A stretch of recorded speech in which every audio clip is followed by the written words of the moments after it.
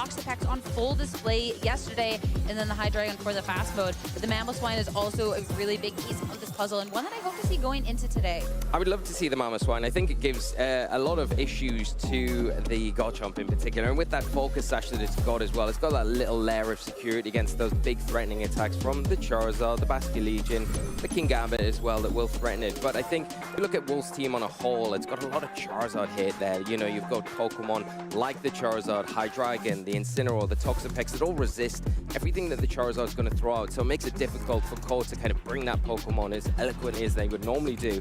So you're looking at probably the Floette there as the option, but the protect the Queen almost is going to be the Hydreigon. It is important in piece for Wolf. Needs to really have that active to deal with a lot of those threats.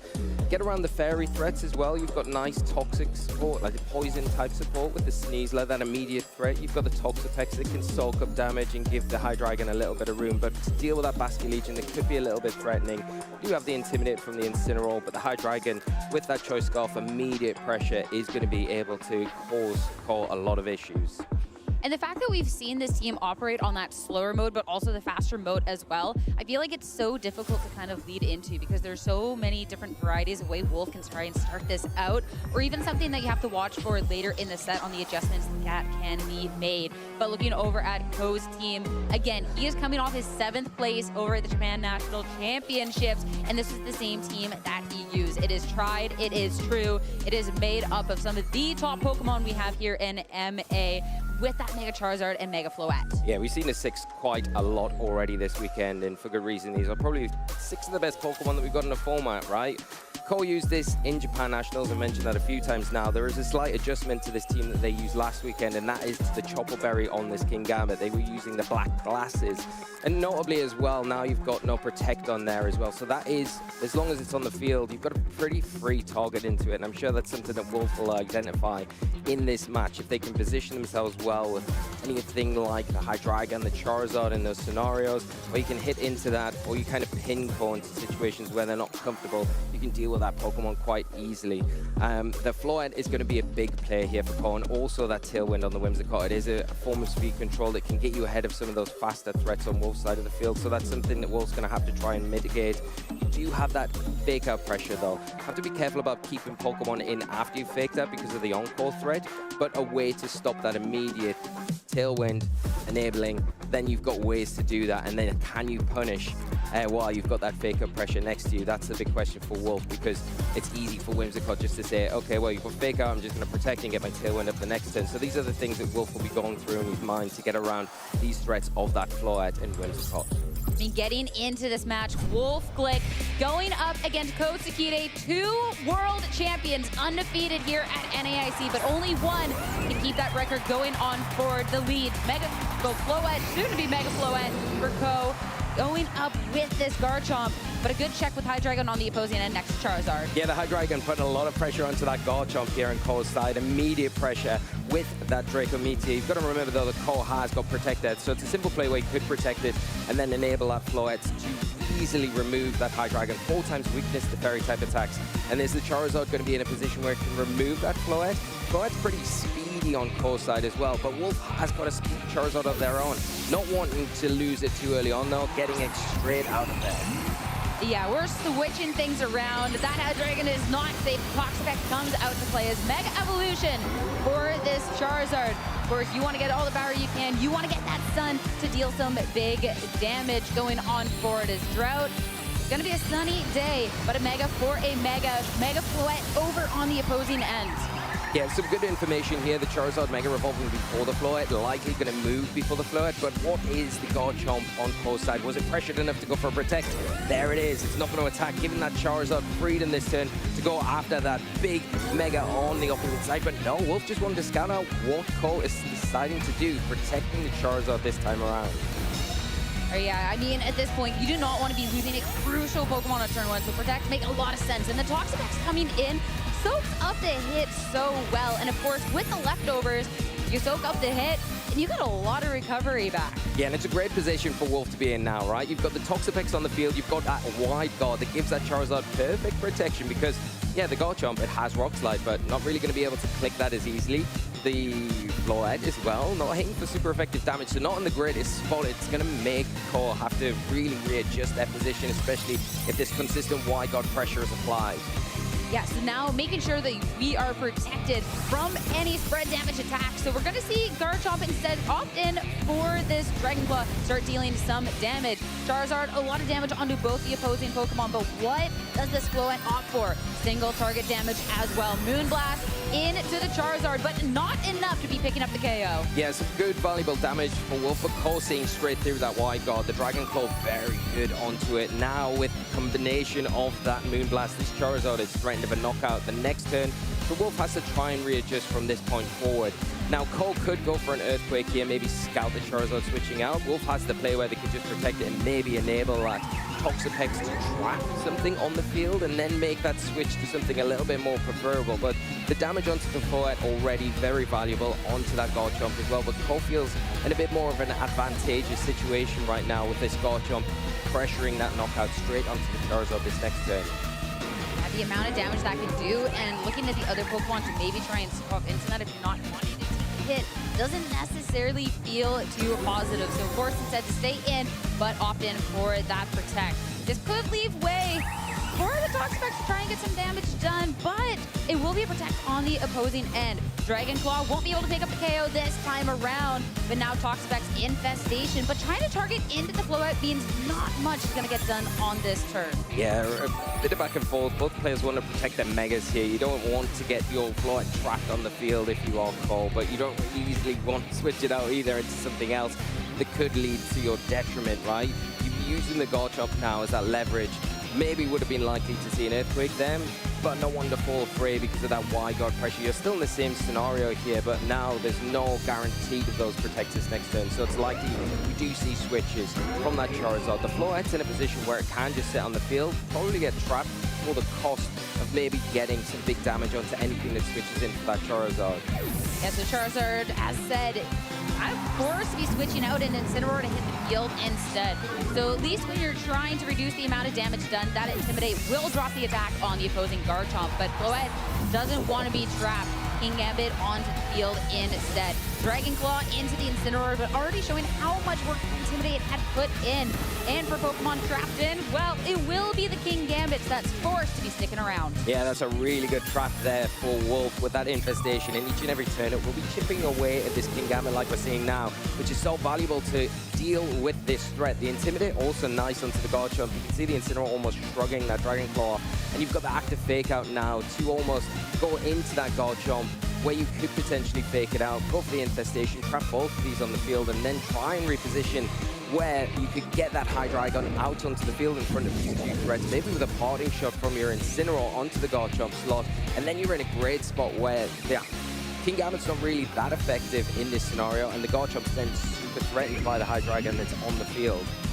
This King Gambit as well notably doesn't have Protect, so even if you're worried, like, Fake Out, I mean, King Gambit has to be kind of eating that, so you can target into the slot. You know this Pokemon is forced to be sticking around. You know it's forced to attack on the turn. So if you're a little worried of that damage, there's that possibility there. So Fake Out, King Gambit, not going to accomplish anything this go around. But notably, no Protect on the Garchomp, not necessarily worried about the damage, and showing as to why.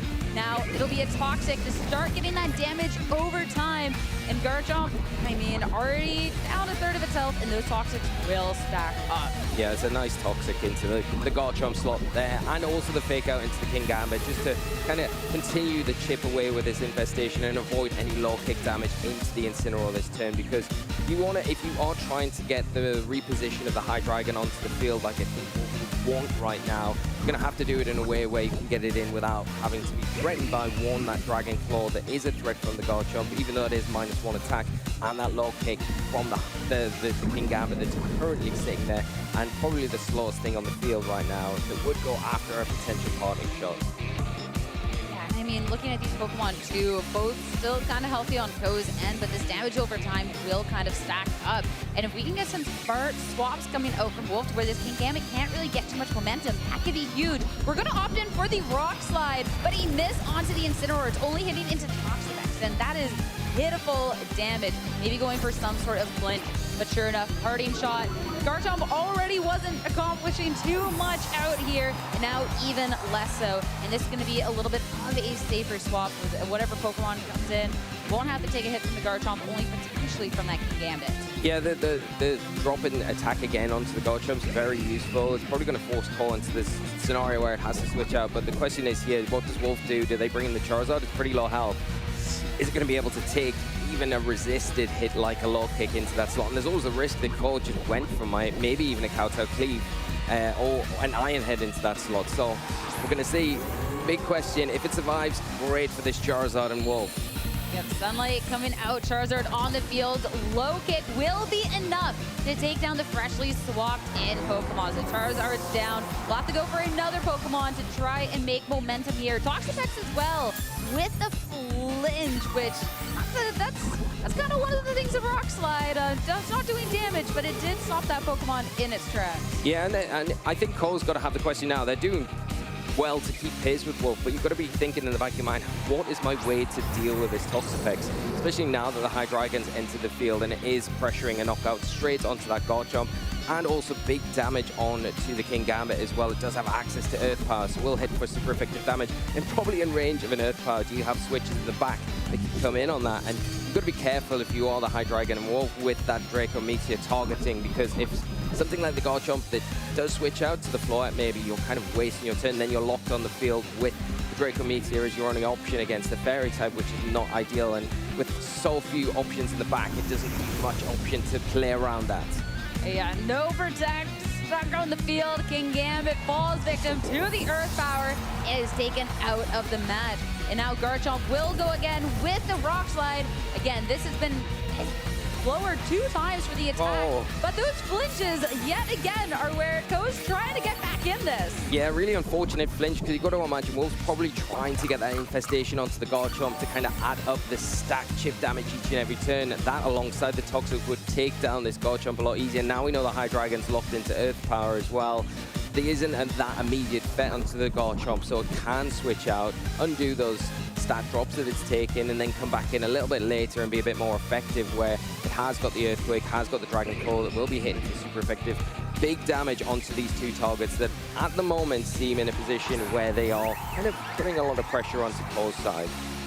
I mean, coming out onto the field, we see the Floette once again, but reminder, that Floette took a lot of damage last time it was in battle.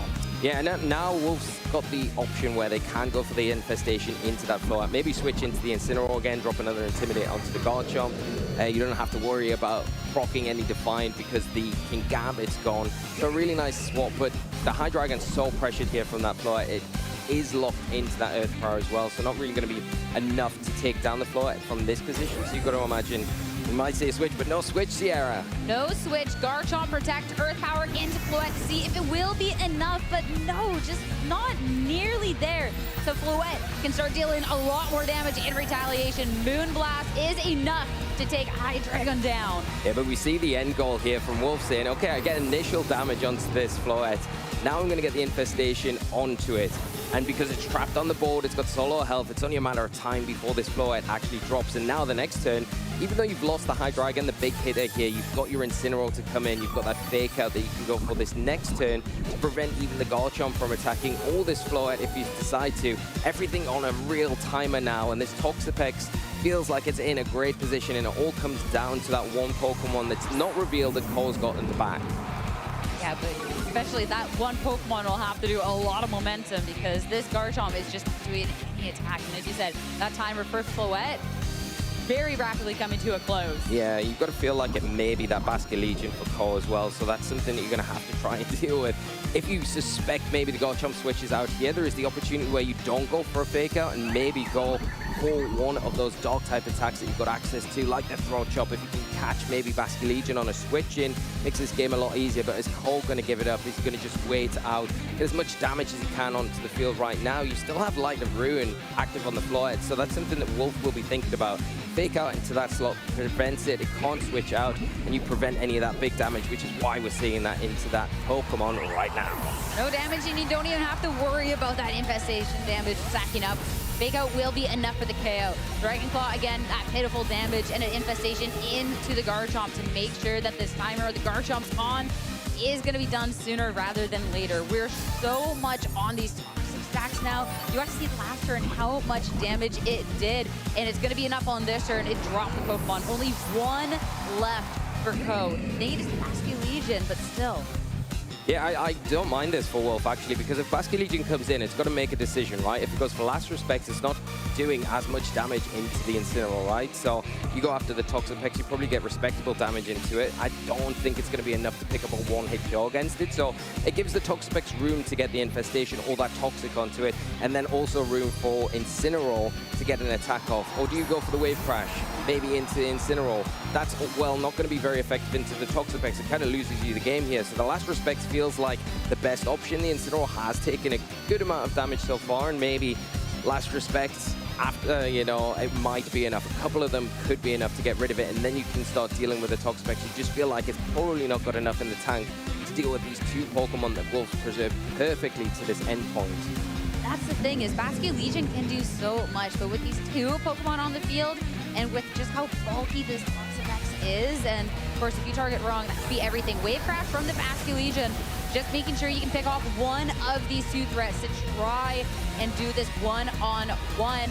Now, of course, with no protect from the Toxapex, this is where we assumedly will see the Toxic to start chipping away more and more at this house. The Basque Legion now badly poisoned. I have to imagine this next turn we see a Protect start getting this damage chipped away. Yeah, the Protect now, start that stack, and then you're going to be, if you call, relying on Last Respect into the Toxapex here, because, and hoping that it's doing significant amounts of damage.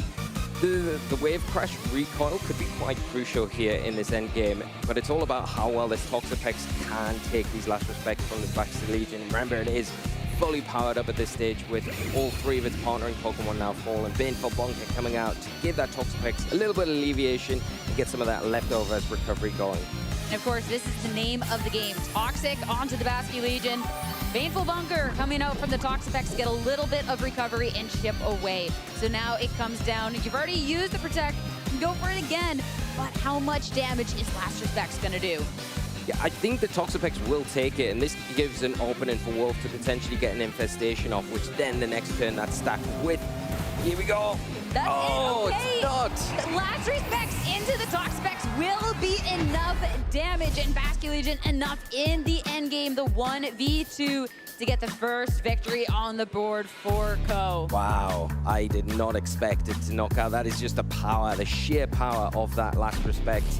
Cole probably knowing that the whole time as well, the game plan, saying, I'll just keep this Basque Legion in the back, because the Toxapex otherwise is going to be very difficult for me to deal with, but knowing that that Last Respect would be enough to get the knockout in that end situation.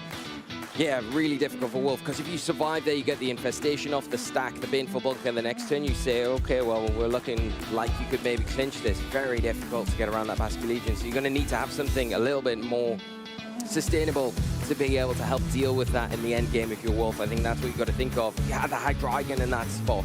It deals with that Pokemon perfectly, but obviously you've got to kind of leverage that in other areas. And that's what Ko did so well here, to force it back onto the field in front of that King Gambit, in front of that Garchomp, and utilize lock into something you probably didn't want to there, and then let it go down at the cost of taking the Float, which, you know, I think in hindsight, you probably would have preferred to keep it and lose the Incineroar in that trade-off, but that's not how it played out. Lots to think about, but a huge credit to Ko there for managing a really difficult situation in that end game.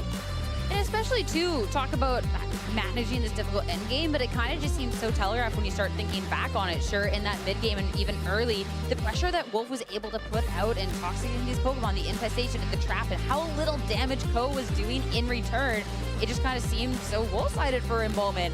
But just that one last Pokemon that never hit the field, never took damage, that is more than enough to take that endgame, was just so impressive. And I think back to some of those earlier turns where the Toxapex just kept flinching, right? You're trying to get the infestations to try and roast through Co's team just a little bit faster, and the opportunity just wasn't there. So are we going to pick up the pace a little bit going into game number 2 for Wolf to try and equalize? That is going to be the big question here as we get into game number 2 and get a chance to eye up our leads. Floette and Garchomp coming out for Ko, and on the opposing end, Charizard and Incineroar. Yeah, it telegraphed, like you say, from Cole, so going with those same leads, but mixed up here from Wolf. And I think the one thing you probably want to do is try and not allow this Charizard to take as much damage as it did when Cole didn't fall for that wide guard in game 1. If you can get this Charizard into better positions later in this game, it's probably going to have a bit more of an impact. The Intimidate here is very good onto this Garchomp in that active fake out now to prevent a threat of Rock Slide.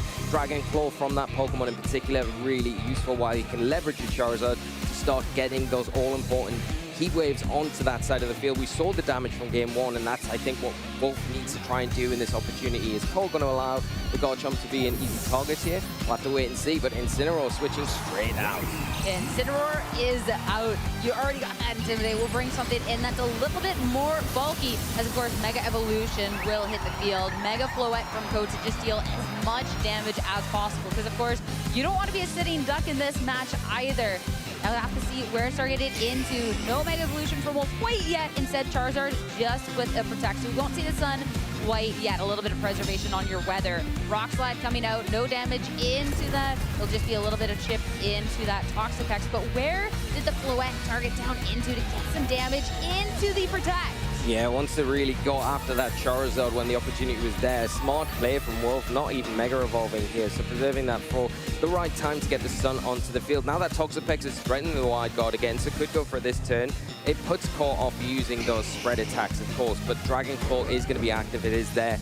But unlike earlier, is -1, so it isn't going to be hitting as hard. The Charizard probably in that position where it doesn't want to contend with a double up, so you've got a nice switch in to Incineroar here to drop another Intimidate onto that Garchomp. Then you have the fake out, and if the opportunity arises, you can get the infestation early onto that Floette and put the timer on it to start removing and trying to get rid of it as quick as possible. It'll be turn number 2 where we get to see the Mega Evolution come out, so a little bit more of a spoiler of what's to come as Charizard will look to go on the offensive. Mega Evolution, of course, bringing about the sun so these heat waves can do as much damage as possible. But Ko, not wanting to take any damage onto this Floette, will Protect. Dragon Claw the first up. Intimidate paying off well. It'll be Weather Ball instead. Floette is the target. That is the threat.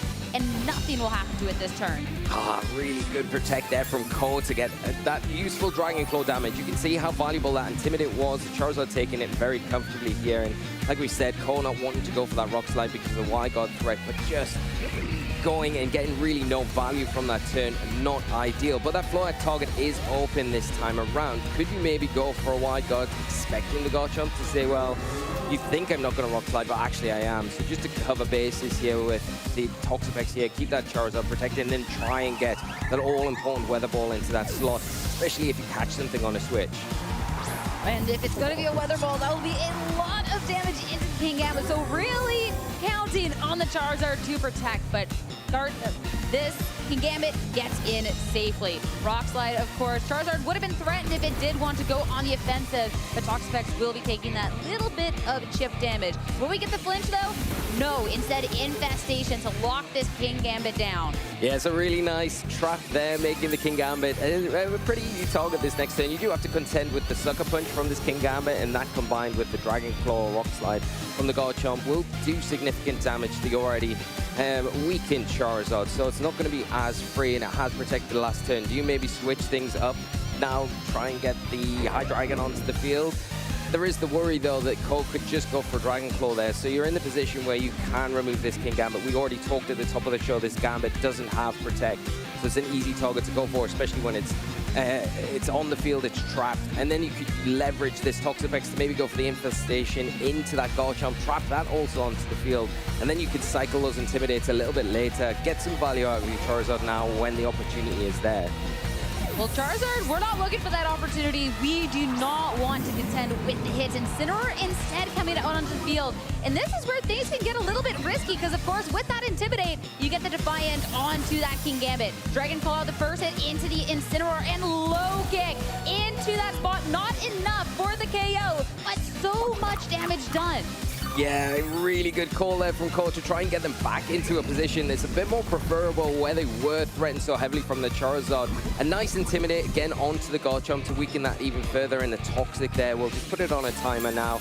But this King Gambit in a spot where it is threatened this next turn because you've got that wide guard support from the Toxapex to protect the Incineroar from the Earthquake, the Rock Slide, and you've got a Flare Blitz. It's boosted by the Sun that you can go for into that King Gambit and just remove that with the Incineroar. So a nice trade there where you're keeping that Charizard still protected, and that Garchomp, all the time it's staying on the field, it is not resetting those drops, and we saw how less of an impact it had in that late game in game 1. So it's the same sort of situation. Does Cole want to try and switch it out though? That's the thing, reset those drops, it will have a bit more of an impact. So that's something that they might be thinking about, or whether they just want to keep it in play and just have that consistent damage. Oh, we're going to go for as much damage as we can into the Incineroar. If you think this King Gambit's going to be public enemy number 1, Dragon Claw, Sucker Punch, the double up is enough, and Incineroar goes down. So no Fake Out, no Flare Blitz potential on the turn. The cost, though, will be Garchomp taking more and more damage as Infestation also going to be stacking up going on forward. But so slowly but surely try to chip away through Wolf's team. Yeah, really smart play from Cole to say, okay, well, I am threatened by that Flare Blitz we talked about. Just getting some last ditch damage off, and the double up there enough to take down that Incineroar because of that low kick on the switch in. But now I don't mind the trade where you're saying, okay, well, if you get the Incineroar, don't get the King Gambit, I'm going to trap your Garchomp for the cost of that. And now we talked about those drops and how less of an impact it's had. Now neither of these Pokemon can switch out now. Infestation's active. Hydreigon comes onto the field really healthy and in a position where it can start getting rid of these Pokemon on Cole's side, because that's what Wolf's got to try and do now. He's got to get some momentum, get rid of these pieces on Cole's end, and try and get evening up the score so that Charizard's in a better position end game with the Hydreigon, hopefully, to close things up and take us to game 3.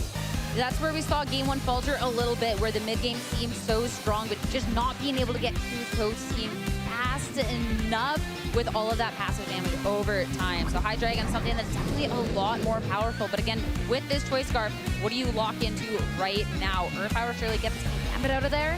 It's probably the bigger threat is that low kick as well, especially because the Divine boost that it's had, right? So you want to make sure you get rid of that threat. The Garchomp's weakened by those Intimidates, so it's probably not in the worst place.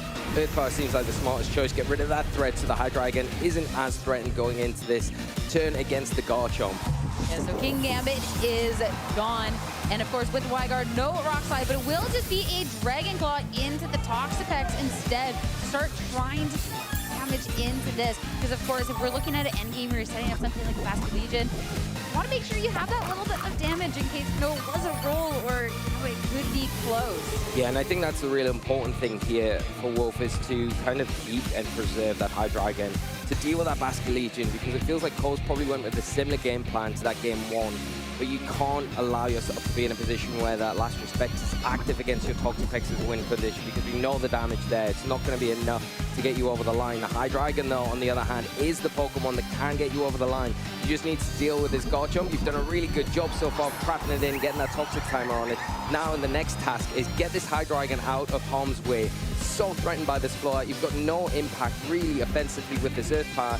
You need to just sack your Charizard, get it in, hope we can get through one turn against this Garchomp that has been weakened through the Float as well, and use and leverage his Toxapex to deal and start the timer ticking down on this Float. And this is where things get scary, because in game 1, Float had taken a quite considerable amount of damage early on, but at full health now is so much more threatening. Hydreigon locked into the Earth Power is not like the most amount of damage, but we're gonna go for it. This could be so dangerous, because now if this is a Float that targets down into that Hydreigon, that can't just be enough to get the KO and put Wolf down to only 2 Pokemon. Moonblast targeting down that Dragon. Barrier Aura, so much damage, extremely effective. If Hydreigon was the Pokemon you needed to deal with that potential endgame Basket Legion, well, that is now just eliminated from the game. Yeah, it is gone, but the Charizard's still in the back, and it can come in. And now with the chip onto the Garchomp, there is the potential where you could potentially pick it up with a Heat Wave, and depending on how much this takes this Float down by, it's going to be very close, where the Charizard could come in and kind of clear these two Pokemon up. And then you've got, with the Sun being active, once it hits the field, you do have Solar Beam that is going to be super effective into the Basculegion. So there is that play as well. And if you're really worried here with the Charizard, you just protect it and maybe go for just a Baneful Bunker with the Toxapex here.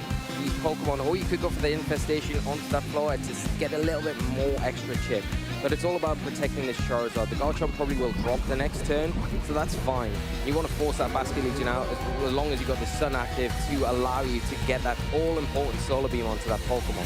I mean, we got 5 turns to work with if we need to get that Sun up as Charizard hitting the field brings it new bout of that Sunshine around. Of course, these Pokemon have taken some damage, and even if the Garchomp has been so low, you still don't want to be taking a Rock Slide, and you just have to be so careful if you look at that preservation, because yeah, the Garchomp definitely, that timer should be up, so it's still a little bit more staying power. So sure enough, protect on to this Charizard. You cannot risk anything at this point in the game. The Toxapex also will protect. Yeah, it's probably a smart Baneful Bunker here. You could go for the Infestation, but why risk taking any extra damage than you need to, right? Light of Ruin being the choice as well from that floor into the Charizard, so not wanting to take that big, powerful hit, and a smart one, because now that Garchomp, which was once a threat, is now removed. It's kind of like a pseudo-perish, this Toxic and Infestation combination, but a really effective one as well. Now this Floor takes a bit more additional damage. It is going to be in range of a Heat Wave, but the big important thing here, if it is the Basculegion, it has one more partnering Pokemon than it did the last time around, which could give that Toxapex a little bit more leverage here, where it can take the not fully boosted Last Respect and put it in a position where it can start to get that timer onto this Pokemon as well. You've got the threat of the Solar Beam now, which Wolf didn't have in that game 1. Yeah, so it comes down to Charizard still just a threat in this, but the Basculegion does, of course, have Protect. So if you are thinking that it is a Solar Beam into the spot, you can try and take that down and Protect past this turn, get damage with Floette, finish it off with Aqua Jet, but still, you have to be so careful. You can't let this Basculegion get a hit for free. Yeah, and that's what I would worry about. I think the Light of Ruin, the Aqua Jet combination into the Charizard, will that be enough? Are you allowed to get it off, though? But here we go. We're going to see the Weather Ball here into the Floette. Now, that will drop. But now you're powering up that Last Respect. We saw the damage from game 1. If this is Last Respect into the Toxapex, it will be enough.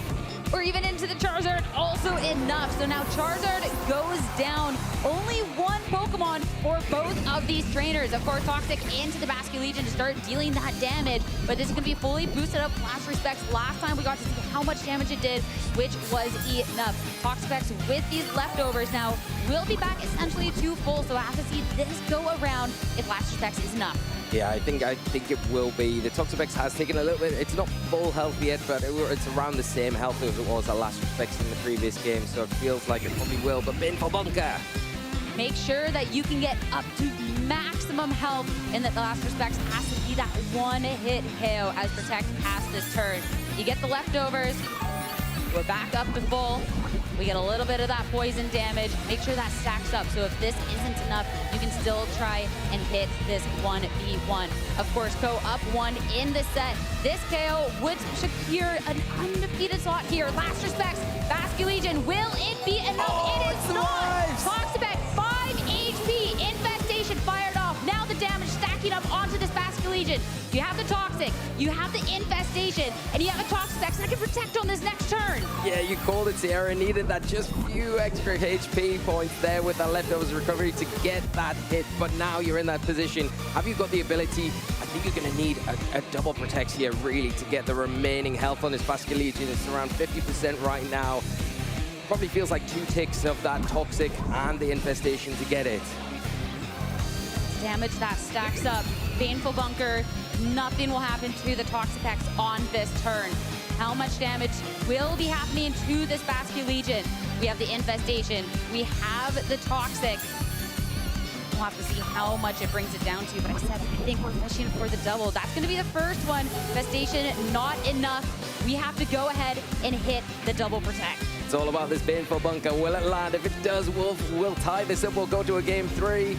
It's a 1 in 3 chance clicking this Baneful Bunker to stay protected through this turn and have the Basculegion go down. Or if you fail, Basculegion gets the hit, secures the win for the Baneful Bunker.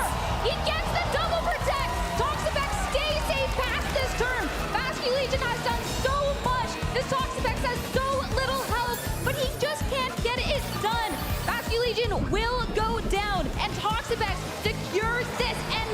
Wolf to take the game and take us into a game number 3. Wow, what an end to the game there. You needed that double baneful bunker and he gets it, locks it in, taking us to a game 3. It's what we want and we're gonna get it. That was incredible. I mean, Toxapex, easy MVP. I mean, there's the survival, being able to have that leftovers recovery each of those turns. And I mean, even just that Baneful Bunker for that 5 extra HP at the end, that 5 HP that you survived off of with the last respect, and it comes down to the double protect. I mean, 1 in 3, the odds aren't great, but hey, if the odds are there, there's always a possibility. What a crazy end game. Yeah, I'm glad you called it, Sierra. I think you said, you know, going for the Baneful Bunker to ensure that you've got maximum HP as possible. It felt like in that scenario, you were very close to it, right? 5 hit points away from max, but that 5 hit points was all the difference, right? So going for it, knowing the calcs, knowing it's probably a roll here, right? And every bit of HP matters, and then putting yourself in a position where you can close this out and getting that second Baneful Bunker making all the difference there. And you can see the power of that Toxic, that infestation trap there. But you mentioned in game 1, very telegraphed from Core. I feel very telegraphed from Wolf as well.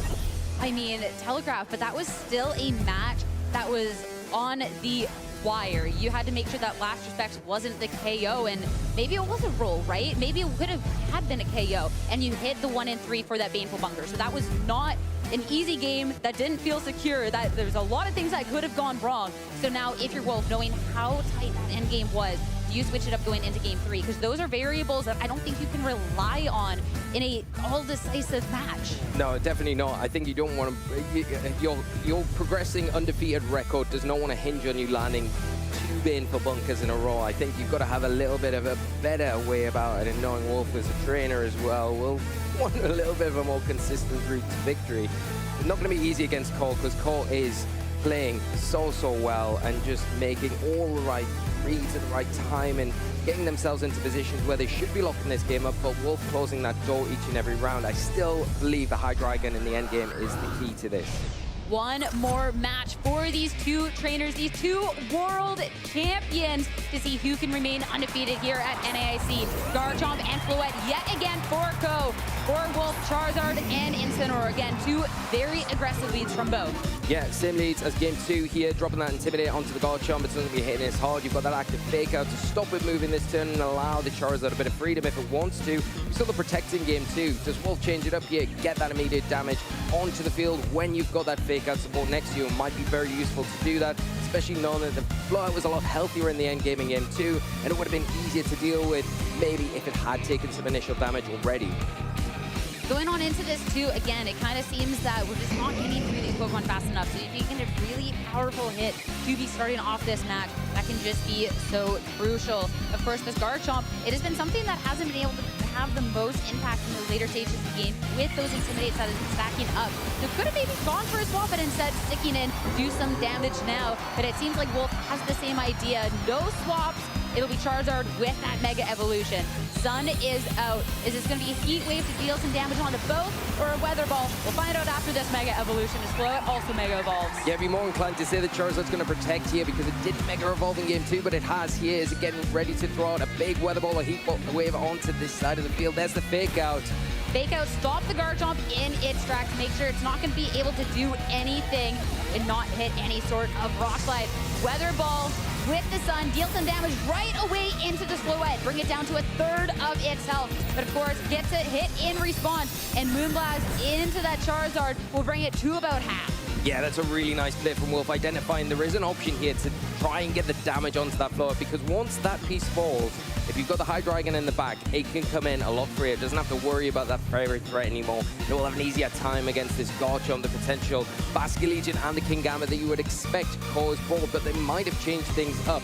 Now you're going to have that position where Charizard probably wants to protect against the Garchomp threat, so you might see that Incineroar switch out to the Toxapex, get itself onto the field, but a super swift change up here here from Cole. Whimsicott instead, so Garchomp is off the field. Whimsicott comes out. Toxic also going to go ahead and switch, but that game 3 adjustment, how does Whimsicott change its dynamic? Does have Encore, so it can be a real problem for this Toxapex if it wants to start laying Toxics, if it wants to start changing its moves, or if it wants to go for that support line with the Wide Guard here. Will and has the potential to be locked into any one of those attacks, so you have to be careful with it, and you can't keep it on the field as easy. You also have Tailwind. It's something that Core has had under their belt that is going to give them a bit more of an advantage against the faster, speedier things on Wolf's side, so you can levitate, put everything ahead of the threats on Wolf's side and start really being a bit more impactful from your end. Well, even the right here, right now, Whimsicott switching in. Charizard protected to make sure that it didn't take damage on that last turn. So that Encore threat is very imminent, right? You have to worry that if Charizard is going to get locked down, do you make the switch now? But that's also going to be a Pokemon on a switch in that can take so much damage from that Floette. Yeah, and it's likely if Wolf has kept the same forwards, you know, you're going to have to bring in the Incineroar. You can't bring in Hydreigon in front of two Fairy types, so it does make it a bit easier for Cole to maybe pick off and get some real useful damage here. Light of Ruin could be something that you utilize into this Incineroar that's just hit the field. Well, Encore Incineroar swaps into Charizard isn't locked in, but of course, damage is the name of the game. And a lot into that Incineroar. Of course, it will get some recovery with the Citrus Berry, but sitting at less than half damage. That was the main way of dealing with the Garchomp damage. That one hurts, but Floette is definitely going to be on a timer, and even more so now, thanks to that Infestation. Yeah, really nice Infestation there, because you're trapping it on, you're putting it on a timer, it's already taken that Weather Ball damage, and it's a matter of time before Floette will fall. Now you've got that active Fake Out, you can go into the Floette this turn, prevent any big damage from that Pokemon in particular, and then try and get the Infestation onto the Whimsicott as well, and then you're dealing with these Pokemon a little bit better, and Toxapex isn't immediately threatened from either of these. The on-call threat onto the Toxapex, do you mind if it locks you into Infestation? Probably not right now. And also, do you leave the Whimsicott in a vulnerable position where its sash could be broken pretty easily from a Fake Out and it's not able to support this Floette? But I think the more immediate threat is that Floette. That's where the target of that Fake Out is probably coming. But you've taken a lot of damage. You've got the Fairy Aura boost as well to consider from the Moonblast from the Whimsicott. So you can't really expect Incineroar to just sit here and take nothing. There is the trade that you could maybe take with that Incineroar Moonblast from that Whimsicott. I mean, Fake Out called it. You cannot let this Floette get a good attack off. The Whimsicott will also go on the offensive. Fairy Aura with the Moonblast, not enough to take care of this Incineroar. Incineroar sticks around for one more turn, and Infestation is also going to be hitting into the Whimsicott. So that damage will be stacking up, and it also is trapped. Yeah, now we're going to see the Floette go down to this Infestation chip here, and the Sash broken on the Whimsicott going to be easier to deal with now. It's going to be susceptible to going down to anything that Charizard throws out once it does come back onto the field. But the nice thing is that we've still got that Incineroar as a piece that they can utilize. You're going to get knocked out by anything. Fairy Aura is gone, so that Moonblast not as effective here. And it does mean, by bringing the Whimsicott as well, you'll not brought one of those two threats in Kingambit or the Basculegion. You've got to imagine that Kingambit has been dropped here. Basculegion has been so effective as an endgame Pokemon.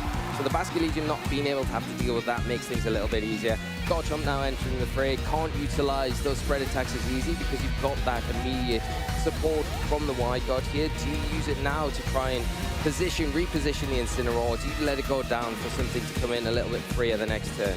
Yeah, I mean, especially with the amount of damage this Incineroar has taken, I mean, you can just fire off a Dragon Lock into it to make sure you can just pick up this KO sooner rather than later if you anticipate the Toxapex is just going to go ahead and hit that Wide Guard, right? But then if you're worried about the Garchomp and kind of stopping it in its track, there is the opportunity as well for Whimsicott to start dealing some of that damage, which Whimsicott he can take care of the Incineroar and try and get a VP hit into that Toxapex. Yeah, that is very true.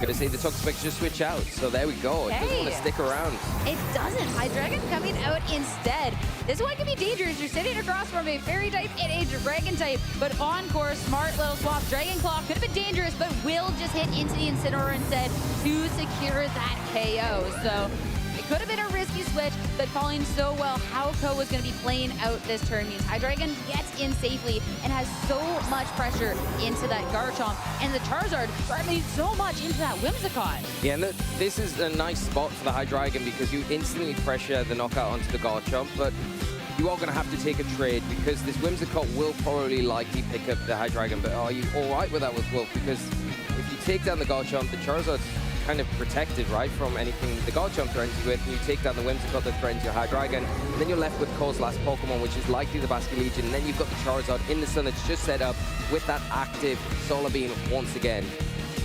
I mean, something we look at too is maybe just switch up of the speed and Whimsicott go ahead and speed for the Garchomp to maybe not be quite as threatened. But Hydreigon feeling a little bit of that pressure. Will the swap Toxapex comes back out onto the field. Sure enough, Tailwind. You're staring across two speedy Pokemon. You want to make sure your Garchomp can get a hit in. Well, it can. And it will be that Rock Slide. Charizard goes down. Yeah, that's a really clever Rock Slide there from Cole, not getting sucked into using the Dragon Claw that might not be picking up those knockouts, and then really getting the reward from the player that you mentioned, the Tailwind. It was immediate there.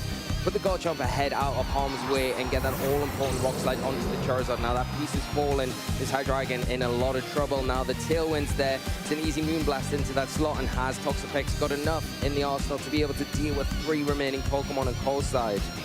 Toxapex, it barely got the victory up against 2, right? Toxapex can do so much, but it just doesn't have that same staying power we got to see before. These Pokemon are not toxic, they're not infestation, you're not getting that damage over time. And it's looking like it's gonna have to fight this match all by itself. The first hit, Hydreigon, has no staying power up against this Moonblast. It is all down to Toxapex, but I think this battle is just a little too much for it. Dragon Claw will be the first hit. You still have a lot of damage to do into this Pokemon. It'll be the first piece of the puzzle, but I just don't think that there is enough that this thing can do.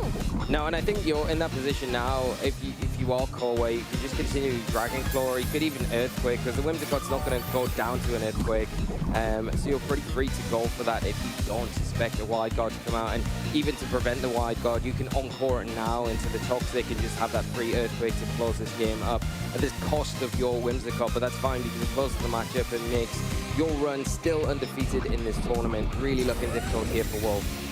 All right, Protect for the Garchomp. Birdie takes some damage, don't want any more. And Encore to lock this Toxapex down even more. So making sure that Toxapex, I mean, it is locked into this Toxic, right? And once you Toxic Pokemon, you can't further Toxic them. Garchomp stays safe, and yeah, you don't have those alternating Protects to get recovery back.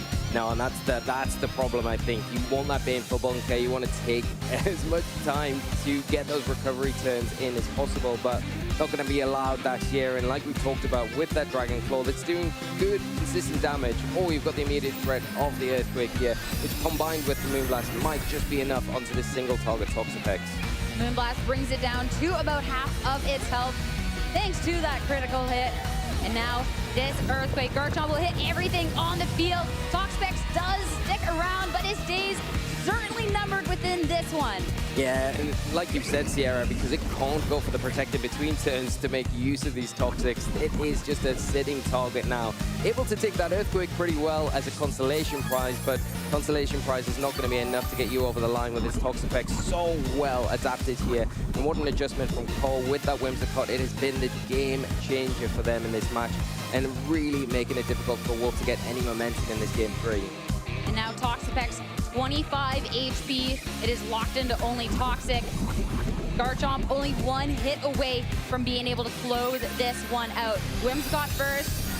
It'll be that Moonblast. Not enough, but the follow-up from this Garchomp will be good to finally put this Toxapex to rest one and for all. And it's going to be Kosukide to remain undefeated here in New Orleans.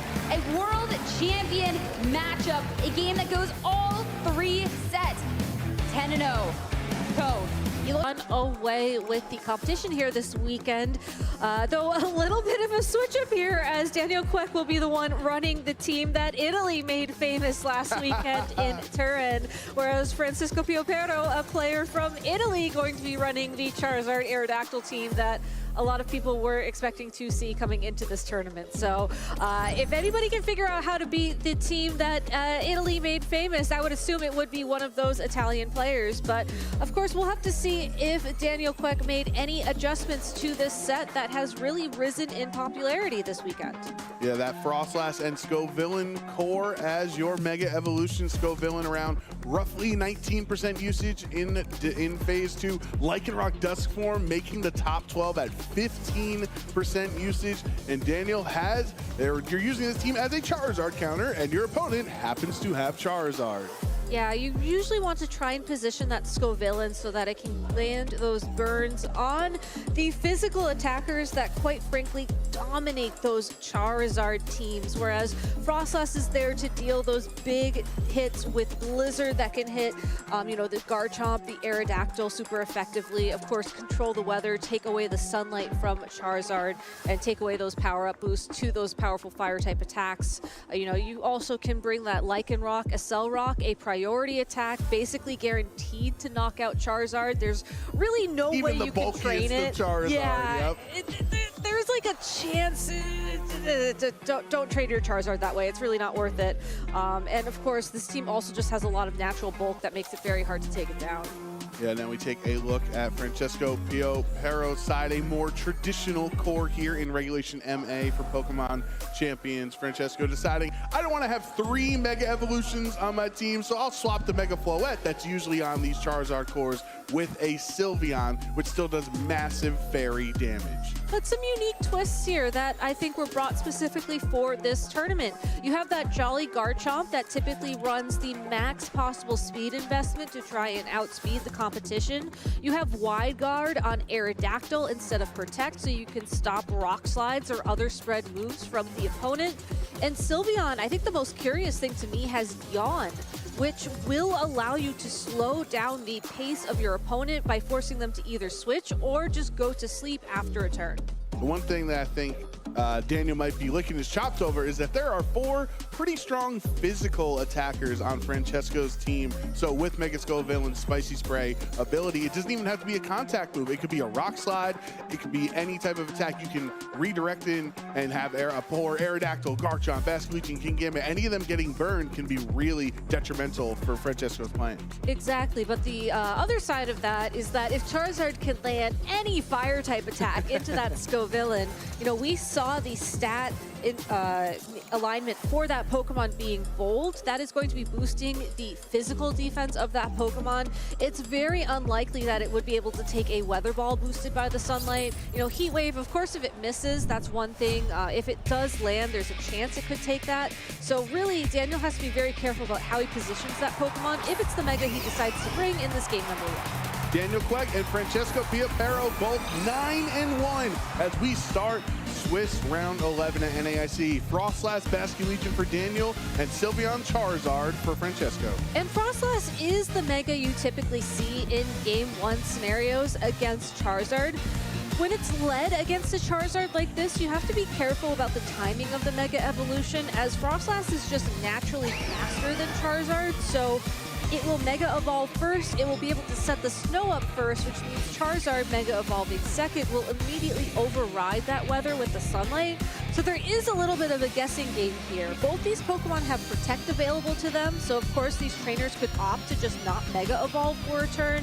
You can pretty safely Protect in this position and then try and Mega Evolve hopefully after your opponent. But that's a tough decision to make, and you can see Daniel struggling with it. Yeah, taking a long time on this turn 1. Take all the time you need, as this is a very important matchup. Not an elimination match, as both these trainers only have 1 loss so far, but you certainly want to get that 10th victory. Frostlass will just Protect, like you mentioned, Gabby, not activating its Snow Warning ability yet, but Charizard Y does Mega Evolve, only going to be hitting Heat Wave into the Water-type Basculegion. We're taking that very well as a resisted attack. Does have the chance to burn, but doesn't get it. Wave Crash in the sun, going to have reduced damage. If the sun wasn't up, that would have been a 1-hit KO. But can the combination of Heat Wave and the Wave Crash recoil? No, not the Hyper Voice follow-up. Instead, it's the Yawn, putting the onus on Daniel. If you want to hit me again, you're going to sleep.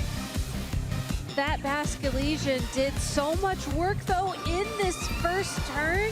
I think it's okay for Daniel to take a bit of a passive play moving forwards, as that Charizard is certainly within knockout range from a Shadow Ball and possibly even a Blizzard, because that fire and flying typing of that Pokemon means it would be neutral, and with the Mega Evolution setting up the snow, would mean it's guaranteed to hit Of course, you do leave yourself open to Sylveon going for a second yawn in that position, but assuming that Daniel has something like the King Gambit or otherwise a bulkier Pokemon in the back to switch into, that would mean that you can comfortably take a switch for the turn.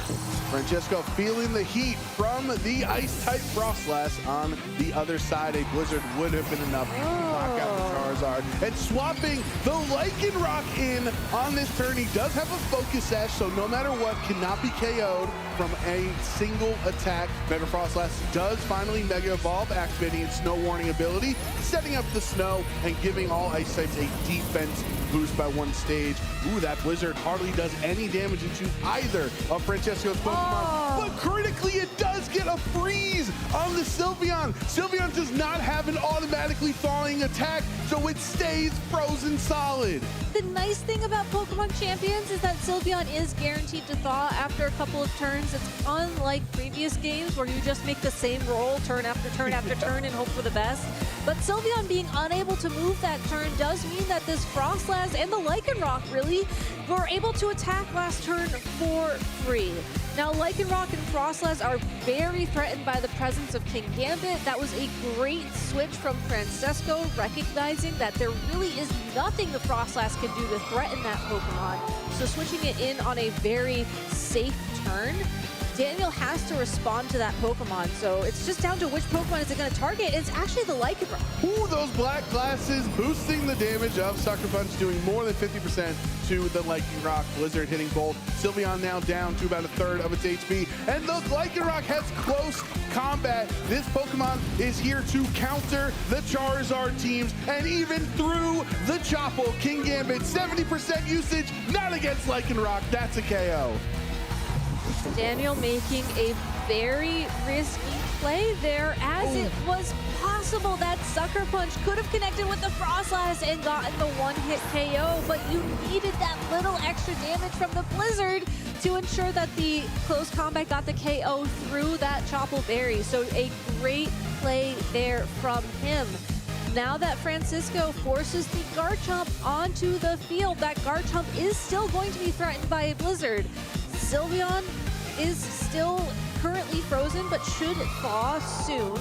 And if it can land a yawn on the field, that process could go to sleep eventually, but really there's nothing forcing that Pokemon off the field this turn. Yeah, the only thing that would force it would be the Charizard in the back, but Exactly. Mega Frostlass is an inherently faster Pokemon than Charizard and Sylveon and Garchomp, excuse me, all three of the Pokemon remaining on Francesco's side. Finally does thaw with the Sylveon just to detect, effectively the same thing as protect, so not going to take any damage this turn. However, a Blizzard in the snow, always accurate and always doing massive damage to Garchomp.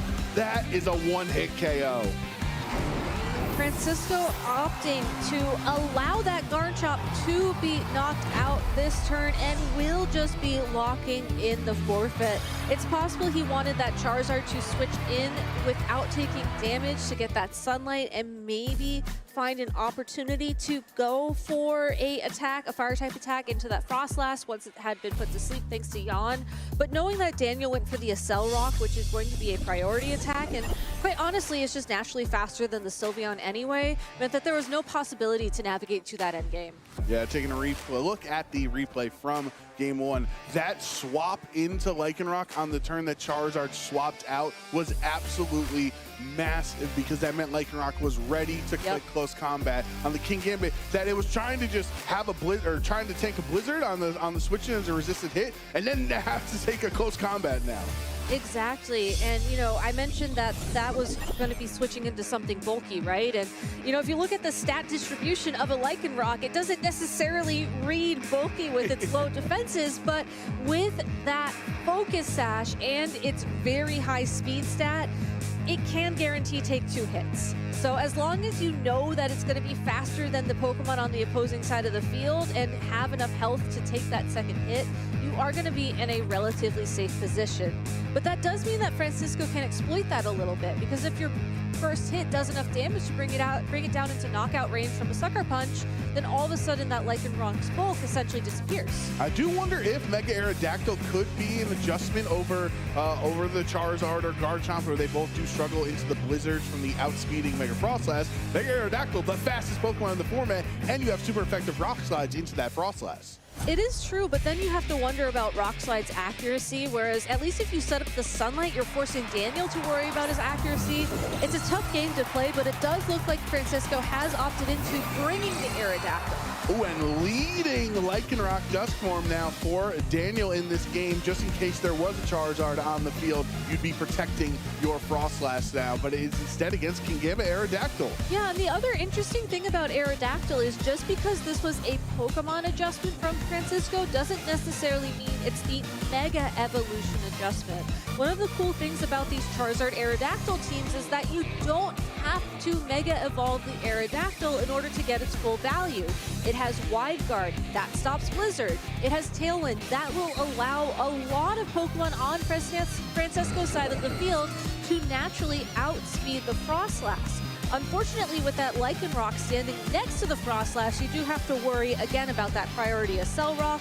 You have to worry about a Rock Slide as well going into that spot, but you've given yourself the opportunity now to at least try to get the speed in your favor. Aerodactyl is naturally faster than Mega Frostlass, so that means Francesco did not Mega Evolve the Aerodactyl in this game. Could be saving it for the Charizard Y in the back. Rock Slide double connects onto both of Daniel's Pokemon, bringing them down to relatively half HP. Frostlass flinches, and it went for an Ice Beam that would have been massive, or excuse me, a Blizzard that would have been massive. Now the close combat with no Blizzard chip means that Kingambit hangs on in the red and can retaliate as Lycanroc lowers its defenses. Thanks to the Chople Berry, it makes it through the turn and kowtow cleaves into Mega Frostlass. The Mega's down for Daniel. And we can see just how critical that Blizzard was in game number 2.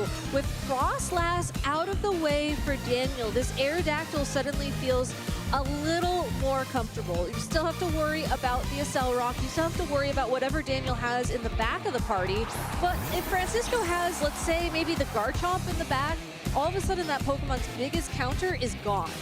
Now with Basculegion hitting the field for Daniel, this is a citrus berry or a bulky Bask, as we like to call it, not the Choice Scarf version, so can definitely take a couple of hits a little bit better than the Scarf Berry.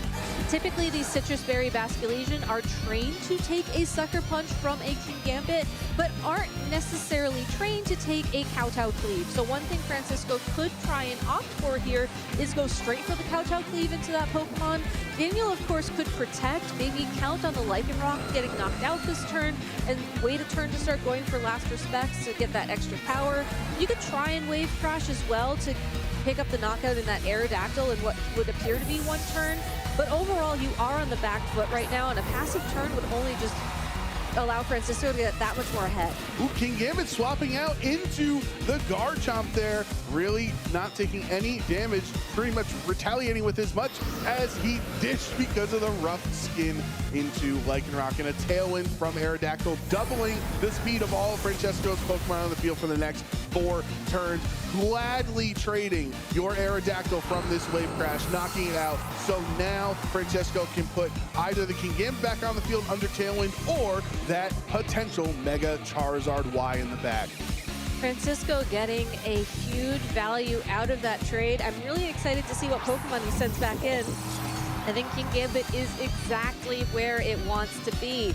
Yes, it is only at a little bit of health left, but thanks to that Tailwind, and thanks to, let's just say, this assumption that this Basculegion is going to be on the bulkier side, it should be able to outspeed under Tailwind, and it should be able, as a result, to guarantee a faster Sucker Punch than that Pokemon at this point in time. And as long as Lycanroc's on the field, you don't care about the speed turn orders because Accelerock has priority. Charizard can't really be comfortable no matter how fast it is. Exactly, and you have that Garchomp right there to be able to target down Lycanroc with a super effective ground type attack. Unfortunately, the only ground type attack that Francisco's Garchomp has is going to be Earthquake, so you might have to make a tough decision here. At 1 HP, hangs on through the black glasses boosted Sucker Punch. That's a bulky fish right there. Accelerock doesn't even KO Kingambit. That hangs on with 11 HP be as well. The Dragon Claw, after Lycanrock's defensive drops from close combat, is enough to ensure the KO. And for Daniel, Basque Legion, last respects, exactly where he wants to be, into the Garchomp, taking it down and itself. That was a 2-for-1 trade, or that was a 1-for-1 trade there for Daniel, excuse me, as Basque Legion holding on with a single health point was exactly enough to get that Garchomp off the field, which means that this King Gambit on Daniel's side of the field was looking a little bit more comfortable until the Charizard finally made an appearance for Francesco, and those fire-type attacks are going to be doing so much damage to the King Gambit. Yeah, and Basque Legion ate the citrus berry anyway, so it was actually healthier than I was thinking at the beginning of its attack, so had no chance of really knocking itself out there. King Gambit does swap in here as Daniel's final Pokemon here in Game 2. Significantly healthier than Francesco's King Gambit, but Francesco still does have 2 turns of Tailwind. You do have to wonder, I mean, we saw how much the Wave Crash did under the sun against that Charizard in game number 1. I think a double up with a Sucker Punch plus a Wave Crash into the Charizard would be enough to knock it out. So that is one option that Daniel has available to him. You still have to worry, though, about the threat of Francisco's own King Gambit moving first in this scenario. Mega Charizard Y activating the Drought, boosting all fire attack damage on the field, and only person that would be using that would be the Charizard, of course. Gonna have just a couple of protects this turn from Daniel, trying to scout out what Francesco's plan is. It is the Sucker Punch, presumably into the Basque Legion, and Francesco feels comfortable enough to Weather Ball the Steel-type King Gambit. I think also just not wanting to rely on Heat Wave's accuracy at this point in the game. Francisco is down a game in this set, so just wanting to ensure that that fire-type attack connects and does that extra bit of damage in case this King Gambit is also, you know, just you need to get that knockout and a double protect. Double protect. We see this back-to-back rounds, 30% chance. Sure seems like it's a lot more likely, but no, King Gambit is not able to get the double protect as well, so it's going to have to eat this Weather Ball in the sun, which it does not particularly enjoy doing. One-hit KO. Daniel Queck down to his last Pokemon. It is a great Pokemon in Basque Legion. Appreciates being the last one on the team as Tailwind expires, but the King Gambit can always just go for a Sucker Punch. Charizard's full HP as well. It's got a lot of health to get through. I can see what Daniel is going for there. You go for the double protect. Right. You stall out the remainder of Tailwind, and then you have this natural speed back on your side for the Basque Legion, and your own King Gambit now could potentially outspeed the opposing King Gambit. You also now can Aqua Jet the opposing Charizard to get a little bit of chip damage. It's just unfortunate that in that position, you're essentially relying on 2 1-of-3 rolls, and the odds of that succeeding is just very low. Daniel also does learn some information there. I believe that Aqua Jet in the sun did a little over 40 damage. Don't want to do math live on the stream exactly for an exact number, but if he needs to know in game 3 how much damage can Aqua Jet do to this particular Charizard, since they're all trained differently, he did gain some information while Francesco got them done. That is some great information indeed for Francisco and for Daniel, like you were mentioning. But let's go back to this game number 2, because the turn that really changed things was when that Garchomp was able to get on the field for free, and really just how much work this King Gambit was allowed to do for Francisco when it was just sitting on the field at such low health for so long. Yeah, and see the last respects here into Garchomp, having 2 teammates knocked out at that point.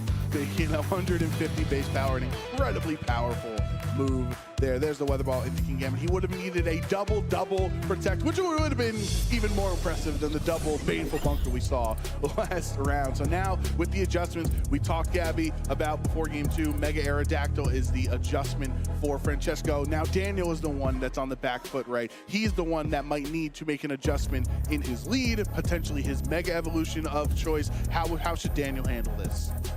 Well, if you look at the Pokemon that he brought to that matchup, I still think they were the right Pokemon to play, because that Frostlass has so much pressure against the Pokemon that Francisco brought.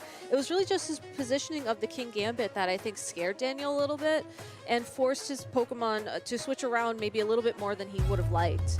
So I do think you continue to bring that Mega Frost Blast because of the board pressure it brings, but maybe take a page from Francisco's book and save it a little bit later on in the match. Maybe try to draw out his own King Gambit a little bit sooner and find an earlier knockout against it. You certainly have some of the tools available to you to pick up the KO with that close combat like we saw from Lycanroc when some chip damage is down.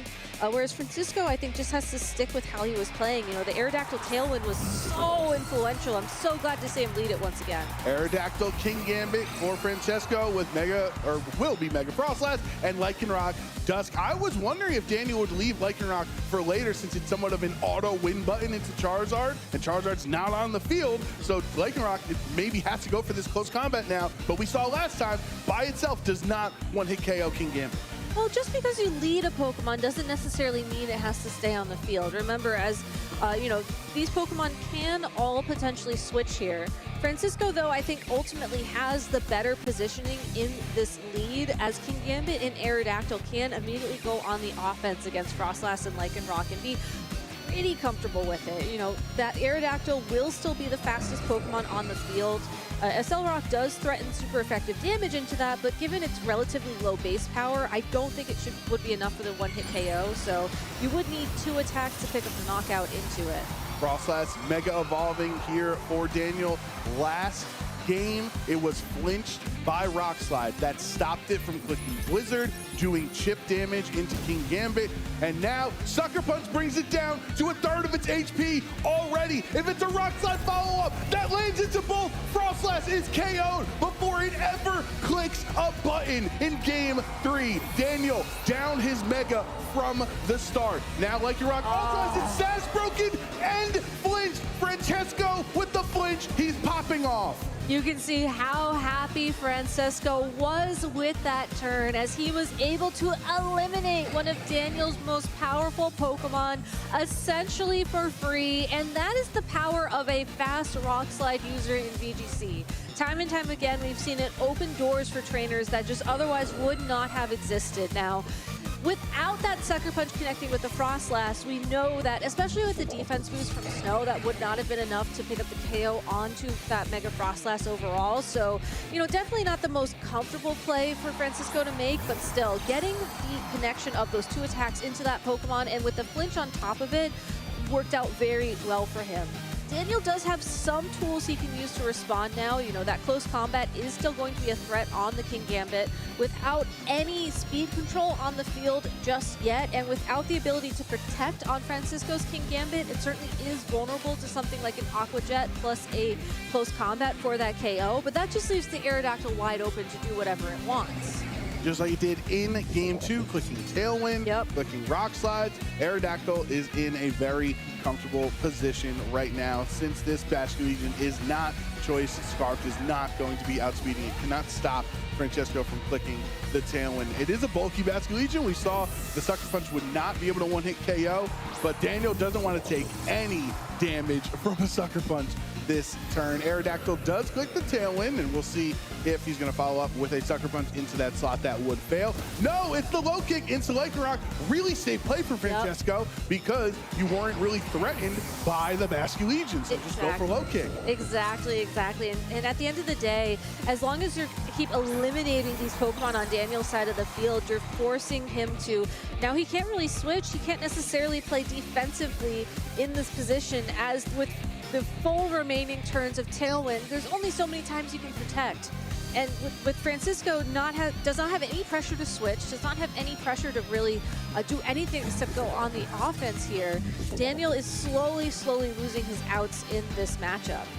King Gambit will protect, keeping himself safe from a potential low kick on the other side here. Aerodactyl with the Rock Slide has Tailwind on his side for the next 3 turns. He can be moving super fast. Does not do a lot of damage, but Francesco could get a really important flinch here on this turn. Has gone 2 so far. Might as well make it 3. Regulation Rock Slide for Francesco, working out well.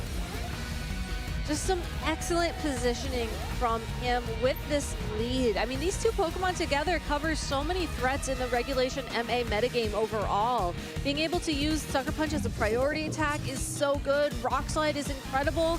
And Aerodactyl's just going to keep doing what it does best. King Gambit tried to go for the same double protected, failed in game 2, does not get it this time, so Low Kick is not going to be able to hang on because Francesco has the Chopper Berry on his side. Daniel has the Black Glasses as the held item. So, and Basket Legion, 30% chance has been a 100% flinch rate.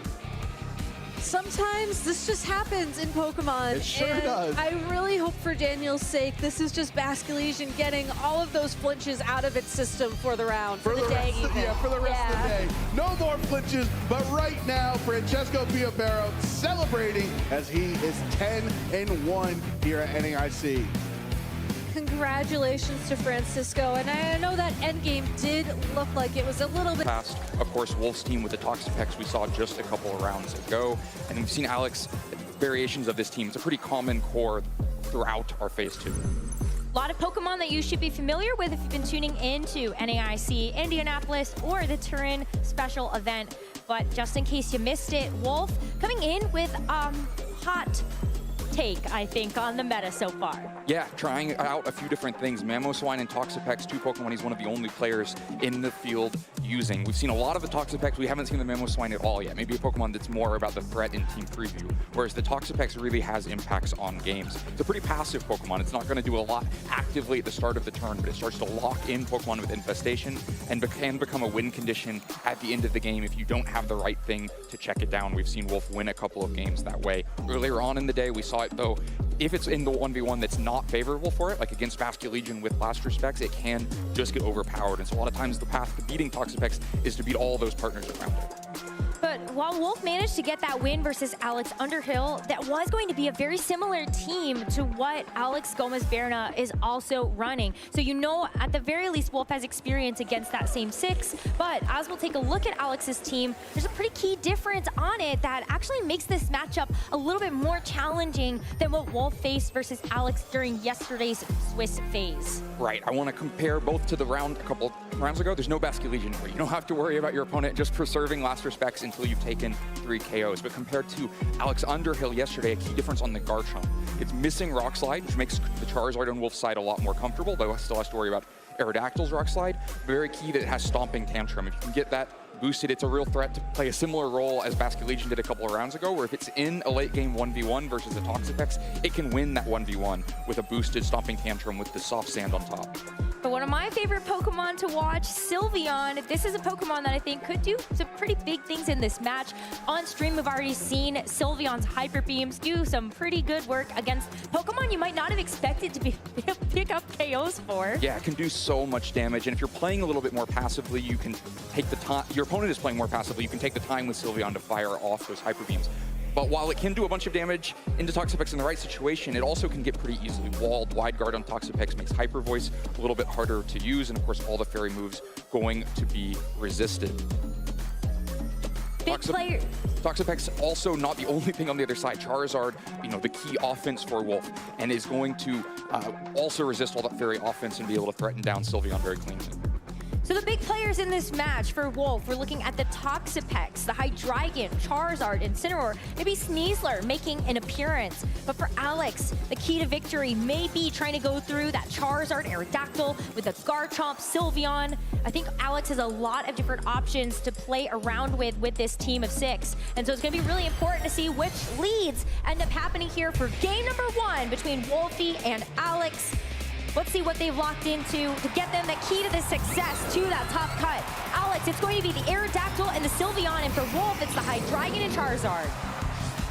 So immediately Wolf gets a ton of the offense out on the field. The Choice Scarf Hydreigon and the timid Charizard that can outspeed a lot of Charizards on the other side. Neither of them love to see the Aerodactyl though. Hydreigon probably doesn't have the immediate offense to threaten a 1-hit KO there, and Charizard of course does not like to see Rock Slide, and the Hydreigon has to be careful. If it tries to chase, you know, the thing next to Sylveon, it can just take a Hyper Voice back. That would be really negative. So this is definitely a dangerous turn. Aerodactyl though doesn't have Protect, and so if you want to just immediately fire off a Draco Meteor in that slot, you could, but no.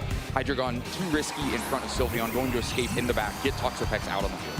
Great defensive switch in front of this Sylveon and his Aerodactyl, but Aerodactyl is going to take this first turn to Mega Evolve, get a little bit of boost to its speed, and also be able to fire off some really powerful attacks. Charizard going to protect itself, preserving that Mega Evolution for a little bit later, but now Alex gets to go out on the offensive. Tailwind first from this Aerodactyl. That speed, great to ensure that it happens, and Sylveon going to throw out a Hyper Voice. Toxapex freshly switching in is going to take a bit of damage here, but now can threaten that Wide Guard on the next turn. Exactly right. The Wide Guard's so important here when you're facing down two Pokemon whose primary offense is spread moves, getting Toxapex on the field pretty safely, and now able to protect Charizard so important. And a play we see so often from the Aerodactyl side, you know that you're threatening the Charizard enough that it has to protect itself. It's not going to just sit there and take a Rock Slide, so you don't even have to click Rock Slide. You can get a pretty free Tailwind out of the situation instead. But now Charizard looks like it's in a pretty good position. With Wide Guard on the table, Sylveon and Aerodactyl suddenly don't threaten this Charizard much at all. You can fire out a lot of damage back in either place. If you can chip down the Aerodactyl enough, then later on in the game, that means Hydreigon is much more of a realistic threat to just finish off Aerodactyl before it can move. But no, for now, Charizard just going to get in the back, keep trying to stay one step ahead of Alex's own pivots. Incineroar is going to swap in to take that Charizard's place, knowing that this Aerodactyl can't actually go for a Rock Slide because that threat of that Wide Guard from the Toxapex would neutralize it. You're going to see that Dual Wing Beat instead, and a Hyper Beam from the Sylveon. Incineroar has to come in and take both of these attacks like a champ, but it gets felled. A double up into the Incineroar means that Wolf is going to lose his first Pokemon of this game. Yeah, double target that may have actually been threatening a KO on Charizard. If Sylveon in the Tailwind is faster than the Charizard and the Dual Wing Beat and the Hyper Beam is enough damage, then maybe you're trying to just burst past Wide Guard with enough damage for Charizard to move. If you can land the double up, it would be devastating for Wolf. But Wolf gets out to the Incineroar and then is going to be able to cycle Charizard back in. Now with Sylveon on a recharge turn and Aerodactyl at -1 attack, making the Dual Wing Beat much less of a threat. So you've reset the situation, you've given up Incineroar in the meantime, but you've made the world a little bit more safe for Charizard. And Sylveon can't switch out this turn, isn't infested yet, but with the recharge turn has to just sit on the field and recharge for now. I love that you have to sacrifice this Incineroar, thinking about the greater good of the end game. This Charizard free and clear now to go for that Mega Evolution. You kind of forces Aerodactyl also into two moves that are not 100% accurate. Actually, none of the moves that this Aerodactyl have 100% accuracy, but Ice Fang and Dual Wing Beat. Those two attacks, Charizard will take a lot better. Rock Slide really off the table. It feels like with the threat of that Wide Guard ever present. So let's see what this Charizard is capable of. First things first, it's got a Mega Evolve. Get that Drought set, get that Sun to help boost up all of its Fire-type attacks. And Toxapex goes for that safe Wide Guard to ensure that this Charizard is successful. When this Tailwind is still going to let Alex use these attacks a little bit faster, we see the Rock Slide fail because of that Wide Guard. And let's see the speed interaction here. Charizard is actually faster than the Sylveon, even though it is in the Tailwind, so it's going to actually have to take this Heat Wave first. Unless we see the recharge turn. I didn't see when the recharge turn. There's the recharge. Oh, there it is. Okay. Okay. Message just coming in at the end of the turn. Of course, Sylveon acting at some point in that speed order, but I don't think we get a definitive answer on whether it would move before the Charizard or not. Alex kind of forced, like checking that Wolf is actually going to click Wide Guard and not just let the Rock Slide through, but Wolf safe there, does click the Wide Guard, keeps Charizard safe for the turn. The Sylveon now has burnt that recharge turn, but also burnt a lot of its health bar. If it is slower than the Charizard, then you can just outspeed and finish off the KO with Heat Wave. And if you're threatening just another Wide Guard plus another Heat Wave that picks up a KO, that's really significant. I think it's important to note that Alex has been so restrained in not switching out. Despite having, -1 on Aerodactyl, damage coming into Sylveon, only now making the first switch, getting Garchomp on the field. Well, Garchomp would be able to take those Fire-type attacks a little bit better, but I also feel like maybe a little telegraphed that Charizard would want to try to protect itself here. The Rock Slide is going to be good since Toxapex doesn't try to Wide Guard twice, and the Garchomp gets in basically scot-free, unless it gets trapped in with something like Infestation. Garchomp's not the target, though. It's the Aerodactyl, and so Aerodactyl now has to take a little bit of chip at the end. Aerodactyl will take a little bit of damage and crucially be locked onto the field in this last turn of Tailwind. If you can threaten a KO there, then you won't have to deal with a second Tailwind afterwards. For now, though, can just outspeed and go for a Tailwind in this next turn. Garchomp, like you say, comes in pretty safely, but unlike a lot of Garchomps, doesn't threaten this Charizard immediately nearly as much. No Rock Slide to kind of force the wide guard from that slot, so you can both Tailwind and Rock Slide at the same time and force a really passive turn from Wolf and just get your Tailwind set up. Or you can swing out on the offense with Dragon Claw and Dual Wing Beat and just try to get as much damage into Charizard as possible. Though, getting Garchomp on the field does expose it. We talked about it being one of the few ways to actually beat Toxapex in the end game for Alex. Maybe part of the reason he was so hesitant to switch it in earlier on, but now on the field a little bit exposed, but not too much at risk from these Pokemon. But Toxapex can always lock you in and then show something like a Hydreigon or a Mamoswine a couple turns later, and while you're locked in with Infestation, you can beat it, and not just a dodge. It's going to be a dodge of the Dual Wing Beat, as Garchomp was really hoping to be able to follow up that damage with that Dragon Claw. And so Charizard's going to be great in a position to go for this Weather Ball and get some nice damage down into that Garchomp.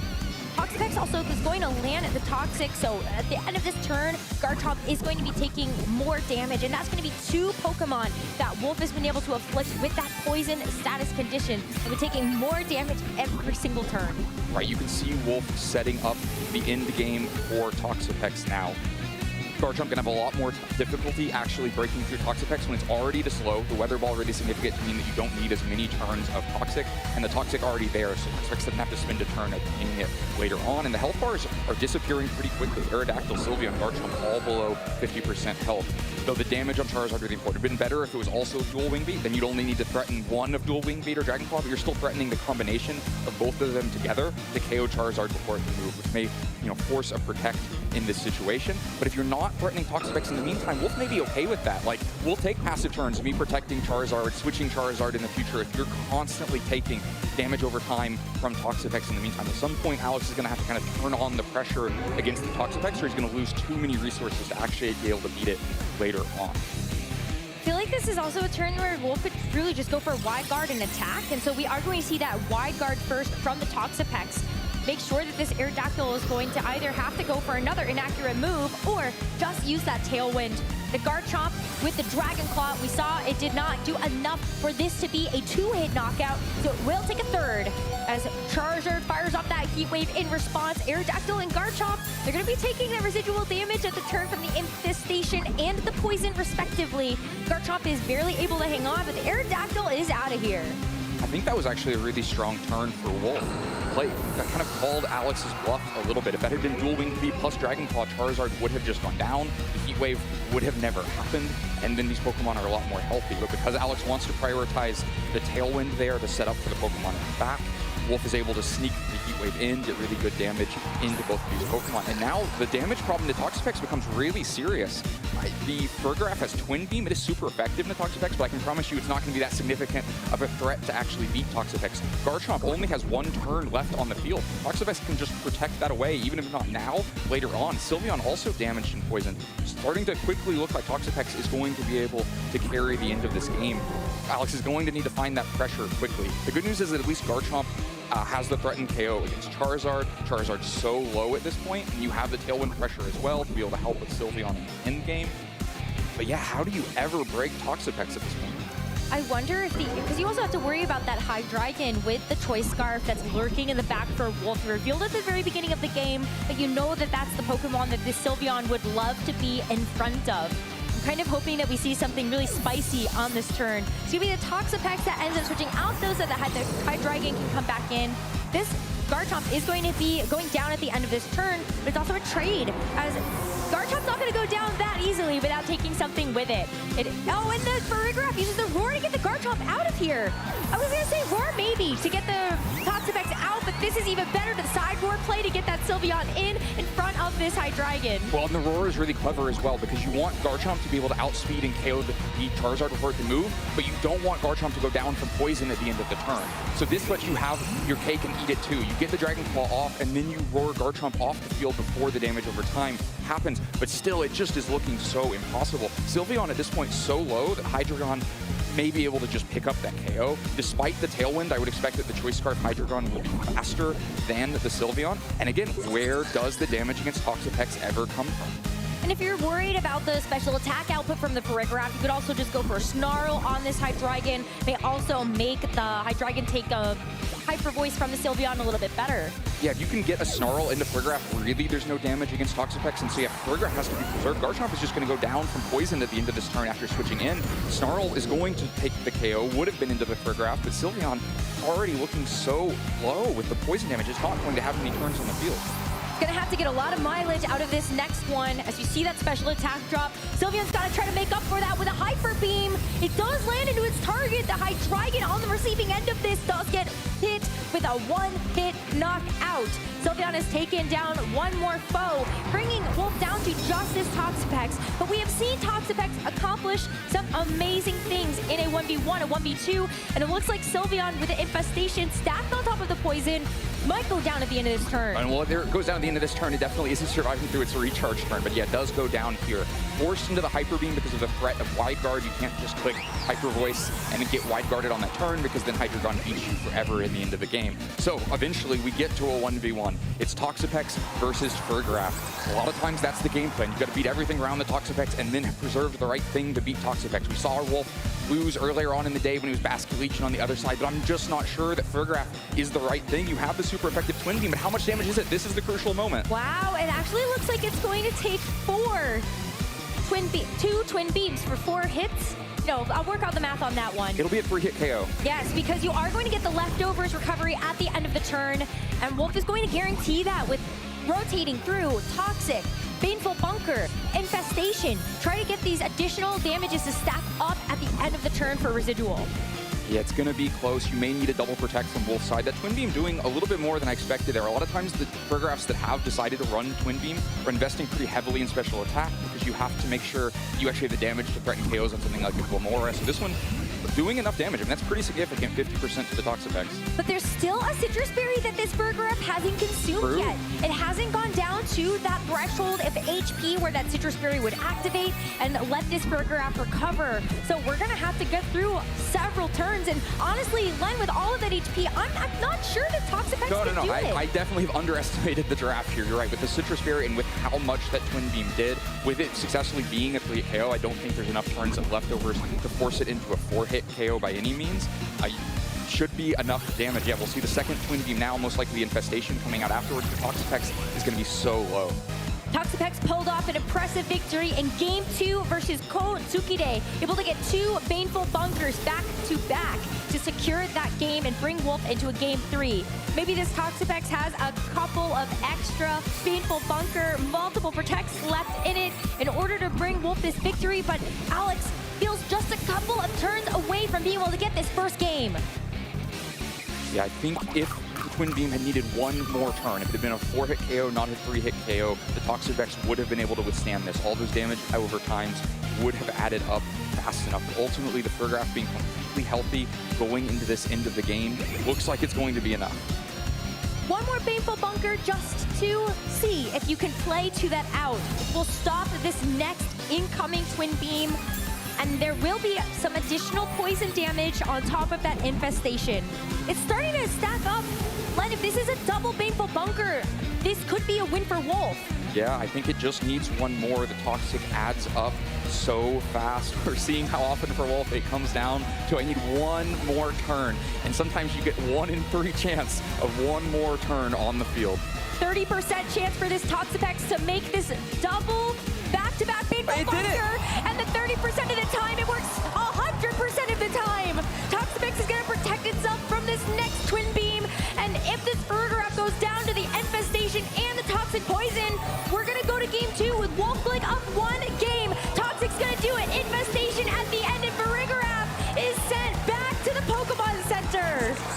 Oh man, by a razor's edge. Wolf gets the double protect when he needs it once again, gets that one extra turn of Toxic and Infestation to work through the Friggraph, work through the Citrus Berry recovery on the Friggraph, go from 100 to 0 with just those damage over times because Twin Beam was a 3-hit KO. Enough extra offense there to make Twin Beam a 2-hit KO, and we don't have to worry about that. A little bit more luck from Alex's side to not have the double protect from Wolf's side, and you don't have to worry about that. But we got to that situation by Alex executing probably a game plan he was looking for. Got every KO around the Toxapex, the Charizard, the Hydreigon, and left Toxapex on an island, but just not with quite enough damage against it. And Alex's play to roar out his own Garchomp to make sure it didn't go down at the end of that turn to that toxic damage was just so big brain. Left to Sylveon to be able to get that one-hit knockout into the Hydreigon with that Hyper Beam. Unfortunately, it went down for its troubles to put Alex in this position to get that 1v1, but Alex really was that close to being able to take the game. You're absolutely right, because without the Roar play, Friggraph is stuck on the field against the Snarl. Has no way to protect against it, nothing to switch out to without Garchomp in the back. And if Friggraph takes a Snarl, then Twin Beam is a 4-hit KO, and then we're not talking about needing a double protect. So that is the play that kind of put Alex in the advantaged position, but it wasn't 100% chance to win. It was a 66% chance to win, and Wolf got the other side of it. But now for both players, do you go back to that drawing board? Does Wolf still think he can execute on a Toxapex in the game, seeing how the damage plays out against Friggraph? Does he feel like he can get enough extra chip into Friggraph earlier, try to land a Snarl there? And for Alex, do you change anything about the game plan? No Charizard in that last game, just focusing on Aerodactyl as the Mega, but Aerodactyl kind of ran into a wall with a lot of threat of Wide Guard on the other side, stymieing the offense that Aerodactyl could actually come out. The Intimidate weakened the dual Wing Beat. It gets stuck on the field with Infestation. It probably didn't have as much impact as Alex would have liked, but it also did buy a lot of time, force Wolf's hand for many turns to keep Toxapex on the field, continue to Wide Guard in order to keep the Charizard safe. So from Alex's shoes, you have to be estimating the value of that compared to just the damage of being able to swing out with Charizard. Part of that recipe is that Wolf is one of the few players with the plus speed stat alignment on his own Charizard. Alex can be confident his Charizard will be slower, and a lot of times it feels bad to bring your own Charizard in, because if you start just, exchanging fire moves back and forth, you know you're eventually going to lose that race. Sometimes the best defense is the best offense, though, so I wonder if Alex is going to switch things up to try to put a little bit more damage down at the very beginning of the game. Can he maybe find some ways where he isn't isn't letting his Aerodactyl fall into that Wide Guard trap? Try to get some of those single targets instead. Yeah, if he can get more damage earlier. On the other hand, for Wolf, if he can get more value out of Incineroar to keep more flexibility to switch around, keep Intimidate around. Never was able to actually intimidate Garchomp in that last game because the Incineroar went down to Hyper Beam before Garchomp even hit the field, which meant that the Garchomp always had full power Dragon Claws. If you can get Incineroar, a little more value out of Incineroar, it's much easier to play into that end game. With how close it was in game number 1, I'm expecting this game to be just as electric. As we get back into it, Alex Gomez is going to be leading with the Garchomp and the Aerodactyl, and this time Wolf has the Charizard and Toxapex in the lead. Right, both players making adjustments. Alex may be getting a little bit the better end of it. In game 1, Wolf led Hydreigon, but saw Sylveon on the other side and immediately had to get Hydreigon off the field for Toxapex. So this time he's one turn faster, already has Toxapex on the field, but now there is a very good target for the Hydreigon on the other side, the Garchomp already sitting there. But of course, it would have been easy for Garchomp to protect, Aerodactyl to Tailwind, and then Hydreigon's under threat. So maybe you're still happy to have Toxapex on the other field. On the field, the other thing that changes, though, is Alex has set 2 physical attackers on the field. This makes it very easy for Incineroar to come in and get a ton of value out of an Intimidate, but you've got to watch out. Rock Slide and Stomping Tantrum or Earthquake would be a lot of damage into Incineroar. I wouldn't be surprised to see it pretty quickly here, though, because otherwise Charizard in a pretty difficult position. You don't want to spend too many turns with Toxapex Wide Guard and Rock Slide when you could be taking a lot of damage from Dragon Claw or Stomping Tantrum back. So is Toxapex actually going to Wide Guard? Because this is the first step of the equation. You've got Incineroar in, that valuable Intimidate onto both Aerodactyl and Garchomp, and we see this Aerodactyl Mega Evolve. Maybe that means this Charizard is once again sitting on the bench here for Alex, but this time around, this Aerodactyl is going out on the offense. It's not setting Tailwind, it's set out that dual Wing Beat in the face of that Incineroar, and the Stomping Tantrum from the Garchomp is going to follow it up, but it goes into the Toxapex instead. Alex splitting the difference on the attacks, knowing that I can't let this Toxapex get to the endgame with a full HP bar. I may as well try to whittle it away now. I think the other thing to keep in mind, Alex feeling that it was very likely there to be a Wide Guard, so doesn't want to risk Earthquakes and Rock Slides in that position, but also may have thought it was pretty likely that Incineroar was coming in. If you can catch it with Stomping Tantrum and Rock Slide on the switch, you can get a lot of value. Incineroar, though, not coming into the Stomping Tantrum slot. Toxapex, yes, takes some damage, but with your generator able to just heal that off in the future. Probably not going to be damage that sticks into the long term, but maybe if you can put some early pressure on it, you can at least make life difficult for Wolf if you're threatening, you know, double up damage to KO in the future. For now, though, I think Incineroar gets in pretty safely, not having to take any super effective moves, getting that Intimidate down, now having fake out pressure for the turn, and Wolf getting the timer on Aerodactyl already. I think a pretty successful turn for Wolf in the face of a lot of damage threat back the other way. To the regenerator point on the Toxapex, if it feels like a great opportunity to get this Toxapex out of there, maybe that's something that Alex can capitalize on, expecting the Toxapex to end up switching out, or even expecting it to protect here to try to get that leftovers recovery. We see the Hydreigon come in to actually take this Incineroar's place as the Rock Slide gets let rip. Alex, not afraid of the wide guard in this moment, gets to land some damage onto the fresh Hydreigon. Oh, but the Garchomp goes for the Stomping Tantrum into the Incineroar, that Levitate ability there from the Hydreigon, making it immune. Right, Hydreigon able to switch in pretty successfully here, not have to take that much damage from Rock Slide. Wolf already capitalizing on getting more value out of Incineroar. Gets it in for a really valuable double Intimidate and gets it back out safely as well so they can come in the future. Stomping Tantrum does get boosted up, but you have now the Choice Scarf Draco Meteor to suppress Garchomp for a turn. You probably don't have to worry too much about it swinging out, but Alex has to be very careful as well. A Draco Meteor and Aerodactyl may already be threatening a KO, and if it's not threatening a KO, it's probably threatening the toxic finishes the KO at the end of the turn. Dragon Claw may also not be a KO depending on how the Hydreigon is trained, especially if Incineroar were to come back into the Toxapex slot and set a second Intimidate down as well. So yeah, Aerodactyl doesn't like this position. Going to get off the field, trying to catch a Draco Meteor with Sylveon.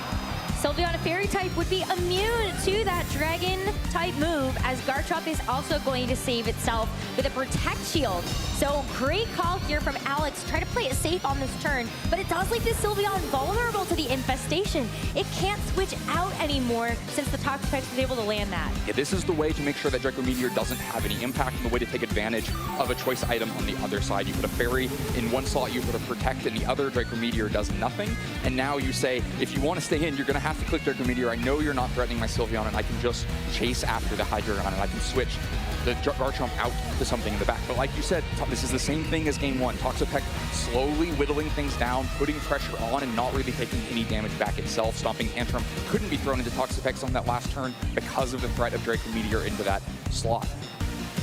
Now I think it'll be really interesting to see if Wolf does commit to just staying in. It does, yeah. So this could be a Hyper Beam for Draco Meteor exchange, or it could be a lot more for Wolf.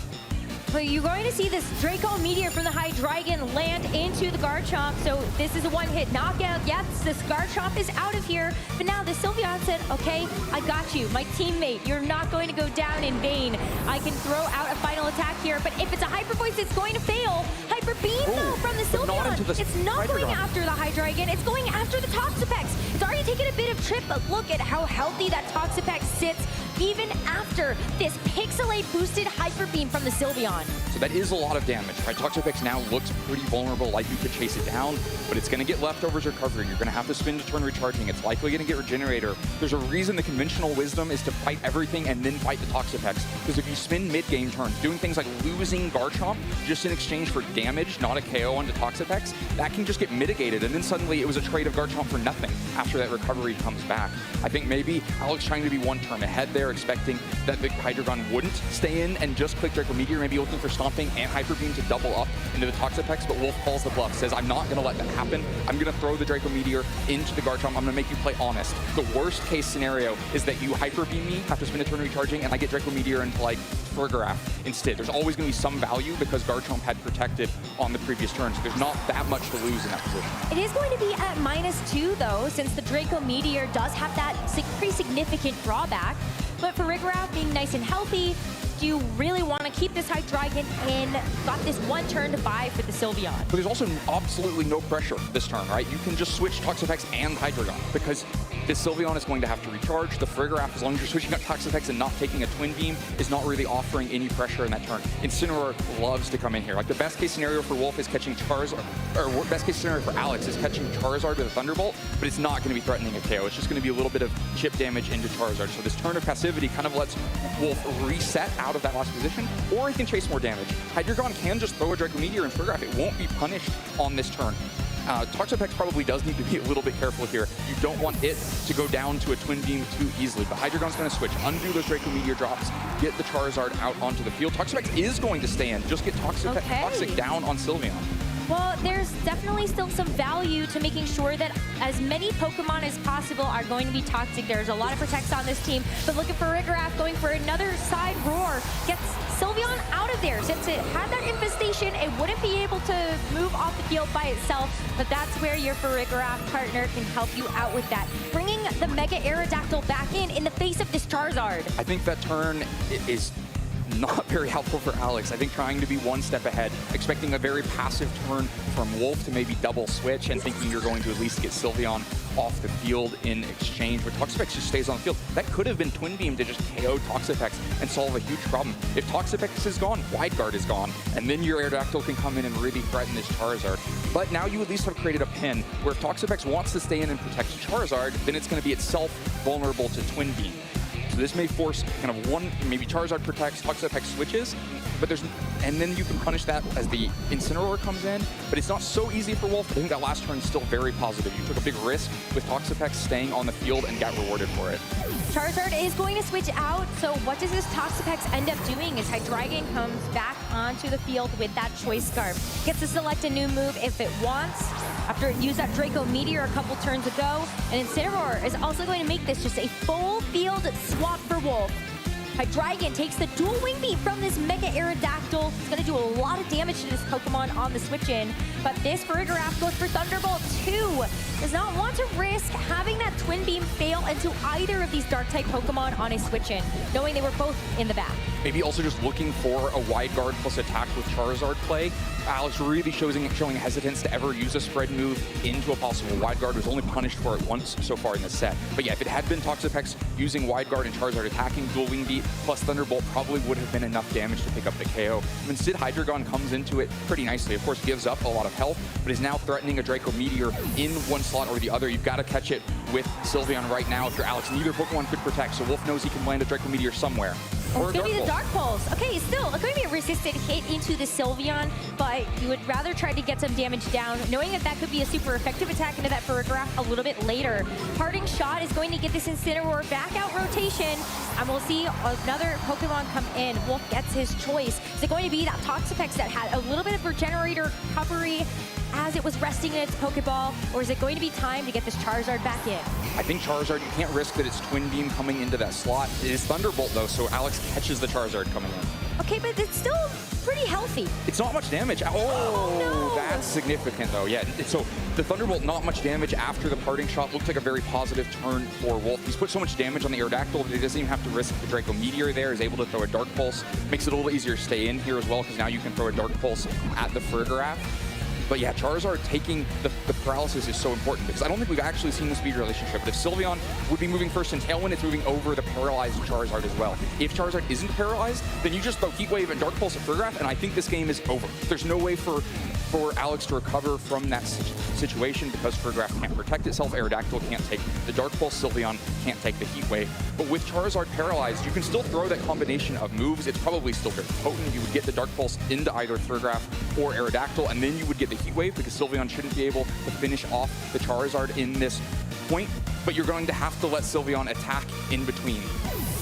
We've seen a lot of small chance things happen, but Wolf doesn't want to risk trying to go for a Dark Pulse flinch. It's going to end up being the Toxapex that comes back in. Sorry, Dragon can choose a new move later on, as Charizard, with this paralysis, is hoping to fight through that, Mega Evolving, setting the sun, hoping that it will be able to get through this turn. As Sylveon goes for the Hyper Voice, it's going to chip away at this Charizard and the Toxapex, but I think if it's going to end up being a Thunderbolt into this Charizard, then wow, it's going to be a survival anyway. Toxapex has to take this Twin Beam on the switch in. That's going to do a lot of damage to bring it down to a very much more reasonable Toxapex to deal with, and Charizard fights through that paralysis. A double connect on the Heat Wave. Sylveon's going to end up going down to the poison at the end of this turn, as Rigorath also gets a little recovery back with that Citrus Berry.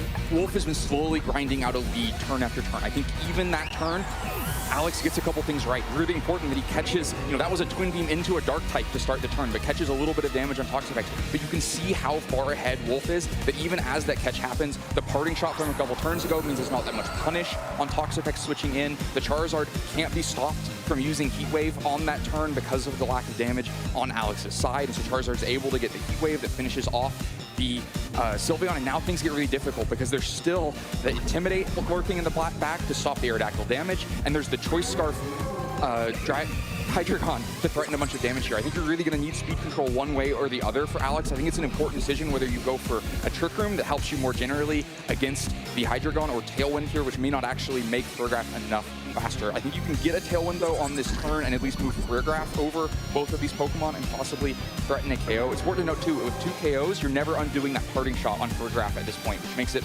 harder to actually break a Toxapex at the end of this game. It's at least weakened this time, but yeah, you can get Regenerator, you can get Future Leftovers, you can get a lot of recovery back in the future. Incineroar loves to just come in here. That's just Intimidate. That's its only job at this point. Wolf with 4 Pokemon remaining is going to have a much easier time to continue to cycle in and out this Incineroar. He does end up giving up the Charizard in the process, but you've got Fake Out here to help out your Toxapex if it comes back in. Try to get some citrus, I was gonna say try to get like poison down or something like that. The Furgraf will suppress Fake Out on the next turn. Charizard, though, has done its job. It beat the Sylveon, took that off the field, has weakened the board down to just 2 Pokemon. You've done so much damage mitigation at this point with both an Intimidate on the Aerodactyl and a Parting Shot in the Furgraf, and now you've landed Hydreigon on the field with its choice of targets. Neither of these Pokemon can protect. There was no speed control on that last turn, and so Hydreigon should be able to just swing out against these Pokemon. Totally forgot about the Armor Tail, because we have seen this, but I should have thought about this anyway, because Incineroar hasn't been clicking Fake Out at all this weekend on the matches that we have had on stream. Furgraf or not. Its job is just to Intimidate, and the Intimidates have been so valuable. We talked before this game that if Wolf could get more value out of the Incineroar, he could really change how these in-games played out, and it feels like this Incineroar being able to come in 3 times in this game and every time land a pretty useful Intimidate has really made it a lot harder for Alex to break through this damage. At this point, it feels like Toxapex is lurking in the back, waiting to see which of these Pokemon it might have to beat, but Hydreigon's going to get its choice of what to deal with. For now, Incineroar going to get out one more time, save one more Intimidate for the future, maybe save one more Regenerator for the future, as Dark Pulse can go into the Furgraf. It's actually just going to be a clean knockout from the amount of HP that Furgraf has left, and so this Aerodactyl has the world on its shoulders to get Alex into this. Rock Slide comes out, it's not even get the KO onto the Hydreigon. Missing that feels critical. You see the Fist Bump, Alex knows it's over. Wolf Glick wins Swiss Round 12 2-0 to move on to the top cut of the North America International Championships. A Choice Scarf Pokemon loves to see a lack of Protects on the other side. Both the Furgraf and the Aerodactyl not having it meant Hydreigon could safely throw a Dark Pulse into the Furgraf, pick up that KO, and then all of the Intimidate has meant that Aerodactyl didn't have the damage to finish Hydreigon. I don't think it would have mattered if it did. It wasn't going to beat the Incineroar coming back in, throwing another Fake Out and an Infestation, and the damage was going to mount. But Hydreigon staying alive means that Wolf can just throw a Dark Pulse there on this turn, can get more recovery with Baneful Bunker and threaten the Fake Out in the future. Wolf cleanly winning this game. Hydreigon throws out that final Dark Pulse to finish off the Aerodactyl, and that is the game, set, match. Wolf Glick on the verge of moving into this top cut, maybe getting another international championship title, but Alex Gomez not out of this tournament yet. Taking his second loss means he's got to win this next round in order to have that hope himself. Of this weekend at NAIC, even though technically Mega Floette has a higher usage in day 2, seems like the teams performing the best have Charizard involved, and Francesco Piapero, another Italian, using Charizard and Aerodactyl just like Marco. And of course, Justin Tang running the Mega Delphox on his team, but we'll get back to that in a little bit. Let's take a closer look at some of Marco's Pokemon here, because while there is that Charizard and Aerodactyl, the Aerodactyl will not be holding its Mega Stone. Instead, it's going to be holding a Focus Sash, so it can guaranteed take 2 hits before it's knocked out.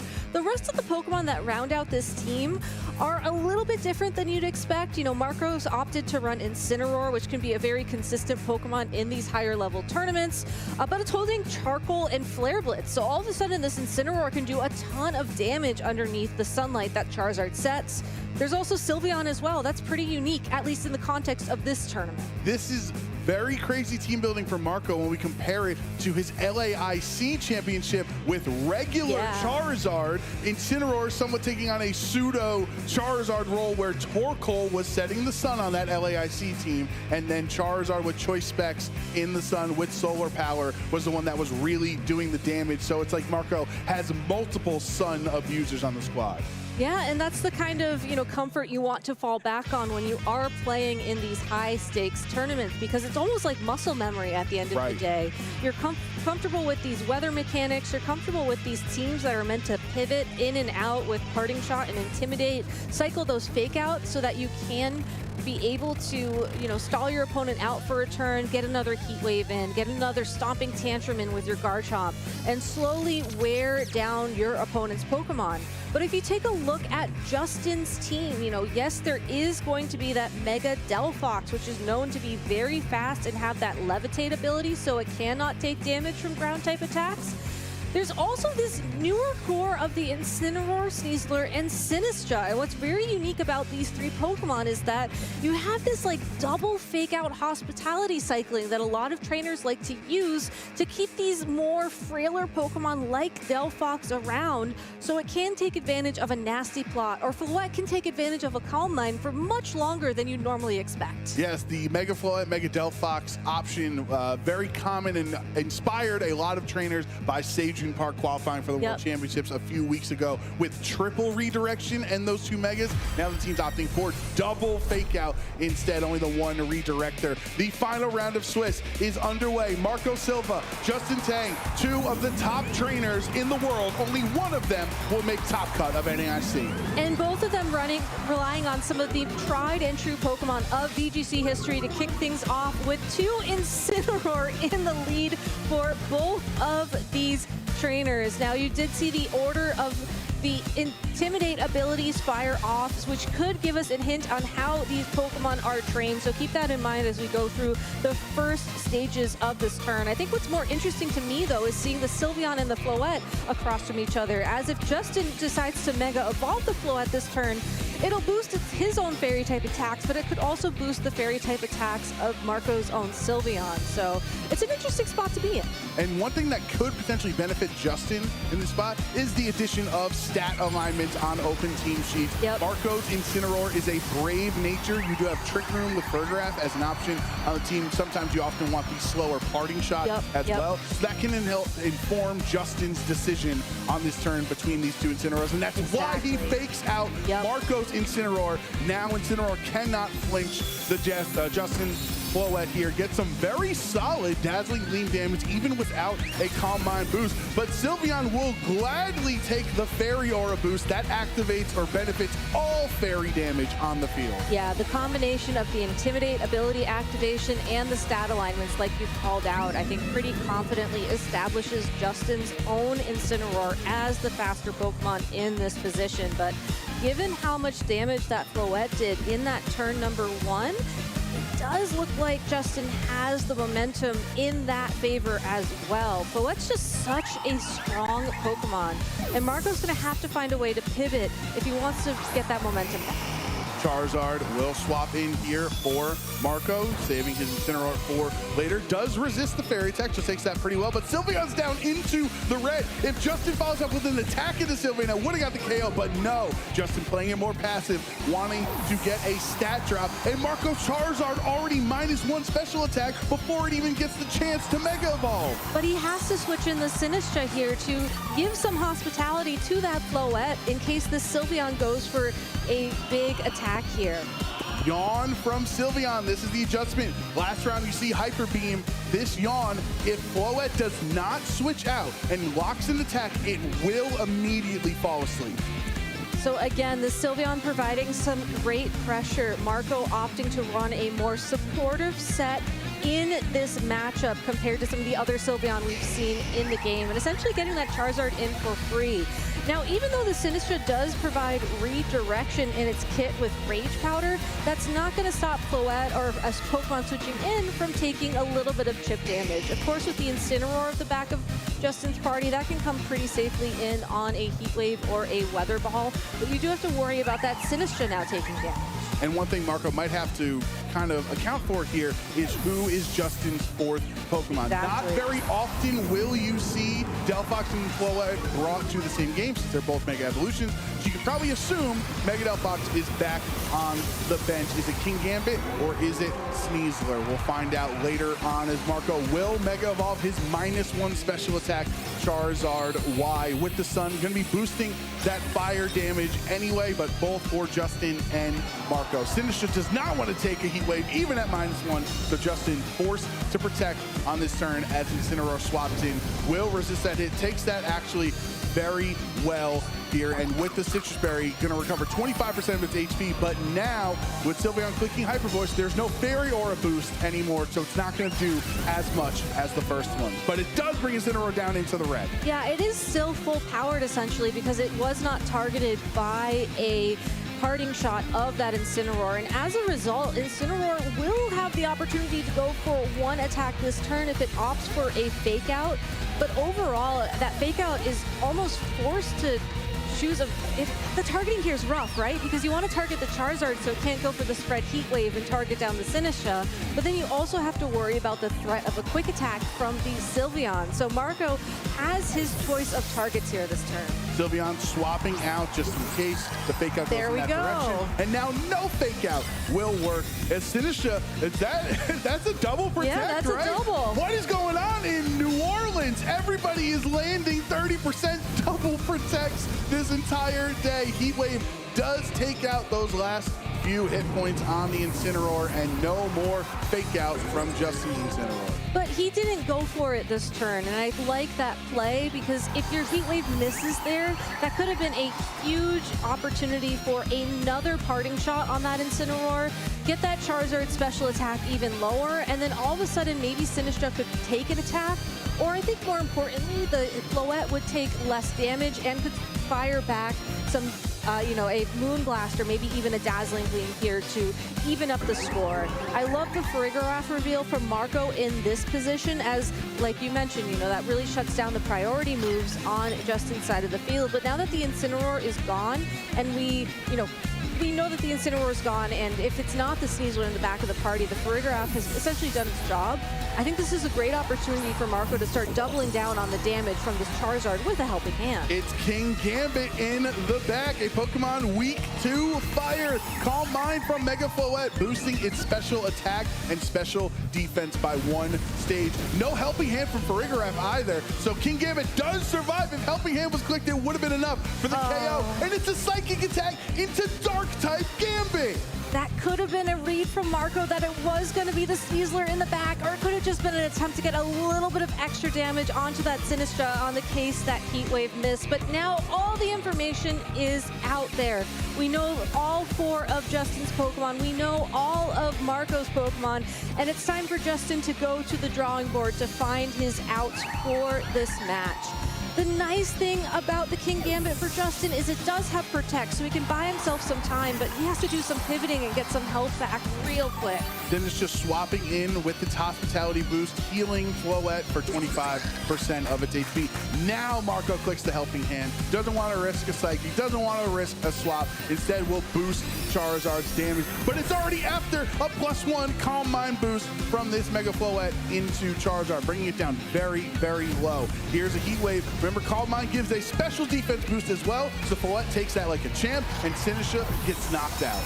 But Floette was able to benefit from one last turn of Hospitality before it went down, and that natural speed that it gains with the Mega Evolution really paid off there too, as the Sunlight turns are ticking down as well. So Charizard's about to lose that boost to its firepower if Justin goes for the double protect here. That could mean that Marco could consider switching it out here, but also look at how low of health Justin's Pokemon have. I don't necessarily think he needs the sun to close out this game. Yeah, any amount of chip onto King Gambit will be more than enough, and Marco does not swap out his Charizard. He still has 4 Pokemon on his team, so feeling very confident. Floette with the Dazzling Gleam into both, with the boost, even though it's resisted, Charizard gets KO'd. identifying that the Farigiraf is blocking Sucker Punch. So as long as the Farigiraf is sticking around, that will ensure that the Charizard, if it was targeted by a Sucker Punch that turn, would still be able to attack. However, it was just taken out by Dazzling Gleam. Now it's just going to be the Sylveon and the Farigiraf remaining. Oh, and the Incineroar as well. I was going to say, Incineroar is one of the two Pokemon in the back. Marco has to get rid of this King Gambit before you bring Incineroar in, giving out free Defiant boosts. Exactly, but King Gambit is, again, at such low health. Sylveon is at low health as well. The speeds really are in Justin's favor at this point in time. Marco, it almost looks like you want to try and set up a Helping Hand Quick Attack to try and pick up the KO on that King Gambit. Well, there's the first part. It's Helping Hand, and there's the Quick Attack. Priority into King Gambit. There goes a knockout. Helping Hand lets the little Sylveon take down the giant King Gambit, the #1 Pokemon in usage in the format. Sylveon does get knocked out for its troubles, though, and smart play by Marco. He knew Sylveon was not making it through that turn. Let's get a KO for a KO. Exactly, and again, now with Farigiraf and Incineroar remaining for Marco, all you have to do, you can go for Fake Out this turn, maybe Floette protects, maybe it doesn't. You do have to worry a little bit about the targeting from the Floette on Justin's side of the field, but you have to wonder, could two Psychics pick up the KO there through the special defense boost? Floette takes the Fake Out, not going to be able to attack this turn. And Farigiraf clicks Trick Room. I was thinking if Marco can secure the game, since you know either from Protect or from Fake Out, Justin will not attack this turn. Now Farigiraf and Incineroar outspeed. Exactly. So Marco just playing this end game super, super safe here. And Justin really has to think through his strategy going into game number 2. I like how he tried to bring the Mega Floette. I think that it was the better Pokemon on paper against the team that Marco has, but ultimately it just didn't quite find the alignment that it needed. Was able to sneak in a Calm Mind, but it almost like it needed 2, right? It just needed a little bit more damage to lock in those knockouts. Well, that first turn of the game, Gabby, when it clicked Dazzling Gleam instead of Calm Mind, I think Justin was potentially worried about a yawn on that turn, and Sinister was not on the field to redirect it away. Exactly, exactly. So going into game number 2, it does make you wonder, okay, another double protect. Viewers, I promise you, it is not a guaranteed chance to get 2 consecutive protects. In fact, it is a 30% chance, but Justin has done it twice today. Wolf has done it. Francesco has done it. It's crazy. I think he's going for it. I see him crossing his fingers and shrugging. I mean, he's going to need... It's an out, right? He's going to need 4 consecutive protects, though, to get through Trick Room. Hey, you play to your outs, right? You always play to your outs. Unfortunately, there is no triple. I would have been going crazy if we saw a triple protection today. That's what's going on down in New Orleans, the craziness of the odds. And against those odds of a double, because of Trick Room, Farigiraf securing the victory for Marco. 1 game away from Top Cut. A previous international champion getting 1 step closer to Top Cut and another shot at the title. And just played that game really well. You know, we saw that Charizard initially go on the offense there with all those heat waves, but I think Sylveon's yawn was really the star of the show. We saw it put a lot of pressure on the board just by having it there. We also saw that Helping Hand Quick Attack take out the King Gambit. That was also really huge in the end game. Yeah, and even the Fairy Aura boost, right? Yeah, Being on the field to see it, 2 modifiers helping the usually special attack of the Sylveon. But I love this Farigiraf on Marco's team. This is different than many of the other, say, Sinister 6 Charizard teams out there. This is a Tail Room version. You can have Tailwind on Aerodactyl. You can have Trick Room on Farigiraf. It allows you to play in many different conditions in the matchup. And even just the ability to block priority attacks with Armor Tail, it's such a valuable ability to have. The threat of being able to switch in to stop Fake Out, the threat of being able to switch in to stop Sucker Punch is something that Justin really has to be mindful of as we go into this game number 2. Now, fortunately for Justin, I think switching is something that this team is normally very comfortable with. Like I was mentioning, you know, the Sneasler, the Incineroar, the Sinistcha really do love to switch around. It's just they couldn't quite find that alignment in game 1. Let's see if they can find it in game number 2. Justin Tang, 1 loss from his dream of becoming NAIC champion no longer happening this year. We'll go for the same leading game too, Incineroar and Floette versus Sylveon and Incineroar on Marco's side. Game number 1, we saw Justin go for the fake out onto the opposing Incineroar, and then we saw these fairy type Pokemon trade damage, but no Mega Evolution to start this game off. Fake out into the Sylveon. It was too much Hyper Voice damage last time around. We're gonna fake out both of the fairy types. Everybody slow down. But there is no boost on the field yet from Fairy Aura, which I love here from Justin, making an adaptation to ensure that Marco's own Sylveon is not powered up yet. That's a great call. You're accidentally boosting the damage that a Pixelate Fairy Feather Sylveon can do with Hyper Voice once you Mega Evolve. But it will be boosted this turn, as Justin is opting to go for the Mega Evolution, which is fair. You know, you do want to do more damage yourself, of course. And now will Justin Calm Mind this time around, where last time it just went for an attack? No, it's just Moonblast. Justin understands Sylveon is a problem. Sylveon hanging on with about 30% of its HP. And the follow-up from the faster Incineroar. Sylveon never gets to attack this game. No more yawns, no more boosted Hyper Voices or quick attacks. That Pokemon just goes down, and while Incineroar tries to fire off its own Flare Blitz, without that little extra damage, it's not enough for the KO. That's the Charcoal boost coming in clutch, doing so much damage to Mega Floette. That is a incredibly powerful Incineroar. You have to wonder with the Sunlight boost as well. Oh, yeah. I know, if that would be a one-hit knockout. So maybe we should file that one in the memory banks for later. Yeah, that's for a potential Game 3 if we get there. But Marco doesn't want there to be a Game 3. Marco wants to close the set out with his Mega Charizard Y. Which is a great Pokemon to have on the field to boost the amount of damage this Incineroar is doing for Pokemon that aren't really Incineroar. So hopefully Marco's trying to maybe align the Incineroar up with something again later. You know, we know that Incineroar likes to pivot in and out and get those parting shots on the field. This could be a good opportunity for Marco to try and go for that. But for now, just going to set up the Sunlight with his own Mega Evolution. Yeah, so the Drought ability from Mega Charizard Y will boost the damage of all Fire-type attacks in the field by 50%, including his own Incineroar that also has a 20% damage boost from the Charcoal-held item. So it's a lot of damage, even if it is resisted into Justin's Incineroar on the other side. Floette will protect itself from all damage this turn. Incineroar taking about 35-40% from that Heat Wave. And now Justin with that speedy Incineroar going to Parting Shot. But if it's one of the two he brought in the back last game of Sinistcha and Kingambit, neither of them want to take a fire attack from Charizard next turn. It is at -2 now at least, so that will mitigate some of the damage. And of course, Hospitality will also heal up the Floette in the meantime, but that is going to be another Flare Blitz, and at -2 with the Sun, it barely misses the KO. Sinistcha so close to being one-hit KO, but it will crucially stick around for one more turn. Incineroar takes Flare Blitz, Recoil, and not even just for Justin to use Sinistcha with, helpfully with a Rage Pad or something, but it's able to swap out so it can then swap back in for Hospitality. And that is the value of having Intimidate on these teams that can cycle these Pokemon in and out of the field fairly comfortably against a Pokemon as powerful as Charizard. You're able to see Sinistcha wouldn't be able to switch out again if it wasn't for those two Intimidates that stacked on the opposing Incineroar. Now Incineroar on Justin's end will swap into that position. Justin really understands against these double fire types. Sinistcha's not here to do damage.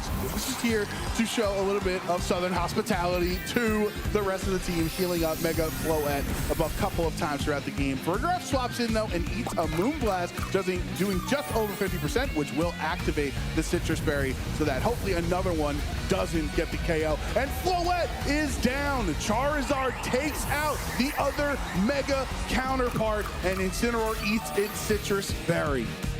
The Farigiraf switch in here for Marco accomplishes a couple of things. You lose the Intimidates on the Incineroar, so when it comes back in, it should be at full power. If not, maybe -1, assuming Justin cycles his own Incineroar in and out once more. But I think more importantly, it did take all that damage from that Floette, and it will prevent a fake out on the Charizard this turn.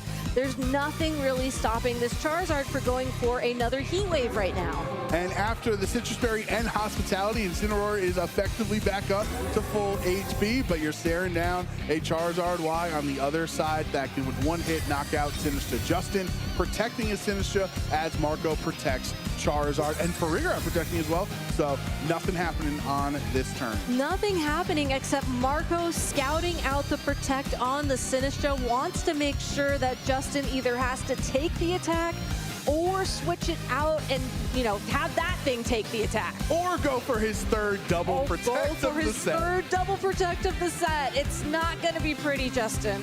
Yeah, very tough spot, especially if King Gambit is the final Pokemon in the back. Farigiraf will be preserved for later. Incineroar might as well swap in now while there is no King Gambit on the field, so you're not giving any Defiant boost. And Justin did go for his third double protect, and it finally fails. It's only a 30% chance to happen once. Very, very low for it to happen 3 times in 2 games. Sinistra knocked out. Incineroar, though, still sitting pretty healthily on the field, will be able to land a parting shot against the Charizard, so these Heat Waves will be a little bit less effective, and also the Sun Turns are starting to wind down as well, so there is going to be a limit to this Charizard's power. The big question, though, is has the damage been enough to fully slow down Justin? We get the reveal of his final Pokemon being that King Gambit, and we do know that the Incineroar is essentially stuck on the field right now, unless you do want to give that King Gambit a Defiant boost. And King Gambit might be peckish in title, but Marco is hungry for Top Cut with 2 fire types on the field that can hit it super effectively in the sun. King Gambit's in trouble.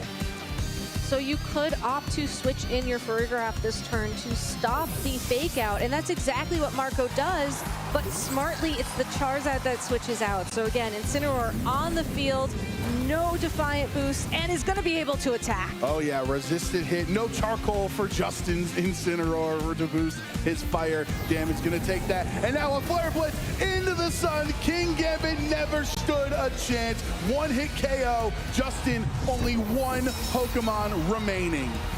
That King Gambit really tried to take that hit, but Justin has opted to run the Black Glasses Swords Dance variant. No Aqua Berry, no Focus Sash here. It was going to go down, and now with only the Incineroar left on his side of the field, this Incineroar does have some options here. It's running Throat Chop and Flare Blitz, so Flare Blitz will have its damage boosted by the sun. Of course, Throat Chop will be super effective against the opposing Farigiraf, but in a 2v1 situation here, I do think the damage favors Marco. You do have to be a little bit careful about Heat Wave misses, probably want to rely a little bit heavier on the Weather Ball as a result. So you just have to hope that your Helping Hand Weather Ball will be enough to seal it. Farigiraf lends a helping hand to Mega Charizard Y with a Weather Ball in the sun into Justin's Incineroar, and Marco Silva's dream will continue here at NAIC in Top Cut. Congratulations to Marco. That was a fantastic showcase of just how you can use a Pokemon like Incineroar in a very unique way. The featured matches that we have, a replay of that, and see what has happened between Samuel Pereira and Shoma Honami, another star Japanese player coming to NAIC. Shoma, another player kind of on a submarine run. We saw his winning in just to make it to phase 2 yesterday as one of the feature matches, and now again the winning in all the way to get into Top Cut. I mean, I guess it's a maybe a thing for some of these Japanese players too, where it's so difficult to get through their circuit, and kind of no matter what, on their domestic tournaments, they wind up needing to make these crazy runs. So maybe the nerves have been practiced a little bit. I think this one, though, I think Shoma already qualified, so I feel like he's just kind of looking for some additional play time. And so we're going to have to see a mirror between the Charizard, Floette, Whimsicott stuff. I wonder if it's like a Land War in Asia situation where it's like, ooh, do you really want to play this mirror against a really practiced Japanese player? Because this seems like exactly what you don't want. That's exactly what we saw Shoma do for his winning in phase 2, was play this mirror. And it's like, I think of all of the players in the world, Shoma is probably the one I least want to play in a mirror of the 6 most popular Pokemon in the format that everyone is using. But what if the shiny Basculete makes a difference? That extra 1 second of animation time? Yes. Gives you a chance to think. What about the shiny Charizard? The aura, you know? Yeah, getting aura farmed by Whimsicott. For now, just getting moonblasted by Whimsicott. It's the same thing. Yeah, it's taking its aura and sharing it with the other Whimsicott. That's what the Floette is also for. Aqua Battery, though, will help to save this King Gambit, but that poor Whimsicott. We have seen this kind of interesting trend, right? Focus Sash or Fairy Feather. Where do you feel like you fall on that item spectrum? I think the Fairy Feather, to some extent, was an answer for Garchomp's getting bulkier. You needed the extra damage to get that KO. The Garchomps this weekend have moved faster. The Whimsicotts have needed the damage less. They've moved Focus Sash. I think altogether, we've seen the format shift a little bit from very bulky Pokemon slowly damage trading to a lot more trying to pounce with big one-hit KOs, and the Focus Sash being able to disrupt that is so important. I think it's a great adjustment place. Even like Garchomp's raw usage, right? It didn't quite keep up with those other really powerful non-Mega Evolved Pokemon. So like, the Focus Sash version of Whimsicott tends to be stronger against other Pokemon too. I mean, it's working out here. You get your Whimsicott one more chance to be on the field and do something. So I'm seeing a tailwind on both sides, but King Gambit, it was a sucker punch. How Gambit 2 is kind of one of those other Pokemon that I feel like well, it's not going to do anything else in this game, but I feel like sometimes we see it either with the Sword Stance, Black Glasses set, or you've got 4 moves, and one of those super effective damage barriers like the Akka on that one. Yeah, Akka lets it get a hit in at all, but it's still just not much value. Sucker Punch and a Charizard show them very far behind already here. Yeah, I mean, kind of speaking of that too, I mean, I remember watching this mirror a bunch of times at PJCS, and like, it seemed like there was a lot of like kind of intent on the player side. Like, they like leading Garchomp a lot, and they like leading Whimsicott a lot. And like maybe that matchup works a little bit better if that's what you get, where it seems like Samuel's playing this a little bit differently, and maybe just kind of like the vibe's a little off for Shoma. He's used to opponents who think about this matchup in a different way than the Western players. And just mash Heat Wave and see how much damage you can get. Yeah, which, you know, it's spread damage is pretty good. Especially when you have 2 Fire Weak Pokemon on the other side. Making it easier, you know, get some more of that multiplication going on. But I want to see a Garchomp on the other side for my Dazzling. Well, first Floette. Okay, there, yeah, see? Well, there's And there's your Garchomp. Get my wish, but it's on the other side. Oh, you wanted a Garchomp over here? Yeah. On For Samuel's Floette. side. Yeah. Or vice versa, you know, I think either way. This poor Garchomp looks a little sun-faded, which, like, you know, I guess after a weekend of this, it makes sense. How many matchups do you think Shoma has had to play where you are facing up against another Charizard Y? A lot of the weekend, I have to imagine. Like 8, 9. I might still be low. Out of 12, yeah. Over 75% seems pretty high. Roughly the same amount of percentage of King Gambit in phase 2. I think it's like I don't know if I have the data to prove this one, so you just have to trust me. Okay. But like, it seems like especially like the players who are taking that sort of path of running to it more and more, where like the Charizard team seems to be very congested in the middle of the tournament in particular, where I can imagine he's played this mirror a lot. So then what are the big key differences you look out for when you're playing a mirror like this? So what do you feel like you can do to find an edge? Is it the movesets that you have, or is it the Pokemon choice? I think to me a big one is the Elite Pokemon matchup, right? Where I think this is not like a matchup where the Pokemon pivot super well. I kind of see what happens when Pokemon like Whimsicott and King Gambit are taking a bunch of damage, and it's tough to reposition. Did the Floette just not Mega Evolve and click Moonblast? Yeah, it does not care about this aura. It's like, hey, you know what? My aura, not sharing that with you, not our aura. I think that's valid. Maybe, okay, because think about it, right?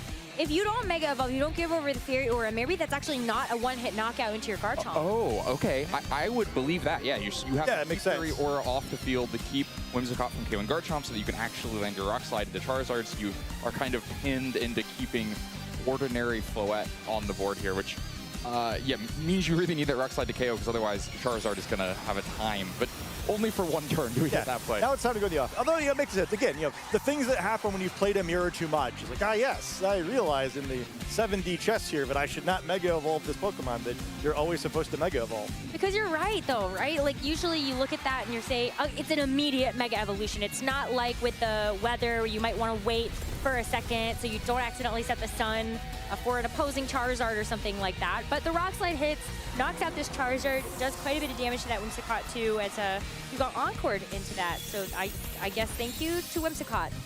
But I guess the Pokemon in the back are going to enjoy that just a little bit more. Although, That's true. We've seen some crazy Rock Slide, flinch, protect RNG moments so far. That's tempting fate right there. I have to imagine it's King Gambit then, right? Yeah. Like that's what you encore the Rock Slide for. I think we've already revealed Garchomp early on, so that one also doesn't mind the Rock Slide, but does certainly mind what Floette does, whatever that ends up being.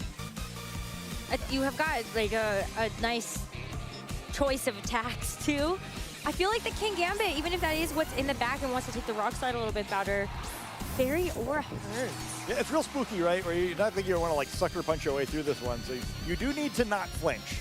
You probably need Iron Head. I don't think we have the teams right in front of us here, but if this King Gambit needs to be able to deal with Floette pretty quickly because it's not going to get many turns to do it. And like you called out, Scott, Rock Slide could really shift this up. If you're relying on King Gambit to get a non-sucker punch move in while you have Rock Slide Encore, so you know for sure it's coming every turn, then there's certainly some risk there.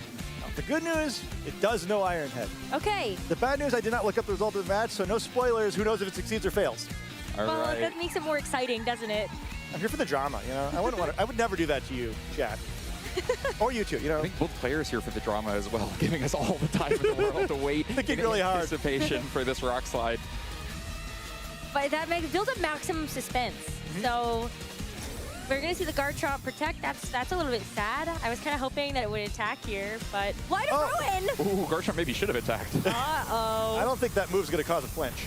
I don't think that move matters at all because for the King Gambit can't do anything. Goodbye, King Gambit. Wow, goodbye Floette almost. Some intense recoil. Okay. Unconventional turn, but yeah, we see Floette moving first there, and you're assuming the Garchomp are trained. Oh, I guess you have Tailwind fine. Okay. On both sides, though. If Garchomp is faster, which sometimes is the case, when the Jolly Garchomps versus the modest Floettes, Garchomp will move first. Earthquake will just outspeed, KO Floette, do enough chip to Garchomp. The Dragon Claw is probably a KO back. This is certainly not over for Samuel, despite getting 0 value out of King Gambit. I did not check the natures in the team sheet, which at this point it feels like much more dramatic. Let's just find out together, you know? I like that. We need some big reveals. If we knew already that Garchomp was adamant, we would know this game was over. We can't have that. But what if the Floette is faster? It just hits another Light of Ruin. I might just Moonblast if I was Shoma, but Light of Ruin is fun. But it's flashy. See? Blazer. Yeah, don't click that. Don't do it. Show me you're too smart. I know you want. I want to see the Light of Ruin because that would be fun. I cannot imagine what we're waiting 45 seconds. Outdoor protecting. Just thinking about it, you know. I guess this makes sense. You gotta though, get to the other side of Encore. Yeah, exactly. Yeah, you're hoping you can get to that point where. Well, the Earthquake is at least going to give him one more turn. Yeah, that could be a big deal. Rock Slide. Okay, I mean, we also get confirmation that this Garchomp is faster for 100% certain. Yeah. Ooh, but the Encore ending pretty difficult. But though mini Garchomps can take a Dragon Claw, especially if you're both Jolly, you're guaranteed to take it even at 0 bulk investment. Yeah, and it's like reasonably bulky. You see the Garchomp on that side of the field has a decent amount more HP than its opposite number. But it's all for nothing. Oh, We built so much suspense. And look at that payout. Think of how boring that would have been if we're just like, yep, and in 3 turns from now, it's all over, chat. We went through it together. We had a journey. You know, maybe it wasn't as dramatic as it felt in our hearts, but. Floette, of course, naturally faster, but sometimes the training means that Garchomp can move first. Not this time, though. Okay, but what's your feeling on using the trainer? The trainer. Yeah, it's the trainer. Shoma's not even Shoma in game or Shapekeeper. It's just the trainer. Oh, the trainer, yeah. I'm pro anonymity, where I get a little anxious if I know people are battling against me. I like, let's turn this stuff off. I mean, maybe turn it back on for the tournament for us, but like definitely on the ladder, yeah, trainer. Can we talk about Shoma's comeback there? Fell down. Yeah. It looked real bad, right? 2, he was down 2-4, never lost another Pokemon, won the game. I believed the entire time. You need the right pieces at the right time. I did not believe, but all those things that we said, oh yeah, he's played this mirror 867. That's yeah, what I it did mean. look like it. I didn't see the path, but I believe that he saw the path that I did not see. Floette saw the light. Aye. Not this time right now, though, as we... And with as much best of one of you have to play in Japan, too, he knows how to hit his 90% moves. That's true. Critical skill. I imagine it's going to be Tailwind and Tailwind. Moonblast, maybe? No, just... No. We gotta keep moving fast. Yeah, brother, with your tail, but this is how I was. It seems like Japan likes to play this mirror. Although pretty critical not to have the faster Garchomp there, which Ouch. And that makes it a lot more critical. Oh. Well, also if it's adamant, it may be able to one-hit KO Garchomp on the other side. If the Garchomp on the other side is Jolly and with no bulk investment, so sometimes the lack of speed can be an advantage, but yeah, the critical hit means all that matters a little bit less. Yeah, right. That whole circle of weird training that had led to the Fairy Feather to begin with. But now we have two Whimsicott looking at each other, hoping that you get the encore into one of them. Unfortunately, we have no suspense this time. We know that is faster than the Garchomp. There will be many fairy type attacks, and they will hurt. And there's no waiting on the Floette to evolve this time. No, the the Mega damage. Evolution and the Fairy Aura. Ready. This time I would like to share its aura with everyone, probably by attacking them. The big worm hug. Well, not on the Whimsicott, but this Garchomp, I think, is going to feel the pain. Just a little bit of suspense here. Yeah. A few animations in before Garchomp gets attacked. Garchomp, I don't know about this, but I think this may end poorly for you. I believe. Oh, okay. No. But still critical where, like, I guess it depends on what Pokemon Samuel selected, right? But you always want your Pokemon to get knocked out first in the situation. You get to replace it in order to try to get advantageous matchup again. Yeah, this is like the Pokemon Go strategy right here. He's got alignment, baby. Let's go.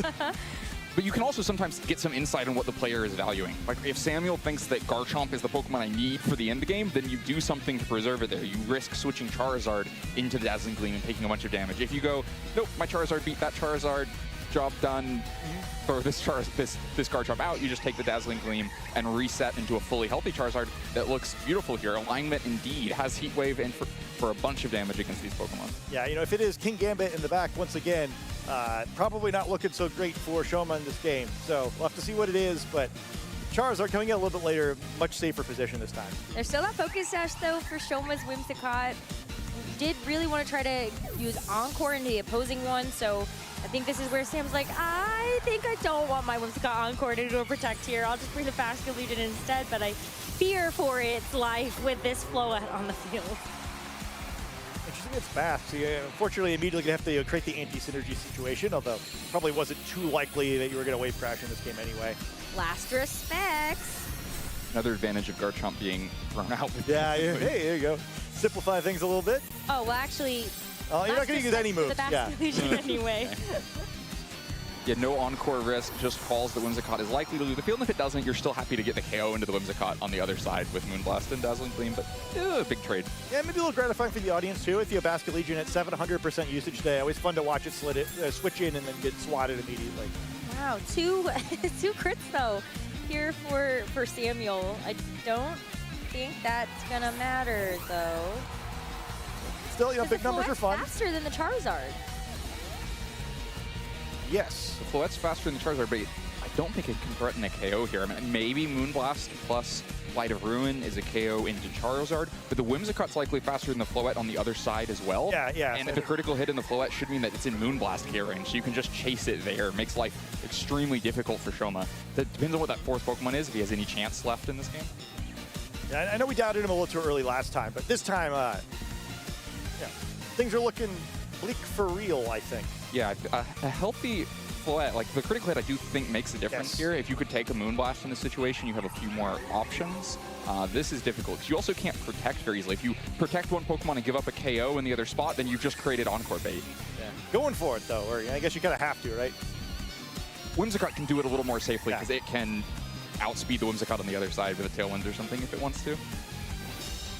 And there's still one more Pokemon in the back, though. And so I'm wondering, does this change your equation at all? If it's Basculegion or King Gambit, or for some reason there's a non-Mega Evolving Charizard back there. I mean, I'd love to see that. That'd be pretty good. I wonder Look really good right now. if there's any sign that's Basculegion, because the double protect, I'm looking for an explanation for it, right? Like, you get to out of Tailwind on both sides, but you've created Encore bait. Both players can just Tailwind back again. If you try to Encore the Whimsicott to stop Tailwind, you're also not getting a Tailwind of your own. But if you were trying to get out of Sun eventually, that might be a reason to double protect through that turn, even though it creates like a pretty horrific position on the board for you on this turn. Yeah. So maybe he leans to his own Basculegion, trying to turn Solar Beam off. Maybe. If you can get out of Solar Beam, last respects the Whimsicott, no Sun weakening your Aqua Jet into Charizard anymore, your options open up a little bit. You gotta break that Focus Sash, though. It's still a problem. 3 turns of Sun left, too. Yeah, Triple Protect. No, just kidding. Oh, no. Oh, well, maybe. No maybe Tailwind Triple there. Protect. Yeah, I mean, it's been a day for multi-protects. Apparently not a match. Not that No, one. not this one, but Encore isn't going to work here. cannot encore, so fails there as the Whimsicott on Samuel's side moves first, get his encore off. Just a niche encore, a move with the most niche mechanics maybe. We've There's another one on display. so many from Encore recently. I'm gonna write the book on Encore someday. The fun of Whimsicott being popular again is we get to remember all these niche interactions. There's a lot of them in Pokemon, right? Where I still think it's funny how many of the Toxapex players we saw a month ago didn't realize that Toxic always hits from poison types too, right? There's so many mechanics in this game, we just don't have to think about it normally, but the it best helps part if you do. in Pokemon Champions, it tells you. If you actually look at the Toxic, It finally tells you? yeah, the Toxic description tells you that if you're a poison type, it will always land. I had to explain this mechanic when I was telling everyone why I was testing Tentacruel for Worlds last year. Ooh. Turns out that mechanic wasn't enough to make that work. Tentacruel. So you're close though, right? You had like the right typing, kind of like the right vibe. You just Yeah. needed like the more feminine one. Oh my gosh. I have to ask you about that later. Oh, it's King Gambit as the 4th Pokemon for Shoma. It does have Akaberry as a reminder that we saw that in Game 1. Does it Don't have the ability to take a Weather Ball and a Moonblast? I don't think so. I don't think so either. Yeah, like I think its held item is like it's got like a second one, and it's like a Tyranitar's Pokeball, and it just like boing. Yeah. I do think this is a reason to get out of Sun, though. If you can double protect, you can hope Heat Wave misses forever, or you can just Sucker Punch. Okay, well, Sucker Punch Crit wouldn't have done it, but maybe this next one. Learn the calcs. And Ooh, somehow live this. he knows a little. Oh, Okay. Fire Teaser boost. before this Weather Ball goes King Gambit. I don't think the Akaberry The biggest is tilter saving too. you, It's like, bud. where was that when I needed it? All those games where it would have helped. Well, that's an amazing comeback here for Samuel Pereira to win this second game of the set. We've got them all tied up now, and this final game ends up deciding who moves on to that top cut. Is it going to be Samuel or Shoma? Yeah, this is a very important match. I mean, into the top cut of NAIC, one game to play, and you risk it all on leading Whimsicott and Basculesian on one side, and Whimsicott and Garchomp again on the other. Kind of a big pivot, though. Shoma actually leading the Basculesian this time around. Hasn't brought it to the Yeah, set at all, yeah, until this point. Didn't like the way the Garchomp and Whimsicott versus Garchomp and Whimsicott went down. Not really ideal to go Tailwind, Dragon Claw, and down 4-3. Yeah, I mean, it's impressive that like without the critical hit later on, he might, I guess a second critical hit in retrospect, he might have been able to make that competitive because yeah, it was such a bad start. Now, though, Basculesian doesn't love being on the field before it has Last Respects boosts. Wave Crash is not a KO into either of these Pokemon, and there's quite a bit of recoil back if you go forward into Garchomp. Or you don't move at all because you just got Rock Slide flinched. No, don't say that. Oh, another crit! Wow. I guess this happened in the past, so it's okay if you can't cast or curse the past. True. There's some Well, kind at of least that's how that works, I think. Our bracket is a different result. Oh no, you did! You did some retroactive caster cursing. I didn't know it was going to happen. I'll never doubt your powers again. Rock Slide, you're breaking the Whimsicott Focus Sash, and then you're giving yourself a 30% chance for an excellent turn. Yeah, and that's two pretty excellent turns to start this one in a row that perhaps you wouldn't have expected based on the inputs, but that is the game that we play. And for a player like Shoma, that is the difficult part of being on the brink for so long. I don't know when exactly Shoma took the second loss yesterday, but at least had it with one round to play yesterday. Means that you get one, if any one round goes like this, where you take a couple critical hits, take a flinch at the wrong moment, you're out of the tournament. Let's see if you can fight through this and get past it, but that's why it's so difficult to have those early losses. Yeah, especially in a format like this one, right? I think it's harder and harder to differentiate yourself by your play when the teams are so similar. You have the same tools, but you can't make too big of a difference in how you're playing usually. Oh, well, Moonblast here for Dragon the Basculesian. I feel like, yeah, Dragon Claw follow-up would end up getting a knockout, but it's the Earthquake. Can this do that also? Earthquake's slightly weaker, Yeah, this is close, but I don't Okay. think so. And yeah, I really don't think so now, because it didn't. and Dragon Claw not much stronger, so probably wouldn't have been the KO. I think the Basculesian actually sticks around, though, from the Wave Crash Yeah, recoil, too. that That's part actually matters. great. Now Dragon Claw might be the difference. Because not only would you have done more damage to Basculesian, you would have done less damage to Whimsicott, creating more recoil from Wave Crash. I think Yes. Basculesian would be off the field. But you wouldn't have covered for switches as nicely. King Gambit might have loved to walk in on a Dragon Claw here, would not have enjoyed an Earthquake. And that's important in this format, right? I mean, again, it's so much damage trading going on, or you don't want to allow free switches that can make those value trade so positive, especially when you get Charizard to bring in here. And, well, Aqua Jet would hurt under Drought relatively, so he's safe switching for it instead. Yeah, this is such a difficult position for Shoma now. You're just like threatening Earthquake and Heat Wave that both KOs both Pokemon on the field. Before they can do any significant work back, you can get a Moonblast into Garchomp, but it might not be a KO without any Fairy Auras on the field, and covers all switches. There's no really comfortable way to switch. Garchomp would take the least damage switching to the combination, but would still not enjoy it. Yeah, we need our unrevealed non-Mega Charizard. This is the time. But I have to imagine it's the Mega Floette, though, because yes. Shoma has brought it to the first 2 games of the set. So is there a way through this where you get to protect the Whimsicott? Okay, well now that's... And I just dodge a fire move, easy. Yeah, because you've got the Basculegion. You don't want to take a Moonblast into Garchomp and preserve it for more value later. Especially if you are worried Charizard's in the back, you want to keep some tools against it. You could end up in a pretty poor position if you lose too much health in Garchomp and just have Bask in the back. Basculegion Aqua Jet is still going to hurt a lot. Oh, but it's also going to stagger Tailwind, so that's actually really important.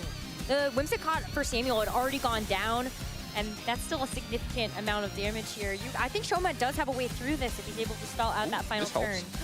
That really it's helps. interesting he went for Aqua Jet instead of Wave Crash, and then immediately gets rewarded for it by not losing his Basculegion.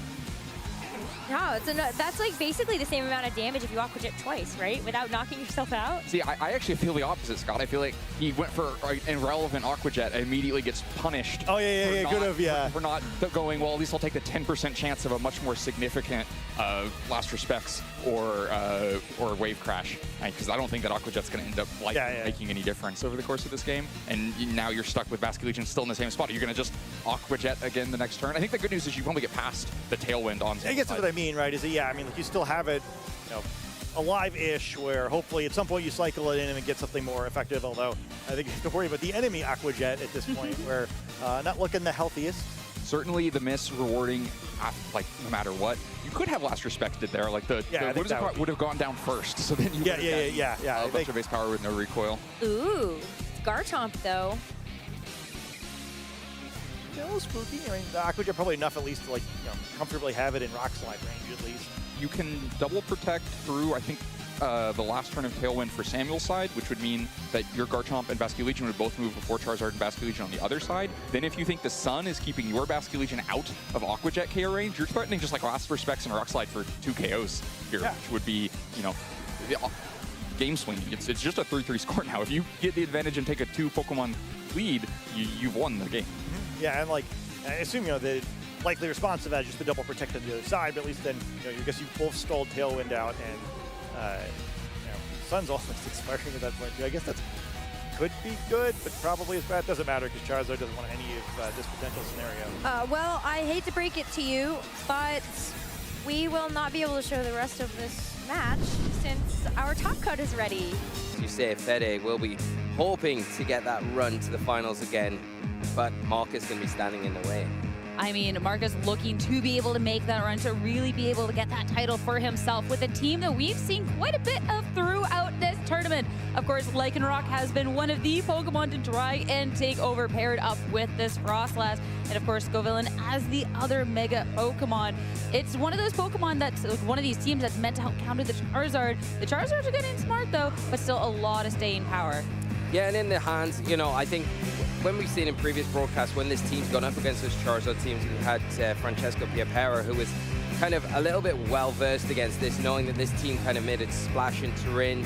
He prepped against this coming into the event. But when you put this team into the hands of players like Marcus, going to be able to find those little nooks and crannies where the team can have that extra edge and really find those moments where it is able to capitalize against these Charizard teams in particular that it was built to beat and have the opportunities against. The Lycanroc, of course, with that Accelerock, has the opportunity, if it's in the right position, to just pick up an easy knockout onto the Charizard. So if you can create those pin positions, you're in a great spot to get rid of one of the bigger threats that this team otherwise would find difficult to deal with. And over on the opposing ends, I mean, there's a reason Lycanroc has had a good amount of success. And that's, of course, because you want to be taking down these big, bad Charizards paired with the Mega Floette. And, of course, some of the most popular Pokemon that this format has to offer. Yeah, and we've seen this 6 time and time again, but not in the hands of Federico this weekend. And Federico is going to be well versed with this one from the start of the format right through, having a lot of success with Charizard and having this same 6 in Turin last weekend. Not quite getting over the line there, but having a good finish and then bringing the same Pokemon here. Very comfortable with them. Will know what they need to do in terms of what lines will work best into what Marcus is running, and this Charizard is the key to getting over the line. Now for these two trainers, this was a matchup we got to see last NAIC in the first round of Top Cut that Federico Caparezzi went on to win the entire event. It's time to see heading into this if Marcus Dion can get his revenge. Frostlass Sneasler in the lead, Floette and Basculegion for Fede. Yeah, the Basculegion is in a great spot here. It is a bit threatened by the Shadow Ball on this Frostlass, but if the Frostlass is going for the Shadow Ball in this scenario, it's not going for the Auroraville, which I think Fede will probably be appreciating. The Floette not in the greatest spot right now in front of the Sneasler. There is active Fake Out, so it can slow it down at least for one turn, and it gives a little bit of support for Marcus to be able to maybe set up that Auroraville, which is going to be so useful, or like we've already mentioned, go on the offensive straight away after that Basculegion and try and get rid of that big threat, because that's something that Federico will try and leverage throughout this match to be able to get an advantage to get this Floette into a really strong position. Yeah, the amount of damage potential that Federico team has, it makes a lot of sense on why you would want that Auroraville. So we get the Mega Evolution, we bring the Snow, and it's also just going to be a protect for this Floette, knowing there's a lot of pressure from things like this Sneasler. First off, that Auroraville, though, any damage headed Marcus's way is going to be mitigated to help try and survive through these turns. Sneasler, Gunk Shot, not going to be able to do too much for this, and Wave Crash, so trying to deal some damage out. Of course, it will be reduced. Doesn't feel like that. That's still a lot of damage. Yeah, this is why that Mystic Water held item is so valuable, even with the Auroraville and the Snow defense boost, still doing so much damage to this Frostlass, now in danger of getting knocked out the next turn. The Sneasler not in any sort of position to really support the Frostlass in helping get rid of this Basculegion here. But, like we've already mentioned, the Frostlass does outspeed it naturally and has Shadow Balls. Floette, so threatened from that Gunk Shot, has to switch out, and a great switch in here is that Garchomp. Yeah, definitely a lot better post to get Gunk Shot, but if it is going to be maybe something like a Blizzard, I wouldn't appreciate that. No Blizzard though, Garchomp stays safe. Basculegion, on the other hand, a lot different of a fate. Shadow Ball headed its way, will take KO within this match. Close combat instead is going to be the adjustment, calling that there is going to be some sort of swap. Garchomp losing half of its health. Yeah, it's a really nice play here from Marcus, because I think it would have been so easy just to click the button and go for the Gunk Shot here, but getting that White Herb activated makes everything so much easier going forward, because the one out that you have is this Whimsicott here. You get the Tailwind, you get yourself into a stronger position with this Garchomp to supersede this Frostlass that's outspeeding and threatening with the Blizzard right now. But by doing that, you're still not going to get ahead of this Sneasler, right? And we've already seen the damage from one close combat. It's going to be very close to picking up a knockout. Probably Garchomp able to survive and at least get one attack off before it goes down to anything from the Sneasler. So now Federico has a way to get himself back into this game with the Tailwind. Got to remember though that this Auroraville's up and the Sneasler on these sort of builds is very good defensively, so probably able to take an Earthquake if that is the chosen move from the Garchomp. The big thing, if you go for the Tailwind, you need to make sure that you take this Frostlass down. The Tailwind, of course, you want that speed to make sure Garchomp, while it sticks around, can do as much damage as possible. But still, it is going to be that Sneasler with that close combat, that unburdened, the speed and the power. Garchomp will go down. So that damage that you really needed to get done, that KO that you really needed to get on the Frostlass is not there. Whimsicott, it sets up the Tailwind, and it instantly takes a hit down to its focus sash already. Yeah, and this Sneasler feels like the game is running away from Federico now, in a position where the Floette is going to be forced back onto the field, but it will be slower than it even in this Tailwind. That White Herb play with the close combat into the Garchomp, so huge for Marcus to keep the pressure, the momentum going here, and everything for Fede to do. It doesn't feel like they've got a way back into this game right now with the Sneasler pressuring with the Gunk Shot. Gunk Shot not got the best accuracy though, so there is the chance that it does miss the target, and if that happens and the Floette can get an attack off, then Fede could maybe start pulling themselves back into this game. I mean, at this point, though, just so much momentum on Marcus's end. This is still just the 2 lead Pokemon. So Federico has a lot of ground to make up to try and make an impact within this. Where to start off, though? Mega Evolution. Make sure you can get as much damage as possible. Damage that Sneasler doesn't want to take. Protect. Frostlass is going to be sticking around, but at least Sneasler doesn't get hit by this Encore either. That was smart targeting to try and log it into the close combat. You wouldn't have to worry about those gunk shots, but have to worry about it next time. At least this hit, the Dazzling Gleam, will be enough for Federico to take his first KO. Yeah, and the Encore here, the pressure is able to kind of now force that Sneasler the next turn to switch out almost, because if you stay in, you're going to get locked into that, protecting you rendered useless. Now switching the Sneasler out will mean that you lose that White Herb and Burden boost. So when you come back onto the field, you've got to time it right for when the Tailwind ends so you can then pressure that Floette going forward. The Whimsicott really threatened now by the Accelerock that can pick up the knockout onto it, so you're taking away that Encore pressure. And King Gambit coming onto the field is a Pokemon that you kind of do like in certain situations, but it's not going to be great here to take an incoming fairy attack. Whimsicott on that 1 HP and recognizing the pressure from the Lycanroc will protect, but I mean, just not enough damage with that Aurora for the Floette to really get by. That was the last turn of it, but still so much that needs to get done because Whimsicott just used the Protect. Another Accelerock will take it down, and then Floette has that 1v3 to try and battle out. Yeah, and especially with the Sneasler in the back, it feels very difficult, especially when we're going into the last turn of Tailwind now, where it is going to end at the end of this turn, where Whimsicott has to get that second Protect, because if not, the Accelerock will go into it and pick up that easy knockout, remove that option. I mean, this Floette is going to have an even harder time against that remaining Sneasler in the back. I mean, you got to go for it. You got to try, but at least with Aurora Rail down, you can get a KO. Lycanroc is out of the equation, but still just a little bit too much momentum over on Marcus's end of the board. Kowtow Cleave is going to be the first little bit of damage, around a half, even though it's not very effective. But that was the last turn of Tailwind, and now Sneasler will be able to hit the field. Yeah, now you've got that active fake out. You're going to be able to prevent this Floette from moving a turn. You can go for a Sword Stance if you want to really guarantee things here. King Gambit, and then you've got that +2 Sucker Punch the next turn, and also combine that with the Gunk Shot. So wrapping it up for Marcus, really well played here in that early game to make things very difficult for Federico to get a foothold, at least in this game. Yeah, it was just so much, so much pressure from that Sneasler, as you called out, too. Anticipating Protect on the opposing end. Make sure you can wrap this up Sword Stance. You get that boost with the King Gambit. If the door wasn't already closed on this match, it certainly is now. Yeah, you're just covering bases, just in case that Gunk Shot does just go to the side of its targeting. And with the Black Glasses on the King Gambit, that +2 Sucker Punch should be enough from this range, even to pick up the resisted hit onto this Floette. And that's Marcus Dion 1-0 up in this first game of Top Cut. Such momentum from the get-go, and a team that is praised for so much of this damage coming out from Federico's end, just unable to quite get there. That Aurora Veil just put in so much work, and I mean, Marcus was taking these KOs and Federico just couldn't match that pace. Yeah, and I think the real key turn there was that Sneasler going for the close combat into what was the Floette.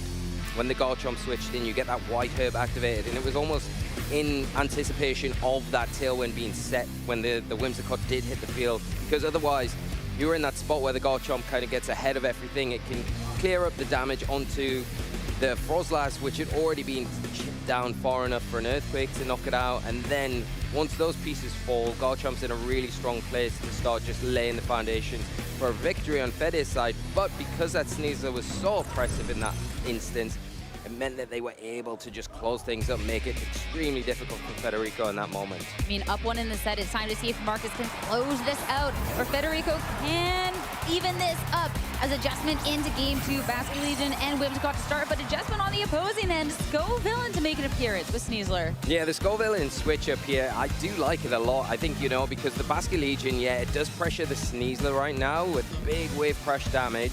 You haven't got the option to set up the Aurora Veil for that extra layer of defense, but you do have that Scovillain that can pull in, get that spicy spray activated and burn that target. And once you do burn it, then it's really rendered pretty useless for the rest of the game. Yes, it can chip things away, but it's not having any sort of impact like you would expect it and want it to be able to do. And also alongside that, it is kind of sitting in a place where any damage you do take with Scovillain, you can heal off with that Giga Drain once that burn has been afflicted. so many different options here. But Sneasler, first option, just a little protect on this turn. Means you do have to be careful on the next turn, but it will be just a target down into the Scovillain instead. Moonblast has the very first hit. Doesn't really deal too much damage, but just enough to try and make sure the next hit is good. Wave Crash, the follow-up from Basque Legion, so it was never really the target. With that Sneasler, Wave Crash will be enough. You do take a burn for both your Pokemon for the KO, but Scovillain is gone. Definitely worthwhile trade here for Fede, going after that Scovillain, saying that's the target I want to get rid of, and I'll take the burns for it, and really worthwhile because now you're down your Mega Pokemon after turn 1, and this Sneasler in a position where it is going to be susceptible to that on-call, right? The Kingambit coming onto the field's great because now it's not so pressured by anything on Fede's side of the field. Fede probably wants to go for that on-call, but do you go for it or do you just go for an attack? No encore, we're just attacking. First hit into the Kingambit, good for about a third of its health.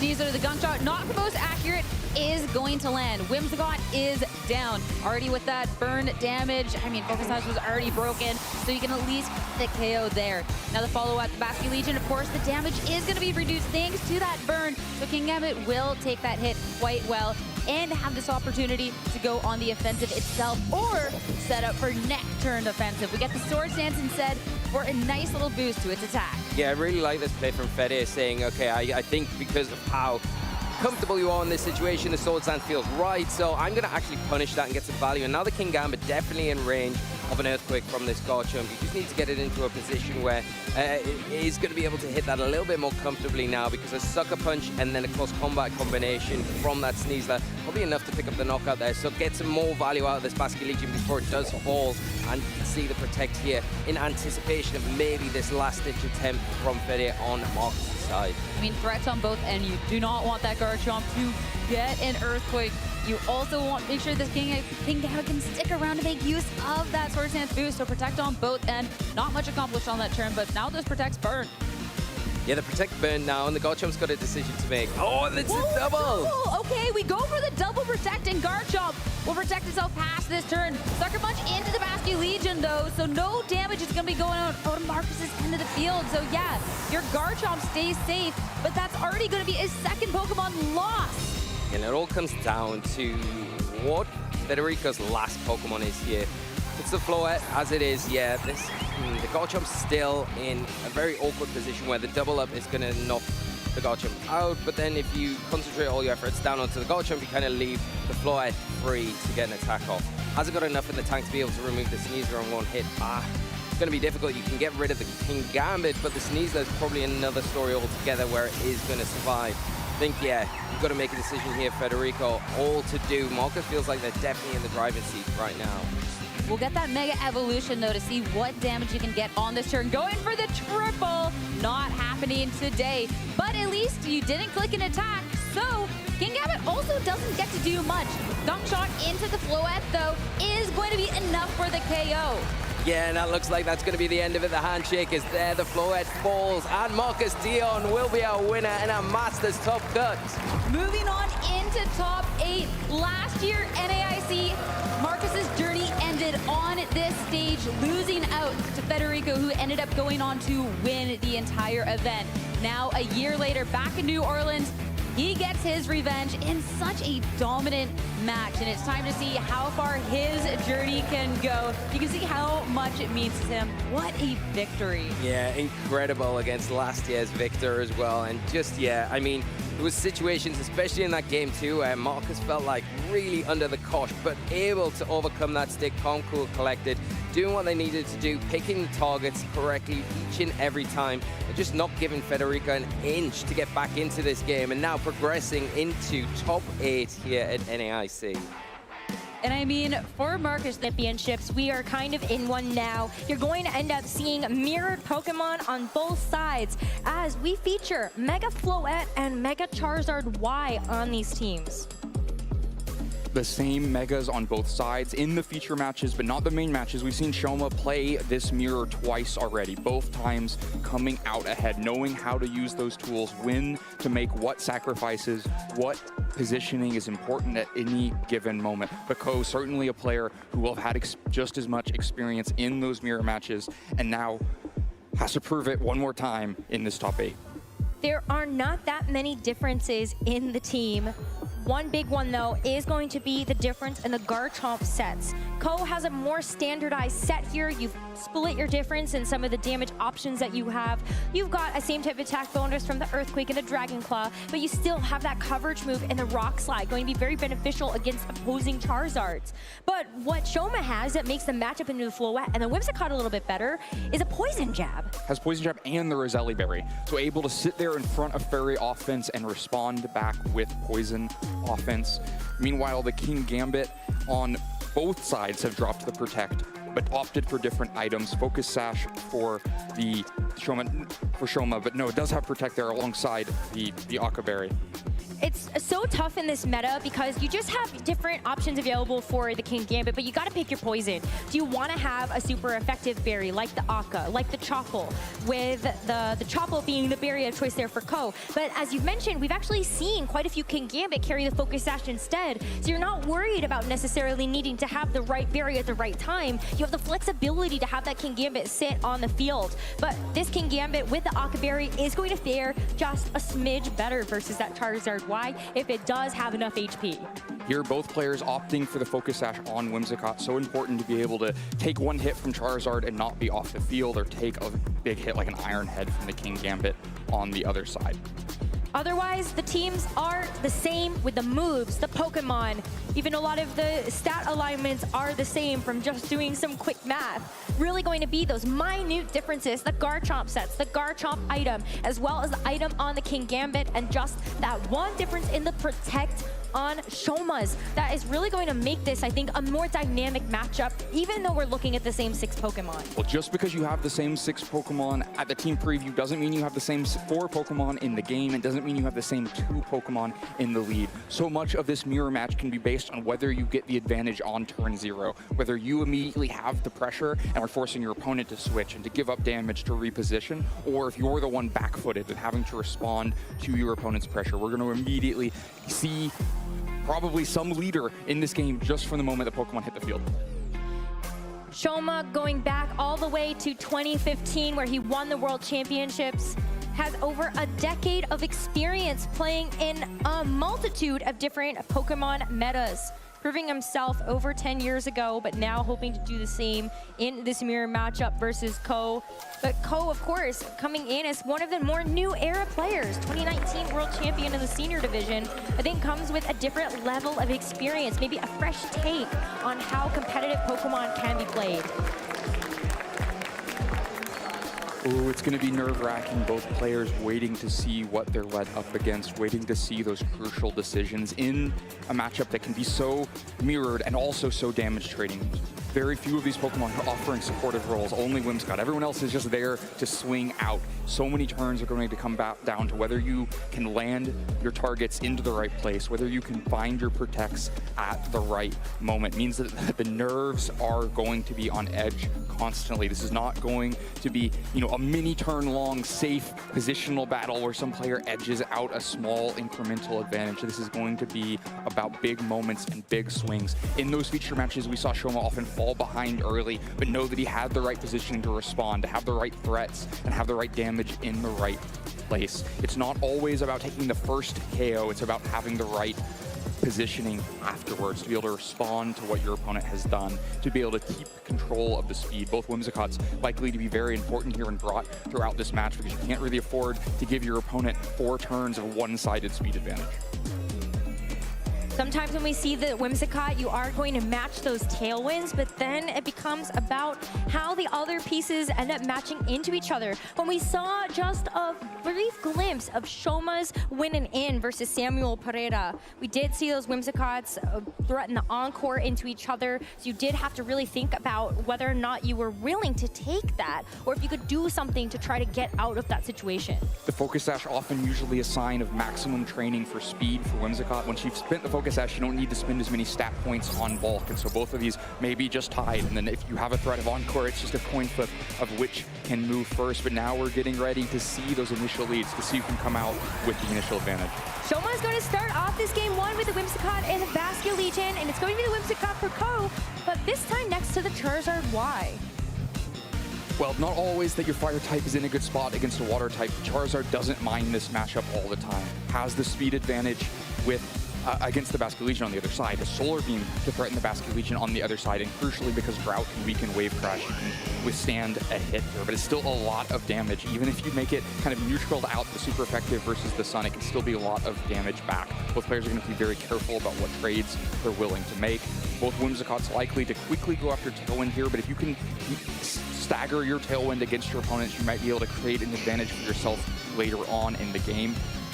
And if you can get a Moonblast into the other side, you can try to get rid of the Whimsicott early. Maybe if you can get a KO on Whimsicott, then you can create 4 turns of Tailwind advantage for yourself later on. Do you want to try to give up the Tailwind now, put yourself into a position where you might end up getting encored into it, or really is it all about going out on the offense? The Charizard Mega Evolving here leads me to believe that Ko is willing to push the pedal on the gas, but it's going to be the Moonblast from Shoma's Whimsicott that is able to move first. Ko responds in kind as both of their Whimsicotts end up losing the Focus Sash, and now it's time for Charizard to go out on the offense with a Heat Wave, but Heat Wave is not 100% accurate. The Whimsicott is going to hang on to that because Heat Wave just simply misses as Basculegion gets crit. I wonder if that double kind of negates itself out enough with that luck. Whimsicott even hangs on through the Wave Crash because the Sun was set by the Charizard. Also, both players looking for the quick KO on Whimsicott, trying to give themselves the only Tailwind or the only Tailwind later on, but both just quite missed the KO for different reasons. Heat Wave into Whimsicott would have been devastating for Shoma because then the Whimsicott on Ko side would have been free to just Tailwind. If there hadn't been Drought on the field, if Charizard had just protected itself on that last turn, then Basculegion would have picked up the KO on Whimsicott and Shoma would have been at a huge advantage. But between the miss and the Mega Evolution, we get a neutral field. We're back, but that just raises the stakes for this next turn. If the Whimsicotts again try to just Moonblast into each other, we probably just have a tie on which Moonblast actually lands. Also, is the Whimsicott on Ko side already in Aqua Jet KO range? That would keep you from Moonblasting, though you would be able to still get your Tailwind first, since that would also be at +1 priority. And maybe you can't afford to spend a turn Aqua Jetting when Charizard would be free firing. But first, Tailwind from Ko side is going up. Play it safe. You want to ensure that your Whimsicott is going to do something on this turn, and both of these trainers have the same goal in mind. Let's use the Tailwinds now as Basculegion goes out with an Aqua Jet into the Charizard. And with the Sun up, not going to be too much sweat off this Charizard's back. Whimsicott is not going to miss out on the Heat Wave this time, and neither is this Basculegion, but really would have wanted a second crit in order to actually knock it out. Basculegion could have had Last Respects or Wave Crash there, but had to respect that Solar Beam might have just outsped and KO'd before the Basculegion moves. So instead, it's just an Aqua Jet to get important chip into Charizard. That's particularly important because many Charizards are trained to be able to withstand the Rock Slide, but not if you've taken an Aqua Jet already. Also, no rush to get the Whimsicott off the field. The Whimsicott last turn had a priority move that was worth going for. Now, this turn would really like to Moonblast that Garchomp, but Aqua Jet does suppress the Moonblast at least because you're sitting at +1 priority, which means that you don't have much damage threatened to that Garchomp. And if the Garchomp's able to get a Rock Slide off just in response, in exchange for a Heat Wave, it's probably a very positive trade for Shoma. So this is a position where he's allowed the first KO, but isn't necessarily in that poor of a position because of it. Well, Whimsicott's going to protect itself with that threat of the Aqua Jet, and that's what we see this Basculegion lock into for this turn. But as Garchomp lets this Rock Slide go, is the Charizard going to fall to this? And yes, not even a question, this Charizard gets knocked out in one hit from that Garchomp. Of course, it had already taken a bit of damage there from that Basculegion on the turn prior with the Aqua Jet of its own, but it's a great KO to take. Yeah, we continue to see that Shoma really knows how to prioritize what damage when in this mirror matchup. Understood the Aqua Jet was needed to make sure that you could land that Rock Slide KO and make life impossible for Ko on that last turn. And you do protect the Whimsicott for this turn, but all that does is cut forward the pressure one more turn. You let Ko continue to suppress Ko continues to have one spot suppressed by the threat of Shoma's Basculegion going for Aqua Jet into Whimsicott. Now a very difficult decision on which Pokemon you bring in. It's Ko's own Basculegion now hitting the field, able to threaten a lot of damage into Garchomp, but with only one KO already down, Last Respects is probably not a KO there, and with the Sun up, you're not as worried about Wave Crash. Now, Now, if you think you can Aqua Jet the Basculegion on Shoma's side before it moves, that will suppress the Aqua Jet back into the Whimsicott on your side, which opens up the opportunity for a Moonblast back into the Garchomp, but it's risky. If your Basculegion ends up being slower, then you just take a pretty poor trade. You lose Whimsicott, you get the KO on Basculegion, but Garchomp gets a free hit into Basculegion, which could even be, you know, full power Earthquake if Shoma's pretty certain that's how the turn's going down. But lots of protects available as well. Shoma can just protect. You have to be a little bit careful. If you are going to protect from Shoma's side, you want to make sure you are dealing with Whimsicott now. So something like Protect Earthquake is an option to get rid of Whimsicott without the Encore. Yeah, well, Encore is actually just going to lock this Basculegion into the Wave Aqua Jet, sorry. And so that Aqua Jet is actually going to take the priority into the Whimsicott to knock it out once and for all. But what did this Garchomp end up doing? Garchomp goes for the Rock Slide, so there wasn't priority like on this own Basculegion for Ko. And that's going to be a last respects back. There's been a lot of partners that have been taken out, but not enough for that to be a clean one-hit knockout onto the Garchomp. Yeah, if you know that you're swinging into Garchomp, not trying to use your own Basculegion from Ko's side to chase after Shoma's Basculegion, then you can't afford that it might last respects and KO your Basculegion. So you need the Encore to make sure that it continues to Aqua Jet. And if you know that you're last respect, then you don't mind giving up Whimsicott because you need that extra KO down to buff the power of last respects. Maybe hoping that with 2 KOs with the Aqua Jet going to Whimsicott, last respects would be a clean KO into the Garchomp on the other side. Doesn't quite get it, but does keep both of these Pokemon so low that now you have a lot of priority available for the turn. The Basculegion can Aqua Jet the Basculegion on the other side. King Gambit can suppress Garchomp with a Sucker Punch. And so with these very low health bars, Ko creates a position where despite being down to 2 Pokemon, it's difficult for Shoma to find where to attack. Now the key thing is going to be what Pokemon is left in the back. We haven't seen a Mega from Shoma, so it's most likely the Charizard or the Floette in the back. Either one can come into a pretty positive position here. We've seen Shoma one-shot King Gambits on the other side with Light of Ruin. If you could find yourself in that position, then it could be really positive, but you also have to deal with the Basculegion at the same time. Wow, the Basculegion from Ko is actually going to move first with its Aqua Jet, so it's able to take the knockout into the Garchomp without any problems. And we know that Shoma's Basculegion is locked into the Aqua Jet because of that Encore. And so maybe we find out a little information about the way that these Basculegion are trained. King Gambit follows suit with that Iron Head. There's a double KO here for Ko. And now we get to see what that final Pokemon is. Right, Ko exploits those low health bars. Shoma doesn't try to do anything to disrupt that position. Just accepts the 2 KOs and the little damage back. Puts all of the stakes on the last Pokemon, on this Floette, hit the field and close it out. It probably can KO either Pokemon in one hit, can move before either Pokemon. Can it deal with both? With Iron Head on King Gambit for Ko, the threat of a KO back on the Floette is there. Basculegion, if you KO the King Gambit, will certainly KO Floette back with last respects. And the Dazzling Gleam is certainly not enough damage on the King Gambit. So it feels like Ko has the position here where he says, Shoma, take what you want. Take any of it. Take a Dazzling Gleam for a bunch of damage. Take a KO in one slot or the other, but I will respond before the turn is over and get mine back. There's probably no scenario where this Floette's able to knock out this King Gambit with a single Moonblast. You're likely going to need to throw a Light of Ruin at that Pokemon in order to ensure that you get the job done. But then you're taking a ton of recoil back. And even if you were to KO with a Moonblast, a fully powered Last Respects is going to one-hit KO this Floette regardless. A great pin created by Ko with this Mega Floette on the field as Shoma's last hope in this first game. The Fairy Aura will radiate. Maybe this Floette can get something done with a critical hit from the Dazzling Gleam, but it's not going to pick up either target. No crits here. Last Respects gives a final goodbye to this Mega Floette, and Ko Tsukide wins game 1. What a tense match. What a back and forth. You can really see how the dominoes start to fall in this mirror match, where just because you take the early KOs doesn't mean you're at the advantage. Ko able to take the first KO, but then there's a great response from Shoma, but that response leaves Shoma's Pokemon at such low health. Garchomp and Basculegion so low that Ko was able to easily clean it up and create the final Pokemon advantage, the 2 versus 1, the decisive 2 versus 1 when your opponent cannot deal with both of those threats at one time, and so move himself up 1 game in this set. It's tough when it was the Mega Floette by itself. Like, I don't know if the situation changes very much, if it ends up being like the Basculegion as the Pokemon that's trying to take on that 2v1, or even if that changes if it's the Charizard that's in the back versus either of these Pokemon. Surely you think that maybe you do end up getting a better matchup into something like the King Gambit, but that Basket Legion is still going to threaten the last respects into you. Right, you probably still can't take the Basket Legion and the King Gambit all bat down at the same time. I think it's worth noting that the King Gambit on coast side is particularly vulnerable to Charizard. We've seen very few that have the combination of no Akaberry, no Focus Sash, and no Protect. A Fire move is just going to free swing into King Gambit on coast side if that situation ever arises. But Floette, pretty easy to choose in this matchup as well because it is so useful against so many Pokemon, and we saw for Shoma that to be a pretty consistent choice in these mirror matches. Particularly helpful that you can still get that KO on King Gambit with Light of Ruin when you need it, but you have to have a Pokemon advantage. You at least have to be in a 2-2 situation, not down a Pokemon in the end game. I think a big part of how that advantage was created was the Encore into Aqua Jet earlier on. You can imagine that in-game playing out very differently. If Basket Legion is able to protect itself through that turn, let Garchomp go down, and then have a 2v1 with both of your Basket Legion and Floette, then it's not so simple for Ko.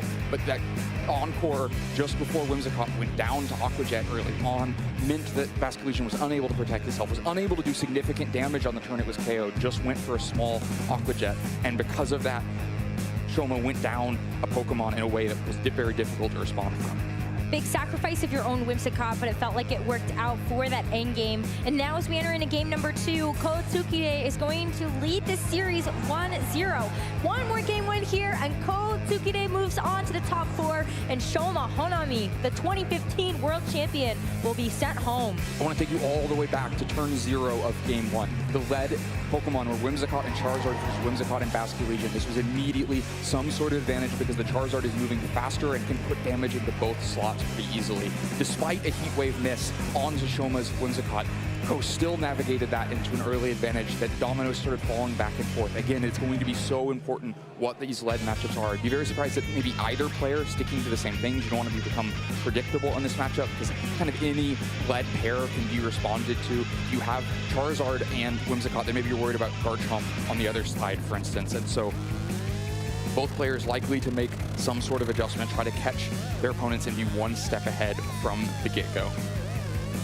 And if they don't, then we have to see a difference in choices on those first couple of turns. Maybe we don't see an all-out brawl with these Pokemon going out on the offensive. Maybe it's a bit more of a defensive play, maybe a couple more protects involved. But let's get into it. Game 2 of the Masters Division Top 8 match between Shoma Honami and Ko Tsukide. We will see them take to the field once again, where Ko does have that one-game lead. And for Shoma, it's going to be a switch-up. The Whimsicott hits the field again, but this time it's next to the Garchomp, and the Mega Floette is so happy about that. Well, Ko maybe had a minor advantage in the leads in game 1. He has a major advantage in the leads in game 2. But the good news for Shoma is that with the Roselli Berry and the Poison Jab, it's not nearly as bad as leading Garchomp and Whimsicott would usually be into Whimsicott and Floette. Now, you still have to worry about just overwhelming damage. Moonblast and Dazzling Gleam will not care about the Roselli Berry. You will just pick up that KO on Garchomp. And Poison Jab will just take Whimsicott down to Focus Sash or miss a KO into Floette. I don't expect it's enough damage to one-hit KO by itself, and you would need a Tailwind likely from Whimsicott to really help make that damage come through, because usually these Roselli Berry Garchomps are slowing down some, but we do know it's a jolly plus speed stat alignment for the Garchomp on Shoma's side, so maybe faster than the Floette on Ko's side, which has the plus special attack stat alignment. For now, though, Shoma's Whimsicott just going to protect itself. But if it's jolly, it means that it's not adamant. That means it's not going to be hitting as hard. So maybe you're right that it is going to end up being just a non-knockout. Well, Whimsicott, though, is going to be taken down to its Focus Sash. And that's certainly not a lot going on for the Whimsicott right now for this point in time. And Floette actually stays to just go for a Dazzling Gleam. You know what? We saw this happen in the off-stream match between Shoma and Samuel. We saw them Floette on the field, not Mega Evolve, because you don't want to give over that Fairy Aura to the opposing Whimsicott. Yeah, in that situation, though, it was about the Whimsicott attacking into a Garchomp. I think much more surprising here to try to keep the Fairy Aura off. It would just mean less damage into the Floette on Ko's side, but certainly much more Poison Jet damage into the Floette on Ko's side if Shoma had swung there. I think very fortunate that that turn works out without a Poison Jab into non-Mega Floette that would have done so much damage. Gets away pretty well here, though. Manages to break the Roselli Berry at no cost of Floette's health. Is now threatening either Moonblasting the Garchomp or Tailwind and attacking with Floette. Meanwhile, the Whimsicott on the other side protected itself for the turn, did successfully protect through the Moonblast from the Whimsicott on Ko's side, but didn't establish Tailwind for itself. Did become possibly vulnerable in Encore, though I can't imagine Ko trying to immediately risk a 50-50 there. For now, Garchomp's got to get off the field, got to get away from these fairy attackers. Yeah, but this Floette is going to come in and also not be Mega Evolved. And Ko's not going to Mega Evolve his own Floette either. We just have a Turtle Floette on the field without that Mega Evolution. They are just going to try to hit these Dazzling Gleams and Moonblast without that additional stats. The Dazzling Gleam is good to bring this opposing Whimsicott down to half, but we trade the Tailwinds here. 2 turns of not Mega Evolving the Floette, to me, starts to telegraph Charizard in the back. Very rare that you would try to use these Pokemon together, but it's an explanation for this situation. If you think that Floette can kind of bait out a lot of intention from Shoma, can still accomplish important things like getting rid of Garchomp for Charizard in the future, but then you have a Charizard to punish an in-game that's reliant on things like the King Gambit, then maybe it works out. Or maybe it really is about making sure that the Whimsicott on the other side doesn't have a boost to its own offense. But for now, things are going so well for Ko. Has established so much damage, has matched Tailwind, has broken the Roselli Berry, is just getting whatever he wants. But for now, the Floette on Shoma's side out onto the field, that's going to go ahead and instantly Mega Evolve. No patience, no waiting here. The damage is coming from Shoma's side. But it feels so bad that you had to switch in your own Floette to damage right from the get-go. That Dazzling Gleam chipping away at that Mega Floette means that it doesn't have as much longevity in this game, but we're still not seeing a Mega Evolution from Ko. This Floette is staying in that baby form. Floette still goes for the Moonblast here, and I think gonna take that actually quite well, despite the fact that it doesn't actually have that Mega Evolution, but that special attack drop certainly going to play a role as that Whimsicott does not get knocked out in response. Whimsicott hangs on. This could be really important. You could see Shoma's prioritization on the last turn, trying to encore Whimsicott, because while you're taking a 50-50, if you think the Whimsicott's going to use a priority move like Tailwind, the Encore does successfully suppress Moonblast. There's no way for Ko to click Moonblast if Shoma's going to invest in Encore on that turn. And if you know that you're Mega Evolving your Floette and he's not going to Mega Evolve his, then you know you have the speed advantage between the two Floettes. But if Ko would be able to get the KO on Whimsicott, then you have the Whimsicott on your own side able to outspeed the Whimsicott on Shoma's side, or rather the Floette on Shoma's side, and add in its own Moonblast damage. So really important that Whimsicott was able to hang on to that turn. We're also going to start getting deeper into this Tailwind, where if one player can manage to preserve Whimsicott to the other side of it, it's a massive advantage. Ko recognizes that, wants to get Whimsicott into the back, and does show us Charizard. Here's why Floette is not Mega Evolved. Wow, I mean, you're going to see the Protect from the Floette, but absolutely, you're hoping that you can actually utilize the Mega Evolution on your own Charizard, but you're bringing it in to a Moonblast from the opposing Whimsicott, and potentially a double up from that Mega Floette. It is the Dazzling Gleam as the offensive option of choice, and so Charizard, while Fire type is going to be resisting these Fairy type attacks, still gives up over half of its HP to get on the board. This is certainly the advantage of the Fire-type Charizard that you're able to come into this, but like you said, that's over half of its HP, most likely, at least in Light of Ruin KO range, if not in Moonblast KO range already. It's certainly in KO range for a double of a Whimsicott and Floette. We just saw that damage. And now you're going to have to Mega Evolve one. You've spent all this time with a regular Floette avoiding the Mega Evolution, but do you think that Charizard now has been so, neutered by taking damage as it comes in that actually I'll switch back to Floette, or you continue with this strategy, try to use the Mega Evolution for Charizard now. You would really like to get KO on Whimsicott in this window, because Shoma has kept his Whimsicott on the field, kept it exposed. If you can get the KO on it while your own Whimsicott is in the back, then that's future Tailwind advantage for you. But if that Whimsicott manages to just hang on the field and get a second Tailwind up, then you spend a lot of time switching out your Whimsicott to no real advantage. I mean, the Charizard is going to protect itself first, and we're just going to see attack from the remaining Pokemon. As Whimsicott unleashes that Moonblast, that's going to be the final damage that Ko's Floette can take in the second game. You have preserved your Charizard, but at what cost? Shoma would have liked to have been able to land that Light of Ruin into the Charizard, but now you've got both of your Whimsicotts back on the field. If you're Ko, are you happy with that? Right, showing the willingness to Light of Ruin despite the damage already on Floette on Shoma's side, because it is a pin. If we're throwing Moonblast at Floette and Light of Ruin at Charizard, there's nothing that either of them can do. There's no way for them to get to that 4 HP on Whimsicott, and with one turn left in Tailwind, making sure that you use offense as a great defense to keep Whimsicott on the field, you can now threaten Tailwind. And so as both Whimsicotts enter the field again, they can just match Tailwind. There's no way for Ko to get a one-sided speed advantage that would let Charizard move before the Floette on Shoma's side, so he stays vulnerable to Light of Ruin protected through the last turn, but now it's difficult because you can't safely protect again. You're at risk of Encore, though I think the match tailwind is much more likely, and you're at risk of damage from Floette as well. Wouldn't be surprised to see Charizard flee to the back, but it really depends on what that fourth Pokemon is. I mean, Garchomp, Kingambit, they can't come into Light of Ruin. You could maybe hope that it's just enough recoil to get rid of Whimsicott on the other side, but no, going to just have to Mega Evolve right now on such a back-footed position that it's press the button now. Ko has already won one game in the series. He can afford to play around in the second one just a little bit, but your hopes are really residing on this Charizard's shoulders. As the Whimsicott from Shoma does get the tailwind, Ko can match that with his own Whimsicott, but now it's about how the Floette and the Charizard are going to interact with each other, and the Floette from Shoma is good for this Light of Ruin. Charizard has to be on the receiving end of this one, gets knocked out, and so Ko loses his Mega Evolution and another Pokemon in the same turn. What going ahead and investing the Charizard Mega Evolution on that turn, even if you think Light of Ruin is coming, does, is it makes sure that it is Light of Ruin and not Dazzling Gleam. So that keeps your Whimsicott on the field as well, so that it can apply offensive pressure on this next turn. That means that you probably have a Moonblast KO on the Floette on the other side, but Garchomp not the Pokemon that could finish this off. You know, imagine if you have Basculegion, you're threatening Moonblast and Aqua Jet to finish off a couple of KOs. If you have the Kingambit, you can at least threaten Sucker Punch to stop the Moonblast from the Whimsicott on the other side, but Garchomp is such a more difficult situation here. Probably faster than the Floette on the other side, but it's really the Whimsicott that's a problem. If you lose a speed tie between Whimsicotts, things can fall apart very fast here. If Shoma's able to get a Moonblast into Ko's Whimsicott, leave him down to just one Pokemon. Then Garchomp can move before Floette, but you're down to then Whimsicott and the last Pokemon for Shoma. Very uphill position to be in. So it's not over for Ko by any means. If you can get the right protects at the right moment, but Encore going to deny Moonblast on this turn. Could have used a priority move possibly over it, but you don't want Moonblast to be allowed from Shoma's side. So going to force a second Tailwind, leave Garchomp on an island by itself. Rock Slide going to be the damage.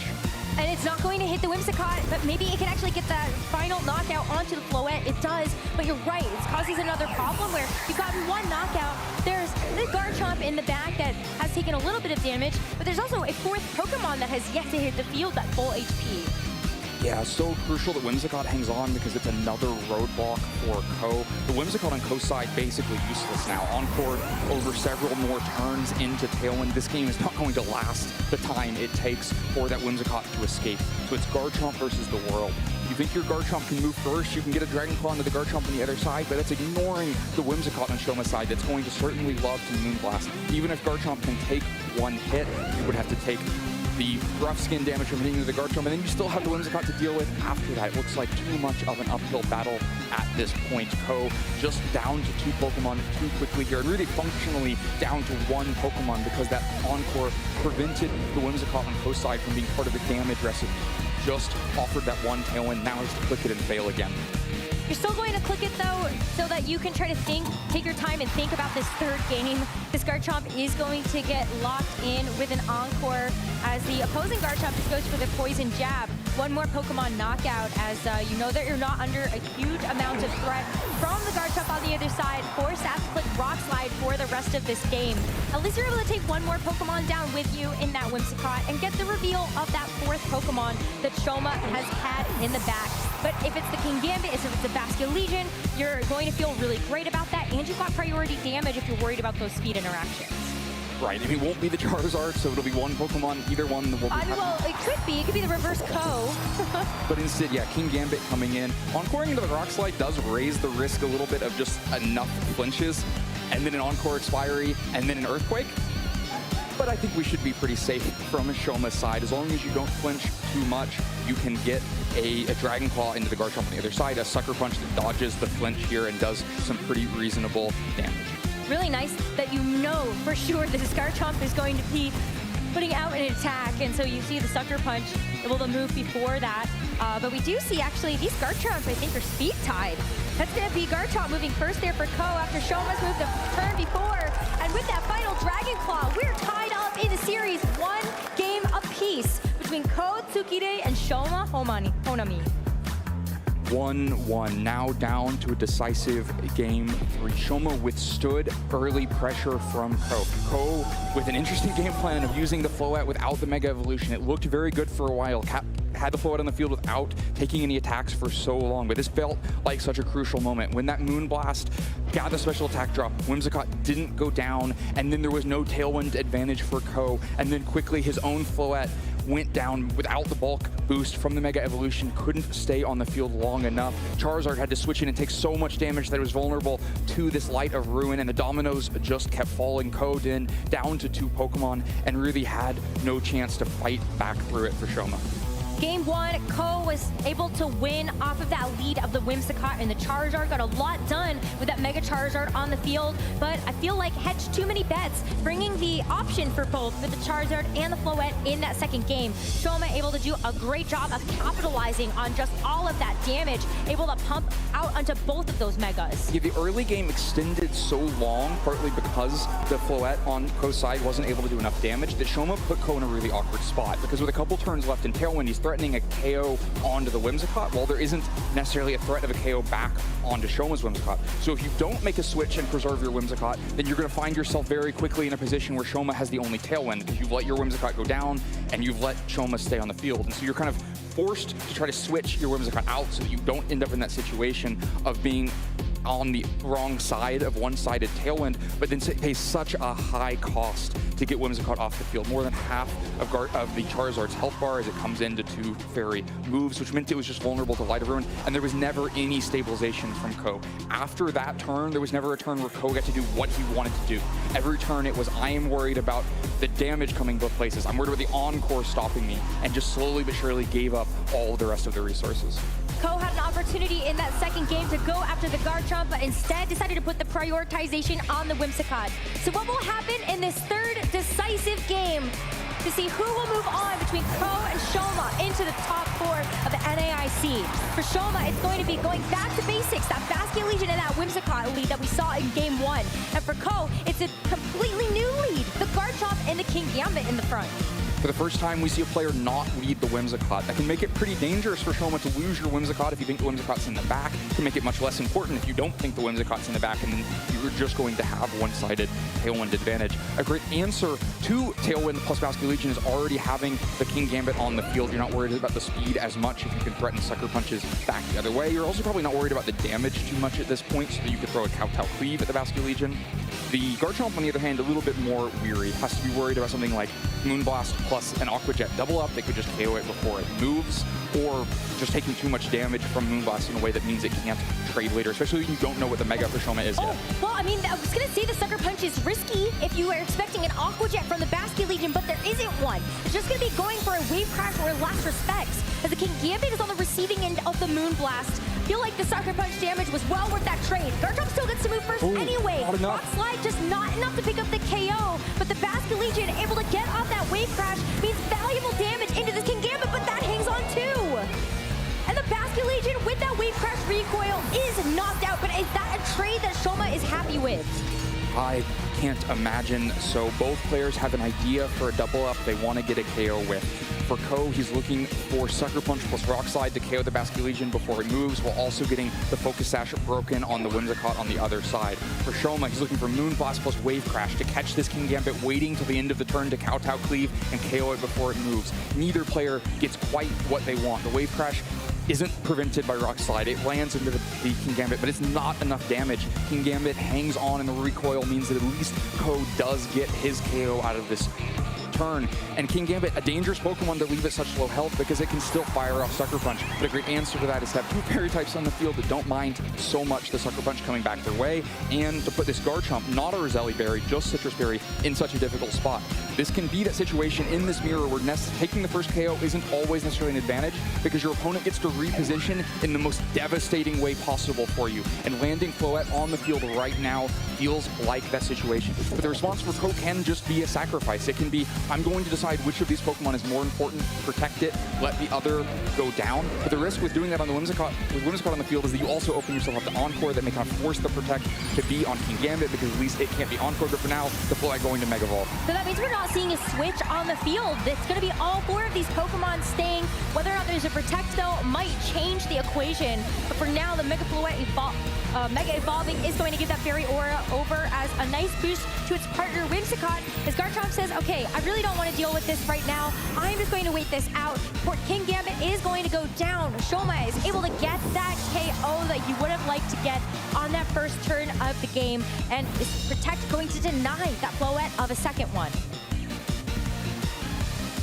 So Ko decides the Garchomp. Sitting at full health and nice is the more important Pokemon. Protects it and sacrifices King Gambit to get the reposition. But like I mentioned, that leaves the risk that you're never having to deal with the threat of Encore in the next turn that may funnel the Garchomp into switching if you can't provide enough pressure. But maybe something like Charizard hitting the field means that if you're just threatening a massive heat wave right now, can Whimsicott really afford to spend a turn trying to Encore Garchomp, especially if Garchomp were to switch and that heat wave were to just land into both Pokemon? Or even if Garchomp doesn't switch and you're just willing to give up the Encore and the Fairy Off Prince from Floette, your opponent is falling so far behind if you're landing heat waves into these Pokemon, getting a KO into Whimsicott, getting so much damage on Floette. So just saying, yes, you can Encore me, but I have so much offense on the field right now. Are you really going to deal with it? And this is that position where when you take a KO in this mirror match that is so much about demonstrating, you let your opponent respond in the most devastating way. And this time for Shoma, it's Charizard landing on the field, resisting all this fairy offense and threatening so much damage. And really difficult for Shoma to not know what the fourth Pokemon is at this point. You don't know whether you're worried about a Whimsicott in the end game, whether you're worried about a Basculegion in the end game. For now, the Garchomp going to switch, doesn't want to be Encored. No, it's going to be the Whimsicott as Ko's fourth and final. And so Shoma does get the answer to that question. He can game plan around this Whimsicott being that in the back. But this Charizard on the offensive, Mega going to give that Sun over to boost up those heat waves or a Weather Ball. And we'll see how Pokemon respond.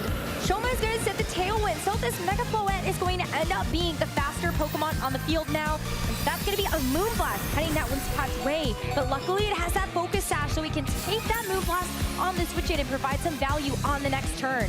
But Charizard gets away with this. Heat Wave, though, it's going to miss the Pokemon. It misses the Floette, but it gets the Whimsicott. Whew. Gets one of the KOs, but doesn't get all of the damage in the Floette.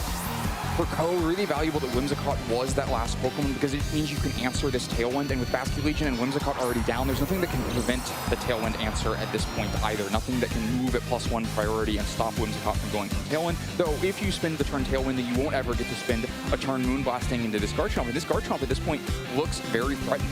Wants a chance to Rock Slide, and it doesn't matter how little damage Floette is doing to Charizard. If there's a Rock Slide on top of that, that will be the KO. And the Garchomp in the back for Ko does not want to have to fight against these Floettes. We've seen Shoma be down to 2 Pokemon, but have the right 2 Pokemon at the right time, and this feels like it might be that. Has all of the turns of Tailwind ahead of him, has the 2 best attackers on the team with the Floette and the Garchomp to close out against Garchomp and Charizard.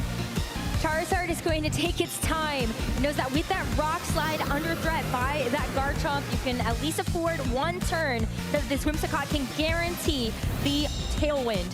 Rock Slide comes out for the Garchomp. He's going to connect in the Whimsicott to get the knockout. And now we're down to a 2v2.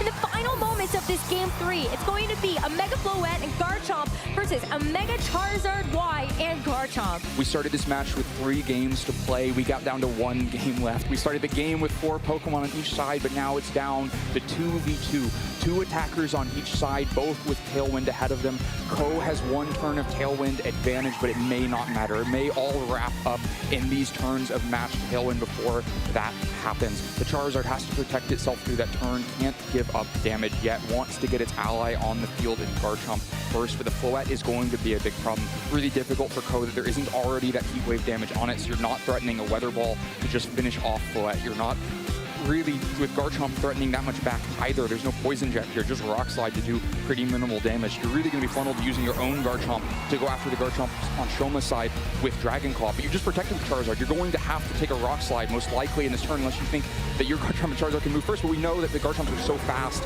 that the Charizard will move after the Garchomp on Shoma's side. The Garchomps are speed tied, so a speed tie could determine the rest of the course of this game. Garchomp from Shoma has the Rock Slide, but can you actually go for something like a Dragon Claw instead? Plus speed Garchomp, the stat alignment plus speed should not be able to one-hit KO opposing Garchomps with Dragon Claw. So both Garchomps should get a chance to move, barring any flinches. So you can put a lot of damage on each other. You can put so much damage down with Dragon Claw that the Rough Skin back is a KO. But yeah, first the Dragon Claw. First, Garchomp does not get knocked out, so it's able to fire off another attack. You do have the Rough Skin recoil first, but the Rock Slide connects. It's good for both. Charizard is able to hang on through that, but can it fight through a flinch? 30% chance that this Charizard game. 0% and the chance. flow bet is going to make that 0. A double knockout for Shoma, a Game 3 win, and Shoma Honami is going to move on to the top 4 of NAIC. Shoma has shown us in these Fat Future matches and once again in the top 8 that he knows how to play this mirror, how to preserve the right resources at the right time. Keeps Garchomp and Float the perfect answers to Charizard and Garchomp on the other side. Has the Rock Slide, has... Starting with Adrian Hurley, typically he likes to run these 2-2-2 kind of teams, but this is looking a little bit more familiar, I think, to people who've been watching the stream. Definitely, if you were around for the beginning of Pokemon Champions back in April, this was certainly a team archetype with the Venusaur continuing on the Charizard Aerodactyl squads, and of course Arsal Puri winning Indianapolis Regional Championship with the Venusaur on this Sun team as well. All right, so what I really like about this team, as we've seen throughout this tournament, is the amount of flexibility that these Pokemon have. Ice Fang on Aerodactyl has done some amazing work this weekend, especially when you are playing against these teams that also rely on Garchomp and Aerodactyl, as Francesco has. We've also seen just how valuable Sleep Powder on Venusaur can be throughout the weekend, and of course these 4-attack King Gambit also give you a lot of playability into your opponents. Of course, those kind of come at the cost of, being able to switch these Pokemon around, as the Adamant King Gambit isn't necessarily known to be as bulky as some of the other ones in this tournament, so Adrian will have to be a little bit careful about the positioning of these Pokemon. But overall, these 6 Pokemon are arguably some of the strongest in the metagame right now, and they've certainly served him well throughout the tournament. Also important to know, Adrian's Aerodactyl does not have Tailwind, as Garchomp has Choice Scarf, Venusaur has a Chlorophyll boost for the Sun, and King Gambit has Sucker Punch. He doesn't necessarily need the Tailwind as much as some other teams, so he has room for dual Wing Beat in that last slot. Taking a look at Francesco Piopero's team, going to be very similar, many of the same Pokemon that Adrian is running.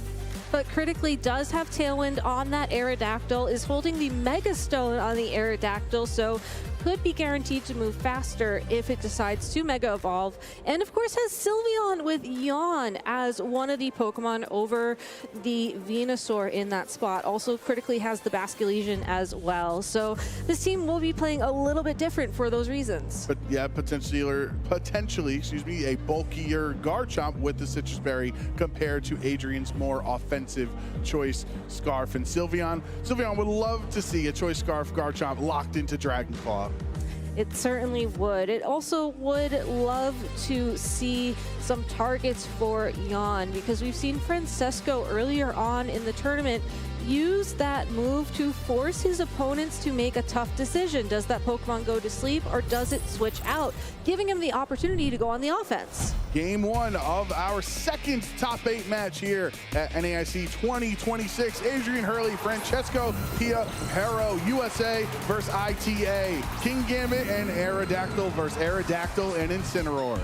All right, it looks like Adrian starting things off with an Intimidate, unfortunately, into the King Gambit, activating that Defiant ability, boosting its attack by 1 stage. That is terrifying now with a stronger Kowtow Cleave, a stronger Sucker Punch, whatever Francesco wants to go for, and he has the speed advantage potentially because his Aerodactyl has Tailwind and Adrian does not. Exactly, and Francesco's King Gambit also is holding Low Kick as one of its moves, which means it would be able to target down that Incineroar for super effective damage after the threat of Fake Out is no longer on the field. So Francesco already off to a great start and going to be taking the momentum even further with a Mega Evolution. No swaps by either trainer here on turn 1. They want to get right to the action. Francesco Mega Evolving his Aerodactyl immediately, and Adrian will respond the same. The fastest Pokemon in the metagame. People will always speed creep their Pokemon to outspeed Mega Aerodactyls in Tailwind. That's how important of a Pokemon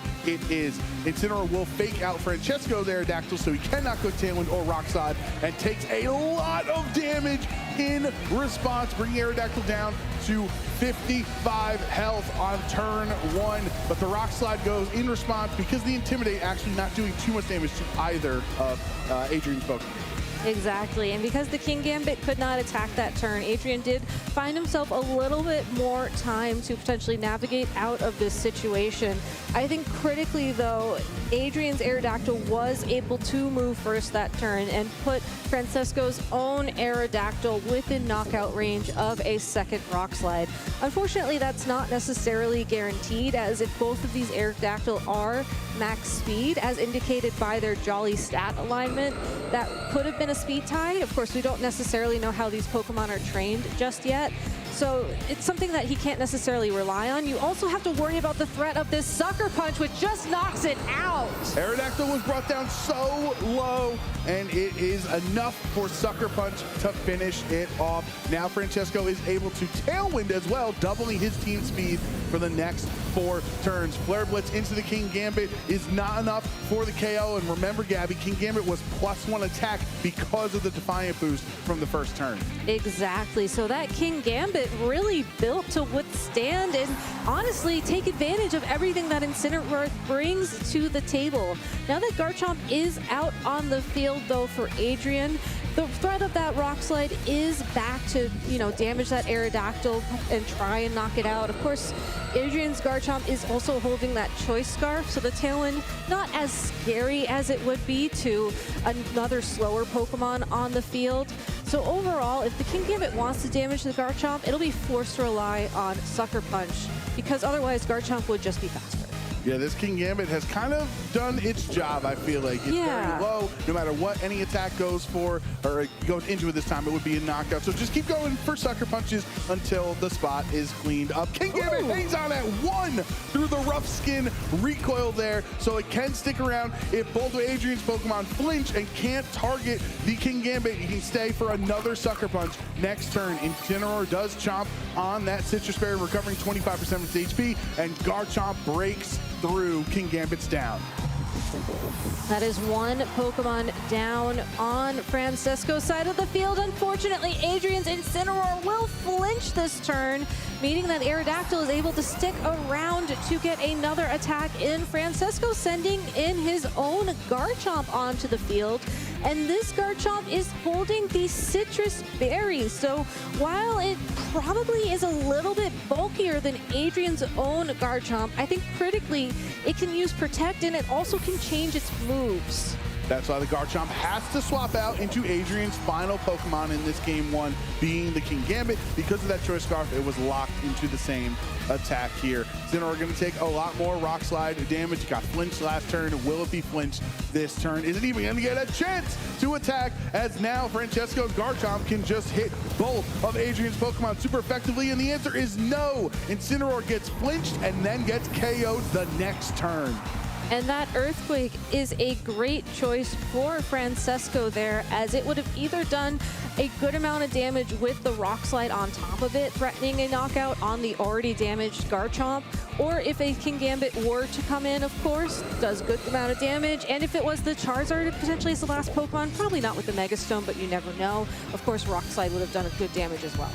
Yeah, I think Francesco in a really solid spot right now compared to Adrian. He's taken a lot of damage. He's obviously lost his Mega Evolution, and the less flexible nature of Choice Scarf Garchomp puts him in a tough spot, especially when Francesco can somewhat just always outspeed when he has access to Tailwind. Exactly. So Garchomp can lock into one more move in this position, and I mean, the nice thing about Dragon Claw here is that it is guaranteed to hit, and Aerodactyl is at low enough health that King Gambit's Sucker Punch should, do a decent amount of damage to the Aerodactyl to threaten it. But overall, like you were saying, Francisco just has so much more momentum. There's another Pokemon that we haven't even seen yet in the back of his party, and hypothetically speaking, if it is that Sylveon and we see a Dragon Claw, that's an automatic win condition for Francesco. This is also one of the big differences between the two Aerodactyls, Gabby. Wide guard on Francesco's Mega Aerodactyl, where Adrian Hurley had a dual wing beat instead. That ignores the Earthquake as a spread attack. Garchomp locked into an attack that did no damage. Francesco gets a double KO and is 1 win away from top 4. An excellent game there from Francesco. Just had the lead from the beginning, thanks to the differences in his Aerodactyl versus Adrian. That Tailwind, once it was allowed to get set up on the field, just giving him the advantage over the Choice Scarf on Adrian's Garchomp. It just was not enough to make up for the fact that Francesco's Pokemon were just naturally faster consistently. So let's think of some options here for Adrian, Gabby. The Incineroar, very nice to intimidate Aerodactyl, but is it worth lowering the Rock Slide damage at the cost of boosting King Gambit's attack output? And then those +1 Sucker Punches into your own Mega Aerodactyl were really scary. They were. And the unfortunate thing about that is you still want to bring your Incineroar to intimidate the other Pokemon that Francesco has, right? So you can't really make that trade. You're not in a comfortable place to make that trade. You really want to just find the positioning where you can send in the Incineroar so that the King Gambit isn't present on the field. But that's where Francesco made a great call to just have that King Gambit on the field already. There is one thing Adrian can do to make sure that Aerodactyl can't click Rock Slide or Tailwind or Wide Guard, and 75% of the time, he can put it to sleep with a Venusaur Sleep Powder. That would work. You're absolutely correct, but the other part of that percentage is that it would miss, and you're also, potentially bringing your Charizard to try and boost the Venusaur's speed so that it would be able to attack first. And as we've seen throughout this tournament, Charizard does not have the best matchup into the Aerodactyl. So do you decide to bring the Venusaur without the Sun support? What do you leave behind? It's a very tough decision to make, and I don't think that's quite the best adjustment for Adrian. Adrian, one loss away from being eliminated from Top Cut of NAIC, one loss away from having to hope and cross his fingers that he does qualify for the Pokemon World Championships this summer, but will he take his fate in his own hands and force a Game 3? Well, it looks like Adrian is going to be setting up the Sunlight, as it is that Charizard and the Venusaur out on the field as his lead. Sylveon and Aerodactyl going to be the adjustment for Francesco, and I think you're right, Joe. I think we're going to at least see the threat of Sleep Powder from this Venusaur. And I mentioned the threat because that's really what it is at the end of the day. You certainly can go for it, and I think that's sort of the nice pressure about Venusaur, is that you don't have to, but your opponent has to play like you're going to try. Garchomp will swap into the Sylveon position just in case the Venusaur wants to go for a Sludge Bomb or something like that. And Francesco locking in that Mega Evolution right away. Super speedy Mega Aerodactyl. And Adrian actually going to respond with a Mega Evolution of his own. Will this be a Protect? Do you want to just try to set the sun to activate Venusaur's Chlorophyll ability, doubling its speed, making it even faster than Mega Aerodactyl? There is no Protect. Sleep Powder goes to Aerodactyl, and 25% chance happens. It misses the Sleep Powder, and Venusaur is done for. Dual Wing Beat is usually the attack that people drop so that they can run Wide Guard and Protect on Aerodactyl, but Francesco, again, making a great call during team building to just bring it anyways. Because the Venusaur is so strong into some of his other Pokemon, right? Into the Sylveon, potentially Earth Power to King Gambit, the grass attacks that are into Basculegion. You need the Dual Wing Beat on this super strong Aerodactyl that wasn't intimidated because Incineroar was not brought for the lead. At least Tailwind wasn't set up that turn, so this Garchomp on Adrian's side of the field is going to be the fastest Pokemon this turn and can still threaten a Rock Slide into the opposing Aerodactyl, which has taken some chip damage from the Heat Wave that Charizard used the previous turn. And if Adrian decides to go for a Rock Slide, there is also that chance of a flinch. So it's not like Francesco is guaranteed to get the speed control on his side of the field this turn, but still, that Sleep Powder miss was really rough for Adrian. Adrian will swap Incineroar in here. There is no King Gambit on the field, so you can definitely just intimidate both of Francesco's physical attackers. Dragon Claw doesn't get it with a critical hit that would have taken down Mega Aerodactyl, but Adrian does not get it. It will allow Aerodactyl to set Tailwind to double his team speed and allow Garchomp to now outspeed all of Adrian's Pokemon. There's a -1 Earthquake. It is super effective, but it looks like it would still be a 3-hit KO into Incineroar. That Incineroar's Intimidate once again coming in handy, and Adrian finding the opportunity to get it on the field when there was no King Gambit. So Incineroar now has the opportunity to just stay on the field for as long as it's needed. The Harsh Sunlight is set, so those Flare Blitz are going to be doing a little bit more damage, and even if the King Gambit decides to swap in on it, it's not going to activate that Defiant ability, right? So this Incineroar has found the best positioning it's going to find in this match. Yeah, you can fake out Aerodactyl, you can fake out Garchomp. One of those two spots you know for certain it's not going to be able to attack. Could be huge for Adrian if he calls a fake out into Garchomp as Sylveon swaps into the Aerodactyl. That would mean there's no attacks, and there will be no attacks as Francesco is just going to protect here. Dragon Claw into the Fairy type. That's something we previewed before game one, Gabby said if your choice locked into Dragon Claw, Sylveon is having a great time. And Francesco just making that switch very confidently there, and also with the Protect on the Garchomp. No damage that turn, just seeing how Adrian was gonna approach it. I like how he tried to go for the parting shot there, just trying to weaken that Garchomp's attack further, give his own Garchomp potentially more time on the field, and also allowing his Incineroar to potentially come back later to go for a fake out. But at the end of the day, we're still in the same position now where the Incineroar and the Garchomp are on his side of the field. They're definitely threatened by the Sylveon. They're threatened by that opposing Garchomp. Francesco still has the lead in this match. How bulky can this Garchomp be? There's no Citrus Berry. It's Choice Scarf, right? You maybe think that might just be purely into an attack and its speed there. Would it be able to endure a Hyper Voice? It's super effective. It's really a tough call. But the Rock Slide that Francesco had calling the Charizard switch in 4 times, super effective, lowering its speed, and now Hyper Voice is resisted in Charizard. Neutral to Incineroar brings them both down very low. Fortunately, Incineroar will recover 25% of its HP with its Citrus Berry, and Throat Chop stops all sound-based moves like, say, a Hyper Voice. And the one thing about Francesco's Sylveon is that Hyper Voice is going to be its best attack, at least damage-wise. It does have Quick Attack, which will attack with priority, and it could use Yawn to put Pokemon asleep, but if Francesco wants to rely on that Pokemon for those bigger hits, that tool has now been taken away from Sylveon. Something that fellow Italian might have made the decision for Adrian and Marco Silva by winning with Parrish and Mega Gengar last weekend in Turin is that now you run Throat Chop on Incineroar as your Dark Attack instead of Knockoff to stop all of those sound-based moves. So Sylveon accidentally catching a stray because of how strong Mega Gengar is in this format. It will just be a double protect and then the Charizard protection as well.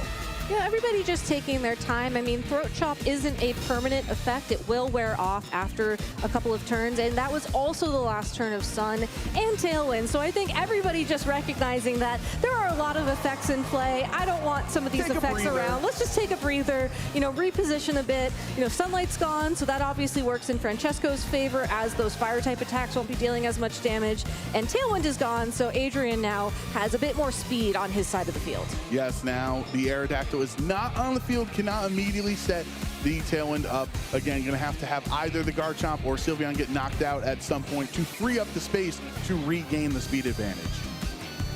Exactly, and I do think Adrian at least has a little bit of a benefit here in terms of the fact that it's going to be easier for him to pivot. You know, Incineroar, that's kind of what it does best. Garchomp coming in here without Hyper Voice, it's kind of comfortable, but that still did so much damage even with that Intimidate. Calls the Garchomp swap in onto Charizard, goes for the Dragon Claw into Garchomp, and the follow-up from Sylveon actually will take out the knockout. So Adrian understood Garchomp was not making it through that turn, proving that maybe Charizard is way more important, especially since the Sun had went down, Gabby. He had to switch it out one turn to reset up the Sun to get that 50% boost, and you trade it, you get a parting shot, lowering Sylveon's damage, but Francesco also gets a knockout, gets one KO closer to moving on to top 4. Francesco also hasn't lost a single Pokemon in this matchup where Adrian is down to his final 2 Pokemon. So even though these stat drops are starting to add up on Francesco's side of the field, he has all the power in the world to pivot when needed, to drop these stat drops and reposition these Pokemon. Incineroar's down to its final bits of health. That Charizard's very low as well. Francesco is so close to moving on in this tournament. Francesco will protect his Garchomp on this turn and detect, effectively the same thing. Just sometimes Sylveons will run detect so they can't get imprisoned by some Farigirafs out there in the meta, but effectively just a safe turn from Francesco. Yeah, it's so close. The win is right there. Don't take any risks. Don't leave yourself vulnerable to a fake out and a heat wave combination. Just double protect when you have it available to you. Now that that turn has passed, time to think about what your best option is for dealing damage to these two Pokemon. Incineroar is in the red. Charizard is barely hanging on. Adrian's hopes of forcing a game fear getting slimmer and slimmer as the game goes on, and Rock Slide does connect into Charizard. That was another reason, Gabby, Charizard had to swap because of the speed drop when it switched in. Single target Hyper Voice takes it down, and with a 2-0 victory, Francesco Piapero goes from top 8 last year to now top 4 in New Orleans. Congratulations to Francesco for moving on in this tournament. Just showcasing why this team has been so powerful throughout the weekend. You know, I love the... Because we've gotten to see a couple of really fun team choices, but nothing quite like this when we look at this Ceruledge. The bulk up to make sure you get that defense, the attack, and dish out so much damage with something like a Bitter Blade. And of course, Milotic, another Pokemon we see a bit of, but looking at this Muddy Water Hypnosis coil set is just so annoying. Yeah, those two Pokemon in particular, aside from the Mega that is offering so much damage and setup as well with that Calm Mind and then the Draining Kiss, but there's lots of recovery across the board. But that Milotic, if it does get a coil up, then the Hypnosis becomes such disruption for the opponent. It becomes a very difficult Pokemon to get rid of as well, and it is a deterrent to those Intimidate cycling that you see so often. Ceruledge doesn't like that too much. Milotic is a really good deterrent for that.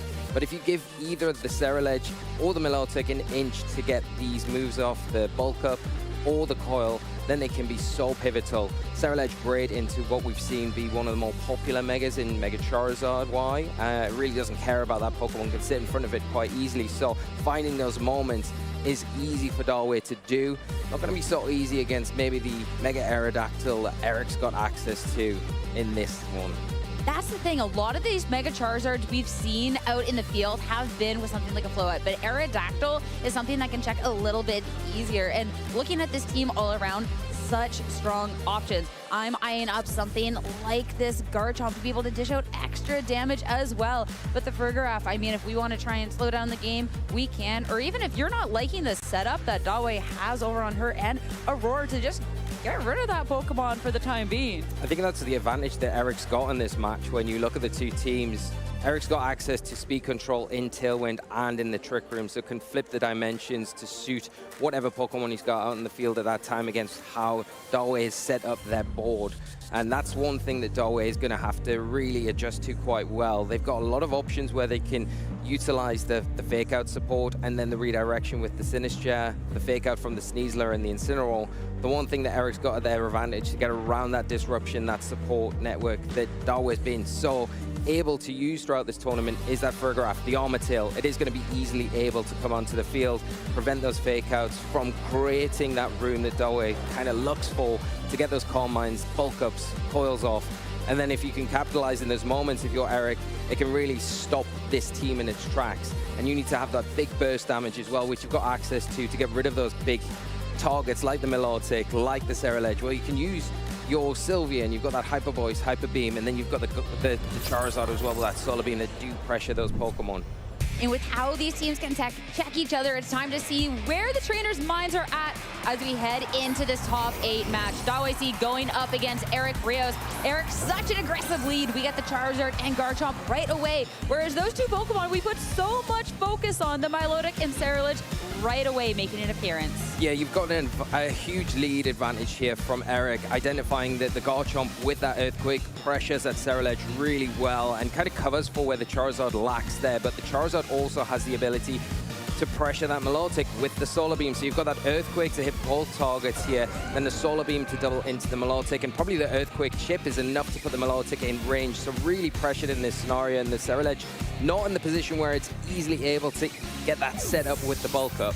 And understanding so much of this pressure, Milotic gets out of there. A way to start mitigating a little bit of this damage from Eric's side of the board, get this all-important Intimidate down on this Garchomp. But of course, we get to see a Mega Evolution in play and Mega Charizard. If you're looking to add something like that Solar Beam, of course, you need to have the Sun on your side. Mega Evolve, Drought, you get that Sun. Earthquake is going to be the first part, of course. You do have that Intimidate drop, but this is still going to be super effective damage into the other side of the board, and so much damage already done into that Ceruledge. The follow-up, the Solar Beam. So, of course, you will just be able to fire this off right away, but it's not going to be that same impact damage you would have liked into the Milotic, and Incineroar will shrug off the hit quite well. Now it's going to be eyes, after our little citrus berry break, on what the Ceruledge has eyed up for this turn. It's taken a lot of damage, but it wants to have a little bit of longevity, attack, and defense rules with that bulk up. Yeah, the room there to get the bulk up, and now the Incineroar onto the field. The Intimidate really useful, but you can see the value in that soft sand item that the Garchomp's got, getting more out of the Earthquake than you would be more than used to here. But that bulk up also important. You've got the fake out support now to slow down that Garchomp. Most importantly, you don't really care about this Charizard. So does Eric act here? Go for maybe a protect with the Garchomp. It might open the door for the Ceruledge to get another bulk up off here, because you can fake out into the Garchomp, go for another bulk up, and the Charizard hasn't got the ability to really hit this Ceruledge for anything effective at all. So that's why we're seeing it switch out. You see a swap, and if you're worried about a potential of something like a fake out, it's a perfect opportunity to bring a Farigiraf out onto the field. Armor Tail, no fake out for you, Incineroar, and Garchomp can still go on the offensive. Oh! Sonic Tantrum, not enough for the KO. Ceruledge with a bulk up, holds on with 1 HP, and can go ahead, Bitter Blade, so much damage into that Farigiraf on the swap in. Look at how much recovery that is. Wow, that's huge. Ceruledge taking full advantage of the Sun being in effect after that bulk up and getting that health back. So useful here. Now out of range for another Stomp Tantrum this next turn, or another Earthquake here. So yeah, really great play from Darway, pulling themselves back into this game. That Farigiraf is now threatened from another Bitter Blade.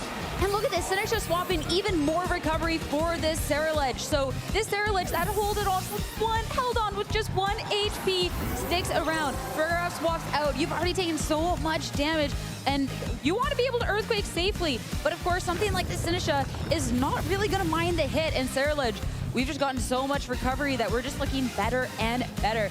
Ceruledge now, we get another Bitter Blade into something like the Charizard. That's still a decent amount of damage. Huge when you consider that it is a resisted hit. The Ceruledge keeping itself back in this game here.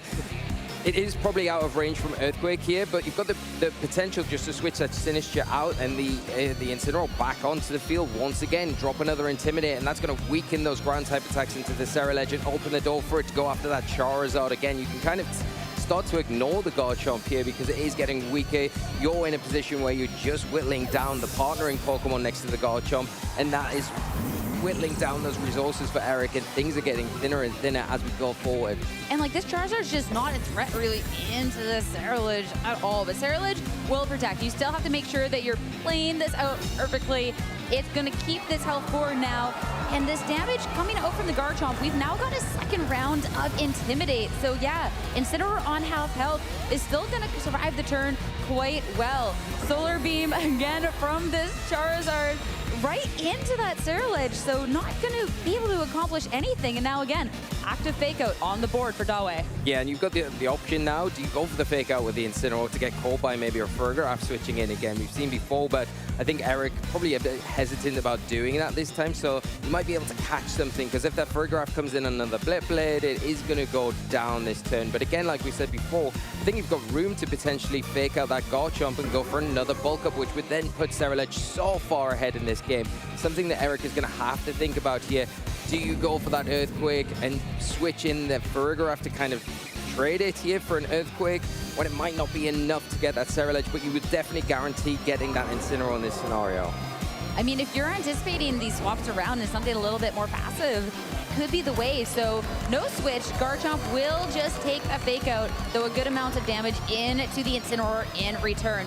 Weather Ball Charizard to make sure that this cat finally gets put to rest. But Saralage, do we go on the offensive here? This is still a +1, or do we go for another bulk up to make sure that you are set up for the long game? Sure enough, a second bulk up, another attack and defense raise. So yeah, this Saralage is getting more and more difficult to take care of. Yeah, now Eric in that really awkward spot where the Garchomp's -2 after those 2 Intimidator drops. You're going to get the Hospitality restore here on the Saralage, putting it even further out of reach from those ground type attacks. So Eric is forced almost to switch that Garchomp out if you want those impactful damage onto the Saralage, if you want to be able to try and get through, because the Charizard here does threaten the Sinistcha. Well, the Sun's kind of not really in effect anymore, so you can't rely on that Weather Ball. You've got to go for that Heat Wave, and going for the Heat Wave, you're also boosting the fire type attacks on this Saralage, which you kind of want to try and avoid to do. So Darwin setting themselves up so perfectly to pin Eric in this match. I mean, even what would you want to switch out? That like, if the Fergarath's not going to enjoy switching into a hit, if we all of a sudden target down to Bitterblade into that Charizard slot, any of these other Pokemon certainly wouldn't appreciate the hit either. So you can't really go for the Sun again. And Garchomp, I mean, you have to switch it out if you want to be able to attack with full health later on. So Garchomp swaps out, Kingambit swaps in. Actually, double pivot on the turn. Yeah, it makes a lot of sense to get these two out of here. I think you are going to lose something wherever the targeting of Bitterblade is on this turn. If it's into the Kingambit, that's huge for Darwin to get rid of that threat that has that Sucker Punch. But if it's in the Fergarath, we've seen it before, more than enough damage to pick up the knockout here and put itself in such a comfortable position. Back to full health now, and it's got its best friend Milotic next to it that can potentially pressure with those coils going forward, and it has got access to Hypnosis. So you do have those plays where you can protect Saralage for a turn, maybe just start throwing that Hypnosis round if you want, or try and get a coil set up, because the main damage abuser on Eric's side is going to be the Garchomp, right? The coil is the great anti-counter to that, because it puts your defense to a point where you don't really have to care about those Earthquakes either. I mean, even at this point, if you do want to go for something like an Earthquake, this Kingambit has to swap out, which means you only have the one Pokemon attacking on the turn, and the Saralage does have that double defense boost, and Milotic is decently bulky, right? So do you opt into a single target attack so you can be trying to go for something like the Kingambit? Because Charizard, certainly, you don't want to come into a hit from the Milotic, or certainly not a hit from the Saralage. No, and I think you still have to be careful around this Kingambit as well if you are the Saralage. The Stompidantrum coming out, is it going to be the double up into the Saralage? No Sucker Punch this turn. No Sucker Punch, and with the Stompidantrum, that is a lot of damage, but Kingambit's left to act. And of course, brought down into the Focus Sash. Sure, that was a lot of damage that you dealt with the Garchomp, but kind of just does not matter as much, because we're, again, back to full health. Kowtow Cleave from the Kingambit. Instead, we'll target down into the Milotic. So there'll be a coil, another setup happening, and things just kind of seem to be running away from Eric here. Dawe's set up both of her Pokemon. Yeah, at this point, it feels very difficult for Eric to kind of get any momentum swing here. I mean, you've got the Shadow Sneak that you could go for with the Saralage into the Kingambit if you want to just get rid of it and remove that Dark type threat, and then that allows Milotic to go for a Muddy Water into the Garchomp. We are seeing it just protect here to see what is chosen this next turn. But again, it'll just be the Shadow Sneak. We have priority wave speed, and Kingambit only had 1 HP of health. So get one more Pokemon off the board. Sure, Garchomp is safe, but it's going to be Charizard that has to hit the field next. And again, always only lost 1 Pokemon. This Saralage at max health, Milotic is recovering. Yeah, and you've always got that Sinistcha in the back. I think this is the nice thing. If the Saralage does take too much damage in any scenario, I don't think it's going to be any threat right now. It's got +2 defense. So even against the Garchomp, it's in a great spot. And it's really pressuring the knockout onto this Charizard right here with the Bitterblade. The Hypnosis onto the Garchomp. Yes, you might get one of these Earthquake or Stompintantrums off here, but you're also going to get put to sleep with a Hypnosis, and then the Saralage is even freer just to finish off the game with that Bitterblade going into the next turn. Eric's back against the wall. Looks like Darwin is going to be able to seal this up, and how well they've been able to do it in this first game. Yeah, it's been so impressive, the amount of mileage this had. I mean, it can always be a critical hit from this Earthquake. You're able to click this now, hit into both of these Pokemon, and sure enough, Saralage, all the bulk ups in the world are not going to matter when there is a critical hit. It is gone. That is huge. So unfortunate for Darwin, but great for Eric as it's doubled up with that Solar Beam as well. It will be into the Milotic. All of this setup, and now the Solar beam. Milotic goes down. A game that looked so strong for Dawe, just completely eliminated. That is insane. Wow, what a turnaround there for the game. Looked so closed up for Dawe, but that's how it could go sometimes. Just one turn, one critical hit can flip it on its head, and that's exactly what happened to pull Eric back into this game and take that game one when it looked like it was one-sided all the way home from that point on. That is crazy. I mean, that is one of the risks of having Pokemon that set up, stick around. Critical hits can derail anybody's perfectly laid out plan, right? And I mean, you gotta go for it. You gotta see if you can get that critical hit, but waiting until the closing moments of the match when things just seem completely out of hand to get rid of it is just crazy. Yeah, wow.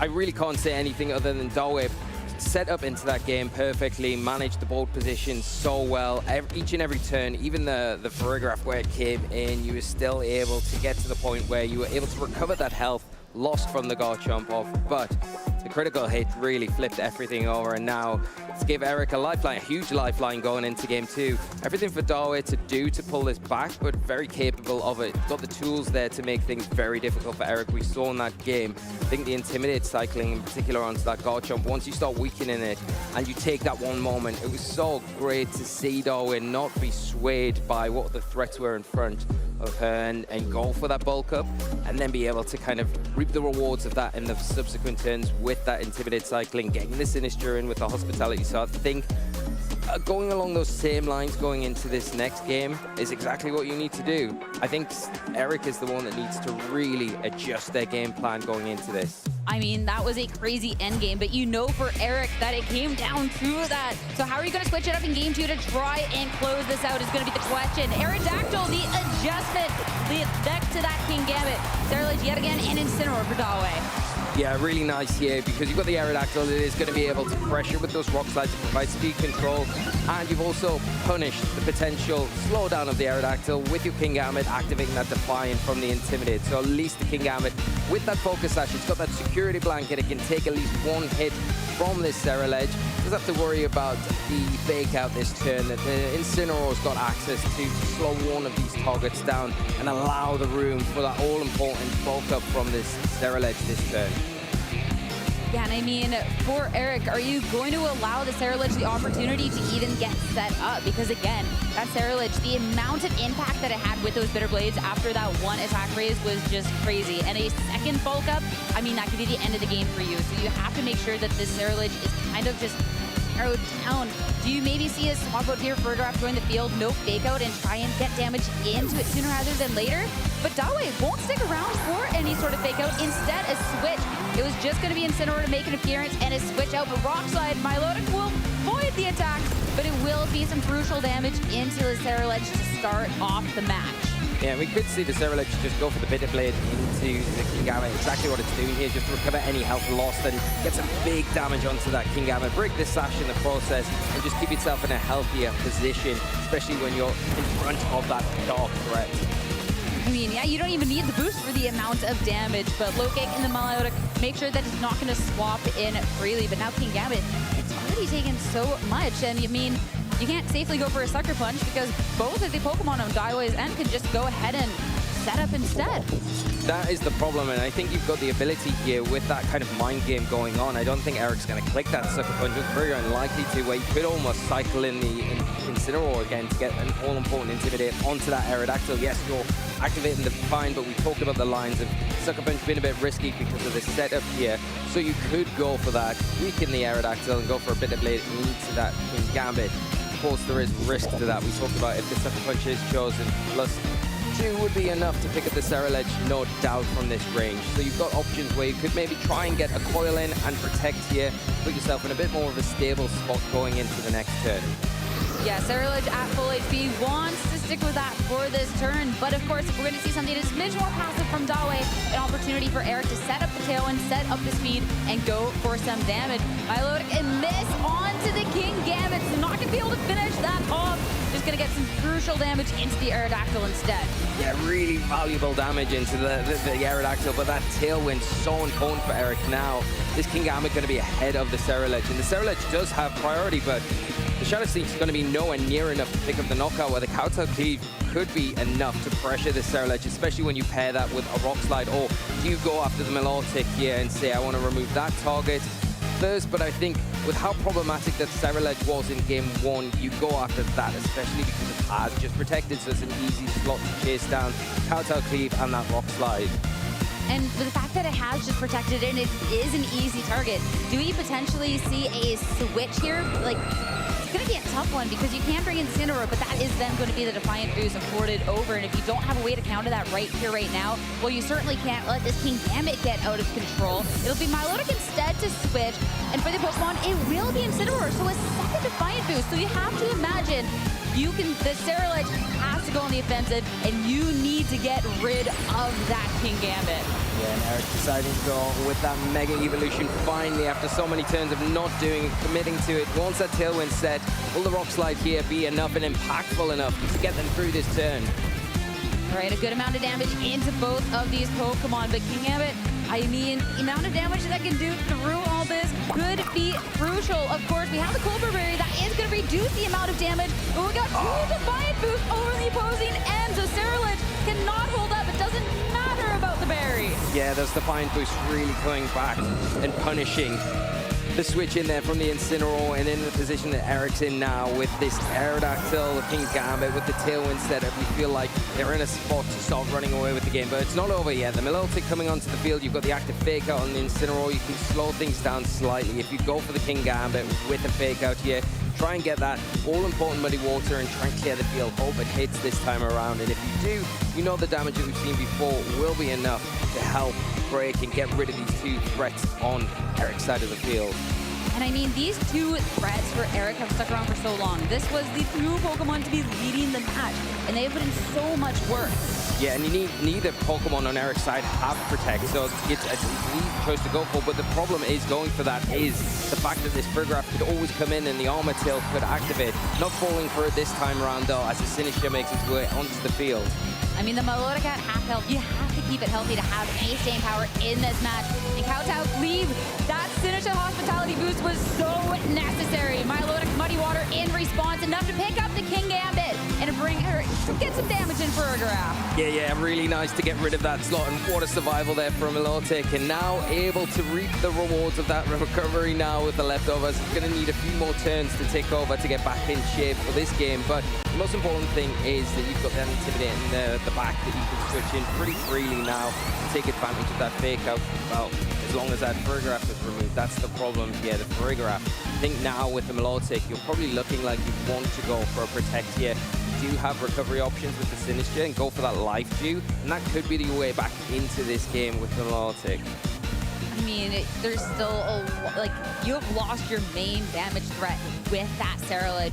Milotic on just a little bit of health, and now we have a new problem to the whole equation with Sylveon being the adjusted. No Intimidate drops in the world are going to matter with these two special attackers, and we've gotten to see the amount of damage potential that Sylveon can have. So of course, living on a little bit of HP, Milotic will go ahead and protect his Sylveon. Fires out with a Hyper Voice, start dishing some damage so much into the Sinistcha. In the follow-up, Twin Beam from Frigoraph. You know, it's not going to be quite the same impact as that Sylveon had. So Sinistcha down to about a third of its health. But you talked about that recovery. You talked about how Dawei can make her way through this, and Life Dew is the first part of that. Yeah. It does help out a lot, but when you're looking at what the threat is in front of you, you're probably going to be able to take a Hyper Voice because you've got that redirection, right? So you can pull at least a single target attack away from the Frigoraph to protect the Milotic. The Sinistcha probably does take a Hyper Voice. It just puts you very close. I think you've got to now start thinking about going for those Hypnosis attacks and trying to shut down some of these threats. If you can get the Hypnosis into the Sylveon, slows that down, it gives you that little bit extra room to start getting back into this game, recovering and going forward a little bit more effectively than you are doing at the moment with your back against the wall. I mean, Hypnosis not known for being the most accurate of moves, but it's still going to connect in the crucial moments of this match. Sylveon is put to sleep. And that is going to be another piece to putting this puzzle together. But Thunderbolt into the Milotic is enough for another KO taken on Eric's side of the board, getting closer and closer to closing this out and making his way to top 4 yet again at NAIC. Yeah, great call there from Eric, going for that target and into that, thinking that the Hypnosis could be an issue. So if I don't get the Hyper Voice, I'm going to go into it with the Thunderbolt, picking up the knockouts here, and now Dawe has very few options to be able to close this up, especially with that Aerodactyl still in the back. You do have the ability to live Dew your way back into a bit more of a comfortable position with the Sinister, and at least the Incineroar is putting a bit more pressure onto this Farigiraf than you had before. It is threatening super effective damage with that Throat Chop right now, and you do have the Throat Chop as well to stop potential Hyper Voices when that Sylveon does inevitably wake up if you get to that point in this game. I mean, even if you stop a Hyper Voice, though, there is still so much damage potential. So maybe just trying to go for a KO sooner rather than later. Player Blitz brings the Sylveon to half. And now, are we 2K? Matcha Gotcha, see how much damage can be done. None into the Sylveon, though. The miss. You're only going to deal damage into this Farigiraf. Now we'll have to see if there is going to be a wake up and then how much damage this Farigiraf can do. Sylveon does stay asleep. Thunderbolt into this Incineroar. Really just not that much, but now you have to eye the Sylveon because that's going to be waking up. Yeah, well, you still got to wait it out into this. I think it's going to be very difficult, but if Sinister can get itself into a healthier position, you can get rid of the Sylveon before it wakes up, then there might be a chance back into it. It's going to be very, very difficult, though, for Dawe with the 2 Pokemon they've got remaining. Like we've said, the Aerodactyl's waiting in the wings in the back to come in, and as soon as that Sylveon wakes up, it is going to be back in game. And it's going to be detecting for the first time back into the game. So Incineroar trying to stop the potential Hyper Voice, not really going to be able to accomplish too much. Matcha Gotcha, again, Sylveon stays safe, deal a little bit more damage into the Farigiraf. The Farigiraf can go ahead and go for another Thunderbolt to just shift this Pokemon down even more. And the Matcha Gotcha just bringing the Farigiraf to more health than before. But look at this instead. It's just going to be a side roar, get Sylveon off the field and bring Aerodactyl in safely. Yeah, it's a great play from Eric and utilizing that roll perfectly. Now this Aerodactyl in a prime position to draw out a Rock Slide or even one of those Dual Wing Beats. Probably going to be enough to pick up the Sinister, but you could just go Dual Wing Beat into it, and then once that's gone, the lifeline for getting the Incineroar, any sort of recovery is gone, and you've just got 1 against 3. What a play. And this Aerodactyl now, this Mega Aerodactyl set up for so much more success to be able to go for this. Dual Wing Beat will connect, and Senisha goes down. There's only this Incineroar left for Dawe. Eric, the switch up going into game number 2 has paid off so well. And yeah, Throat Chop in retaliation, Aerodactyl will still hold on with 1 HP of health. It's just not enough there, so Incineroar sticks around, but that's going to be a chance to end the match just gone. The paralyzed there on the Incineroar, really unfortunate now. And that water survival on the Aerodactyl, the invisible focus sash. We say it time and time again when it happens, but this is so pivotal here because it allows this Aerodactyl 1 more Rock Slide. And that's probably all you're going to need with this Aerodactyl onto the Incineroar, as we do see the forfeits. And with that, it's going to be none other than Eric Rios 2-0 to win the match and move on to top 4 here at NAIC. A stage that he made his way to last year. He can do it once again. Incredible from Eric there. Pavilion composition. We've seen a lot of this team in Phase 2. So much of it that Lycanroc showed up as the 12th most used Pokemon in the format, but Marcus is the last one standing. And funny when he said in his interview earlier that he barely had any experience on this team. He just reached out to someone and said, hey, can I use this? And that's what he locked into for the North America International Championships. And maybe it's that weight off his shoulders where he was able to get away with a top 8 so far, and maybe even more. He's had 15 matches in the tournament to practice with it at least, and now has Wolf on the other side. This team really based around positioning the right pieces at the right time. Frostlass can put so much damage out with Blizzard, but really crucially checks down Garchomps on the other side as well. Lycanroc helps to chuck down Charizards, which are so frequent. Basculegion and Pink Gambit, the 2 most used Pokemon in the format, so why not fit them? And Sneasler, the 3rd most used in the tournament, fit in as well. Have all of these crucial non-mega attackers, and then Scovillain can provide such useful support. Its Spicy Extract will help burn Pokemon when it redirects with Rage Powder after Mega Evolving, and may play an important role in this match. But I'm looking at that Lycanroc, a Pokemon that has made very few appearances when we've actually seen this team on stream previous. But Marcus did bring it in his Swiss match, or sorry, his Top Cut match that we saw, and it looked amazing. Charizard Y is the mega Pokemon of choice on Wolf's team, and that's exactly what this Lycanroc is built for. Right, there's no alternative mega on Wolf's side, and we've seen in a lot of Wolf's matches, the Wide Guard and Toxapex can do such a good job of protecting Charizard because most rock offense in this format is Rock Slide. Lycanroc, one of the few ways to do single target rock damage in this format, can be really helpful to break through Charizard. The Swords Dance King Gambit on Marcus's side also can be really crucial for getting boosts up, immune to Toxic from Toxapex, and if it can get enough attacks that it can break through these Pokemon, but it has to be really weary about the Charizard on the other side, which again is where the Lycanroc comes in. There's a lot of checks and balances in this matchup. If one player can get the right positioning at the right moment, they were going to be able to bust the game open. Wolf has been able to do that in a lot of games with the Choice Scarf Hydreigon, but other options like Sneasler and Mamoswine can provide the right offense at the right time to open up something like the King Gambit, eliminate it so that Toxapex can close out a much longer game. But we've also seen Wolf lean really hard into Incineroar in other games. And the Flare Blitz could be helpful damage in the King Gambit. You've got to be afraid of Defiant here as well if you're really worried about, you know, at some point a King Gambit, if it has attack, is even threatening the Charizard itself with Sucker Punch, and then things might start to look really difficult because Toxapex can't do much to support Charizard away from that. But you do have two instances of fake out on this team with the Incineroar and the Sneasler, so maybe that's one turn where you can guarantee some damage into that King Gambit. But I'm really curious about the Mamoswine. Wolf hasn't brought it to any of his previous matches we have seen on stream, and we've got a good handful of those. But can it come to this one? So far, it's just been the threat of Mamoswine, and I think that'll probably be how it stays. I'm not sure it matches up that well here, but could be brought. The Earthquake could be really useful into Marcus's team, but also 4 Pokemon on the other side with super effective moves into it. The Focus Sash does some, but if you already have it broken, it could be a momentum black hole. We have seen Toxapex brought to every game, but that's not necessarily a given. Wolf probably has other game plans, doesn't have to lean on Toxapex so hard if he's worried about the threat of some of the options on Marcus's side. Let's get into it. Our final top 8 at the North American International Championships of 2026 between Wolf Flick and Marcus Dion. That Charizard hits the field next to Wolf's trusty Incineroar, and for Marcus, it's going to be the Lycanroc and Basculegion. Great timing for Incineroar, gets an Intimidate into 2 physical attackers and dodges Defiant on this turn. Immediately has Fake Out Pressure into Lycanroc to try to stymie a Cellrock from the other side. For now, Basculegion wants off the field. It's going to be the Sneasler that comes in to take its place, so maybe we just end up seeing a Protect out of this Lycanroc, but the Incineroar is also going to go back to its Pokeball. It's done its job of that Intimidate drop. Charizard Mega Evolving, Drought, Set, Sun activated, and this Charizard is ready to throw out those Heat Waves or maybe even a Solar Beam at this Lycanroc.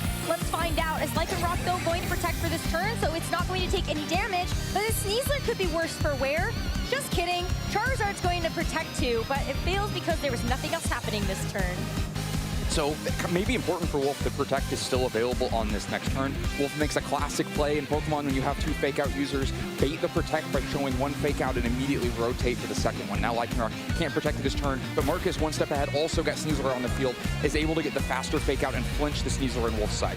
So Lycanroc is free to go for the Rock Slide, but it's going to miss the Charizard. Critical here, as this Charizard is not going to take any damage or even be under threat of a knockout. Sneasler takes a little chip, but this Charizard gets the breathing room that it needs. A Heat Wave to connect on both Pokemon. Gonna break the Focus Sash on that Lycanroc, and that's just gonna take another one to clean up both of them. A devastating miss for Marcus. Would have just had the KO on Charizard there, most likely. The Intimidator on the Lycanroc, but it's still a lot of damage back the other way. We see Jolly speed alignment plus speed on both these Sneaslers, so both moving quick. Maybe Wolf hoping his Sneasler would be able to move first, but Marcus is able to get out with the faster Fake Out. Now though, Lycanroc, once off the field, no Charizard can just protect itself for this turn. A little bit too much danger, so instead Basculegion onto the field. Basculegion gets in for now, as Charizard does have that Protect, but Sneasler can go for the close combat. Doesn't fall for the Ghost type on the other side, but actually doesn't get the knockout into Marcus's Sneasler anyway. The defenses drop, but that means that the White Herb gets to activate, and that will be the Sneasler getting an unburdened boost for the next turn. But it's got to take a close combat on the other side. You can see just how these Sneaslers trading those close combats, dropping those defenses, and the White Herb activates 2 for Marcus. I think this is a really strong turn for Marcus. The close combat into Wolf's Sneasler, very helpful for trying to put it into Aquajet KO range. The White Orb does get rid of the defense drop there, so maybe not an Aquajet KO range. The Lycanroc rotates off the field as Charizard protects itself, maybe hoping to find a close combat into that slot on that turn that Basculegion would have switched in immune to, but still Basculegion lands into a pretty comfortable position here. Has to worry about Solar Beam on the other side, though. You might protect through a turn, try to get to the other end of the Sun as well, only 2 turns left for it. So that's why we see Wolf actually take this Charizard off the field. You want to make sure that that Sun is going to be active later. Charizard's also still so healthy, so that makes a great resource to rely upon later in the game. As the Incineroar comes in, gets the Intimidate drop into both of these physical attackers, we see the Sneasler protect itself from a Dire Claw. Basculegion, though, in the Sun, is still going to fire up this Wave Crash and not get the KO onto Wolf's Sneasler. Wolf's Sneasler able to hang on even through Wave Crash in the Sun. Very comfortable there. The extra Intimidate coming into Basculegion, helpful for that turn. And now Sneasler protected itself in the previous turn, but Incineroar rotates in to threaten a fake out in that spot. Sneasler, though, now so low on Wolf's side, probably in the Aquajet KO range, but that Wave Crash did so little that maybe not. It's definitely a little bit close there. Definitely a back and forth battle here. Charizard getting out of harm's way, but has to also know that Lycanroc is in the back. You don't want to preserve Charizard for the last Pokemon, but you know your opponent's doing the same thing with Lycanroc, and so maybe some urgency to get value out of other Pokemon in the meantime, shift up this board position. Well, we're not going to see the Toxapex in this game. Instead, it's going to be the Hydreigon with that Choice Scarf. A switch in that would for sure be able to take the Aquajet if you were expecting it to be a roll from the Basculegion. But a fake out into Marcus's Sneasler is going to send it back hacking, and the Sun fades away. I really like that play. In any earlier turn, the Hydreigon would have been really vulnerable to the Sneasler on the other side. It had unburdened itself, so it would have been faster than the Choice Scarf. Hydreigon had been threatening a super effective close combat. But you know that on that turn, you're throwing a fake out at a Sneasler that just protected itself. Sneasler is doing one of 2 things. It's getting KO'd by fake out like we just saw, or it's switching out to the back, removing that unburden so that you don't have to deal with it in the future. Either way, this is a great time for Hydreigon to come onto the field and assert itself. Now finding itself in against 2 Pokemon weak to Dark Pulse, ready to lock in. And then Frostlass doesn't find itself in a great position here. While it's worried about Choice Scarf, Dark Pulse on one side, it's worried about not doing much damage to Incineroar on the other side, and then getting damage back. Now, the good news for Marcus, the Sun did just expire. Basculegion looking completely healthy here. It's not the target for Dark Pulse, and it has free firing into Incineroar. So this is one of those situations where both players have so many valid targets they can make. If you find yourself on the wrong side of where the targeting is, crucial damage could land right now.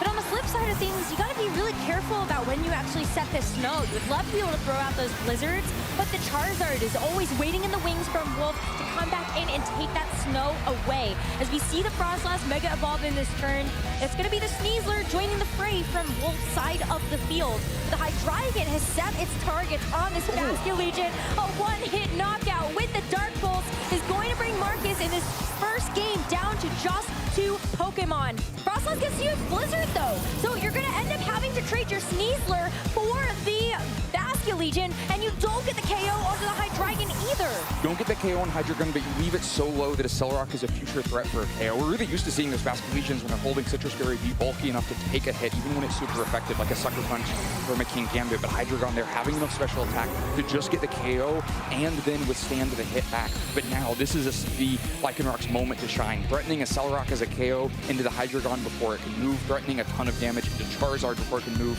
with Rock Slide.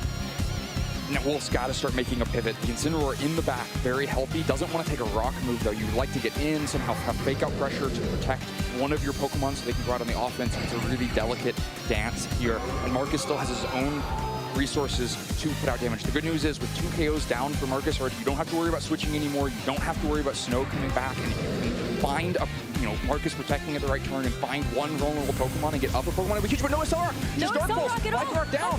Lycanroc just falls to the Dark Pulse there, and so that's going to be the Frostlass left to fend for itself. Try to bring that Justice back for its teammates. It fires off the Shadow Ball, which is going to be good to get the knockdown into the Hydreigon, but Charizard's free and clear. Could just throw a Weather Ball at this Frostlass, knock it out. Doesn't even not going to be the Weather Ball, it's just going to be the single target Heat Heat Wave in game 1 goes to Wolf Flig. Yeah, I think Wolf there saying you can only have one thing or the other.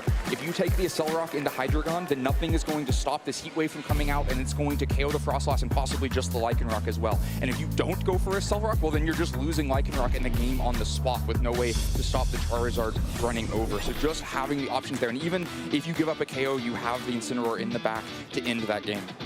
Oh, it's such a tricky spot because you're right, you can only Accelerock one thing. And maybe the call from Marcus is also, do I think you're going to end up protecting the Charizard? If it's an Incineroar switch in, then maybe also the hope is that you just get some damage down. It's just so tough, I think, with only 2 Pokemon remaining, not having the snow, you can't just freely send out the Blizzards, and it was also really unfortunate that you didn't get the Blizzard KO onto the Hydreigon the turn before. Yeah, if that Hydreigon had already been down, then you at least forcing Incineroar on the field. I think things are maybe still enough for battle because the Intimidate and the Fake Out are really useful there, and the Incineroar can try to end the game itself against Lycanroc. But yeah, the threat of both attackers, Marcus is looking to make a read on which is going to protect or switch, but Wolf doesn't have to do either. It's up enough to just give one away. Now we're back into a game. New leads, Sneasler and Charizard versus the Lycanroc and Basculegion. In this situation, the Lycanroc once again on the field trying to threaten down the Charizard, but finds itself up against Fake Out again. Basculegion versus Charizard we've seen a few times in the lead position this weekend. With the sun going up, you don't immediately lose a lot of your damage potential. You're worried about Solar Beam coming the other way, especially when there's no Focus Sash on the Basculegion. It can mount to a lot of damage really quickly, and so Marcus may be forced to make a pivot in this situation, but these teams, they move so fast, and they do so much damage so quickly, that being down some advantage in the lead position is so difficult. But you can also try to just protect Lycanroc through a turn, try to then assert the Accelerock on a future turn, but that's where Intimidate is for now, though. No switches, just Mega Evolution. Mega Evolution for that Charizard. You know that's the only Mega on Wolf's team, so you should expect that every game if it's on the field. Drought set. Sun once again activated, which is going to limit this Basculegion's damage output quite a bit. This Lycanroc is going to protect itself. Under threat of Fake Out, it does not want its Focus Sash to be broken, and it also does not want to just get KO'd right here. Charizard is going to get set up for a Solar Beam, and the Solar Beam doesn't go towards the Lycanroc, it's into the Basculegion, not protecting itself. Does get taken down into the red, but that's what the Citrus Berry is for. It's going to be able to get a little bit of HP recovery back and hopefully get something done with this Wave Crash. But it's in the sun, and the Sneasler is so bulky, as we saw from that last game. It's not going to take very much from that. Yeah, this Sneasler able to take hits so well, and Wolf basically just makes the simplest turn there. It says, I have to stop Lycanroc from attacking to keep Charizard safe, so I throw a Fake Out there, and then I don't want to put all my eggs in one basket, so I'm going to throw damage at the Basculegion as well. Marcus doesn't double protect, so gives over a really big Solar Beam there, and now is worried about close combat into the Lycanroc, and so has to bring Frostlass in to try to take that. Meanwhile, Charizard, scared of Accelerock, leaving the field itself for Incineroar to get a pretty valuable Intimidate into Basculegion. Would have been 2 valuable Intimidates if Frostlass hadn't just entered the field. Ghost types means that no close combat from this Sneasler is going to land. But another Wave Crash will. Sneasler still hanging on through that. And now there's an Incineroar here to join the party. Incineroar finds itself in a pretty nice position here. With sun up, you're not as worried about Wave Crash, but of course Frostlass can just change the weather and can do that even while protecting itself if it's worried about Incineroar coming back the other way. Sneasler may not have the offense to deal with Basculegion yet, especially as bulky as they are, as bulky as we've seen the Sneasler is. Where there's 2 Ghost types on the field, there's no close combat, there's also no Fake Out. So the Incineroar isn't able to go for that on this turn. Also naturally slower means that this Frostlass is going to be able to guarantee a Blizzard, a KO onto the Sneasler, and some nice chip to start getting this Incineroar whittled down. But that means it's still here on the field to have this Wave Crash. And since the snow took that sun away, Incineroar's just going to get knocked out. A double into the Incineroar takes it down, and it's a 2 knockout Pokemon advantage for Marcus Dion. Yeah, Marcus basically just makes the simplest play once again. Actually. Says that I can get the Blizzard and I can get the Wave Crash. I don't mind losing Basculegion because this end game becomes so difficult when I have Focus Sash intact Lycanroc and you have Charizard coming in afterwards. But Wolf's options to pivot out of that are just so poor now. Like, you don't want to bring in Charizard and then have the Mega Evolution happen afterwards. You're Hydreigon in the back so important. You don't want it to take a Blizzard, and so he's kind of forced to give over to KOs there. But yeah, this looks so difficult for Wolf at this point. You get a few positive things, but I'm really worried about that Lycanroc in the back for him. There's options to try to pivot the Frostlass in if you want weather control, but it seems like it's more important to keep the Lycanroc healthy, so I'd imagine Frostlass just tries to fight through this as it is. You basically have two priorities. You want the Hydreigon, the Sneasler to try to land a close combat into the Hydreigon, and you want the Accelerock into the Charizard. If you can make those happen, you're going to be in a great spot. For now, you need Fake Out to stop the Charizard offense. But Hydreigon just goes for the Dark Pulse into the Sneasler. Maybe thinking like, okay, well, at least I can get some damage down onto that, or maybe even better, I break the Focus Sash on that Lycanroc. But the Blizzard comes out, connects into both in the sun, because this Frostlass is just built different. And so that's going to be some great damage down into both Pokemon. And if it wasn't looking difficult before, it's looking pretty impossible now. Right, Wolf locks into Dark Pulse. Maybe just doesn't think you need so many Draco Meteors that you can afford the special attack drop. Maybe already looking for flinches. A flinch here could be really impactful if you also get Blizzard misses, but it may just be Shadow Ball that close up a safe KO. Yeah, it's just going to be Shadow Ball into the Hydreigon. Took so much damage from that Blizzard before that this Tickle is going to take it down.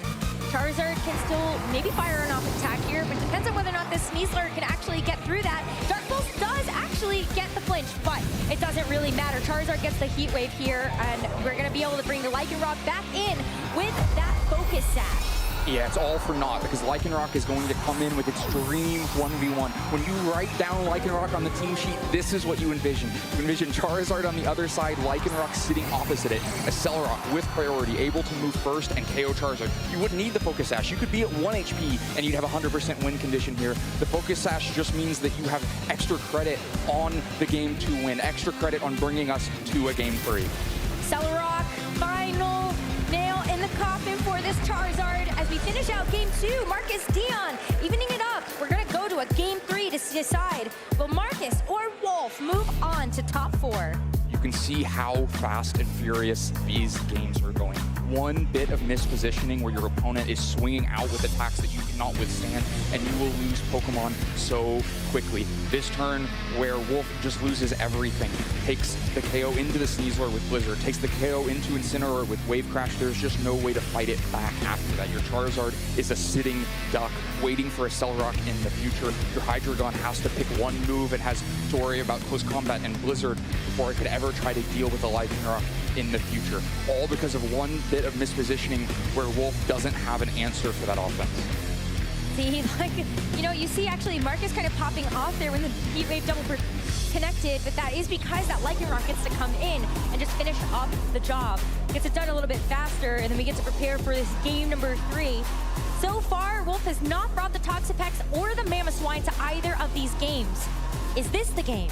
So far, Wolf has opted us into these fast games. Wolf's games on Broadcast so far have all been slow, methodical, positional with the damage from Toxapex, but Toxapex could really struggle against the bunch of the Pokemon on Marcus' side, but maybe the one that would struggle the most against the King Gambit, I don't think we've actually seen from Marcus yet, so maybe there's an opportunity for an adjustment, or maybe you just think I won game 1 in the damage trades, and we win game 2 in the damage trades. These are going back to the leads from game 1, where Wolf was able to win, and finding the same leads on the opposite side for Marcus that Wolf got in game 1, so gets a really valuable Intimidate back.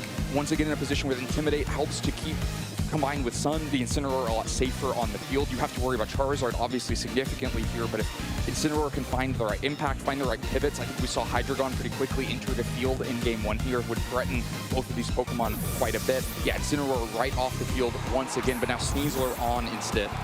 Same run back of what we ended up seeing in that very first game, except this time we aren't going to end up seeing an additional pivot coming out from Marcus. Remember the crucial Rock Slide miss early on in game 1? Wolf's not going to probably get that again.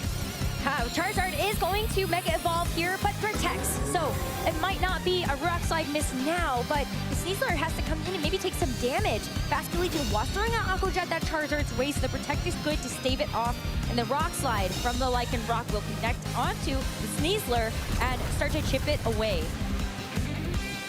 Yeah, not too significant of damage. The Sneasler pretty bulky, but it could matter in the end. The critical hit helping to break through the Intimidate and do as much as it did. It was the turn 2, I believe, that the Wolf risked leaving the Charizard on the field and the Rock Slide swung out and just missed. Do you risk Charizard, once again, you can throw a Fake Out at Lycanroc on this turn, you can throw a Solar Beam at the Basculegion, you can try to fight in this position, but at some point, you're going to really need to answer that Lycanroc. It can just protect itself through Fake Out and then present the Accelerock pressure once again. And with enough Intimidates, the Charizard can pretty easily cycle out to Incineroar, and even though the Rock Slide is super effective at -2, you're probably not that worried about it. But you do have to find the damage into Lycanroc, and you probably don't want the Lycanroc to escape in the back. This is huge. Focus Sash broken. Fake Out lands this time. Yeah, and that leaves his Lycanroc vulnerable. It's not going to be able to get an attack off on this turn, and Charizard's just going to launch out a Heat Wave. It misses the Basculegion, but not the Lycanroc, so it's going to make it a lot easier to clean up on a subsequent turn. Basculegion Wavecraft in the sun. It is going to hit its primary target in that Charizard, but only takes it to about half. It's going to be recoiled back. You might have loved to have with the Heat Wave, but at least you're doing a little bit. The Sun and the early Intimidate means that Wave Crash is not such a threat to Charizard. It's still really impactful damage, makes sure that Accelerock is really threatening a KO, even with an attack drop on Lycanroc. Meanwhile, I think that's a really positive turn for Wolf to get a Fake Out in the Lycanroc, get significant damage into Lycanroc, not have it flee into the back. I think Wolf has shown a willingness to show Fake Out and switch to a second Fake Out Pokemon, this time actually clicking the button and getting rewarded for it. But I think still an uphill battle here. You've got to respect Lycanroc's offense. You really love to load land post combat from Sneasler into Lycanroc while protecting Charizard, but both players know that's what Wolf wants. Marcus has consistently shown willingness to switch Lycanroc out, and the situation where you switch Charizard out and Lycanroc switch out, that's what leads to the late game between Lycanroc and Charizard. Oh, it's going to be a rotation of Pokemon. Charizard leaving for Hydreigon and Frostlass coming in for the Basculegion. As Lycanroc does use the Accelerock into the Hydreigon, it's going to be a nice switch in to have, as Sneasler does land the close combat. So Lycanroc is taken down out of this game. One Pokemon already secured as a KO for Wolf in Game 3. This is a disaster of a turn for Marcus. Tries to fish, says, Wolf, you might just risk that Charizard. I'm going to click Accelerock into it, but is punished so hard. Not only punished by the Accelerock not landing much damage, and the close combat cleaning up the Lycanroc so that Charizard feels safer in the future. Even more punished by Hydreigon coming onto the field at the exact same time that you bring Frostlass on in the field. This is Hydreigon's dream position to be able to have the speed advantage and swing out with Dark Pulse. Yes, you have to worry about the Mega Evolution and the Blizzard back, but the damage may be done. The Sneasler also got the Unburden on the last turn, so safely faster than either thing on Marcus' side, and healthy enough that Aqua Jet is not relevant in this position. That means you could try to swing with Dark Pulse, and Dire Claw might be enough damage into Frostlass.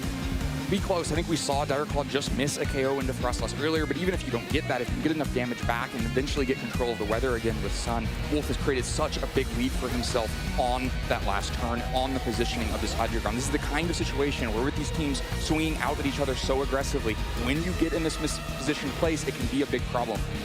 Frostlass and Basculegion both have the option to protect, but it's not going to.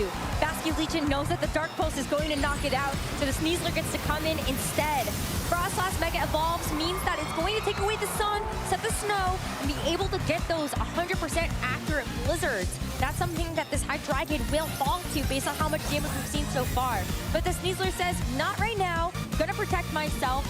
As the Hydreigon does throw out the Dark Pulse, the Frostlass is going to be down to 23 HP, but I think this Hydreigon's gonna trade itself. I think you like it though, as Frostlass's Blizzard lands into the Hydreigon. I think it's gonna be out of here, and we get to see the Charizard come back in and take away the weather.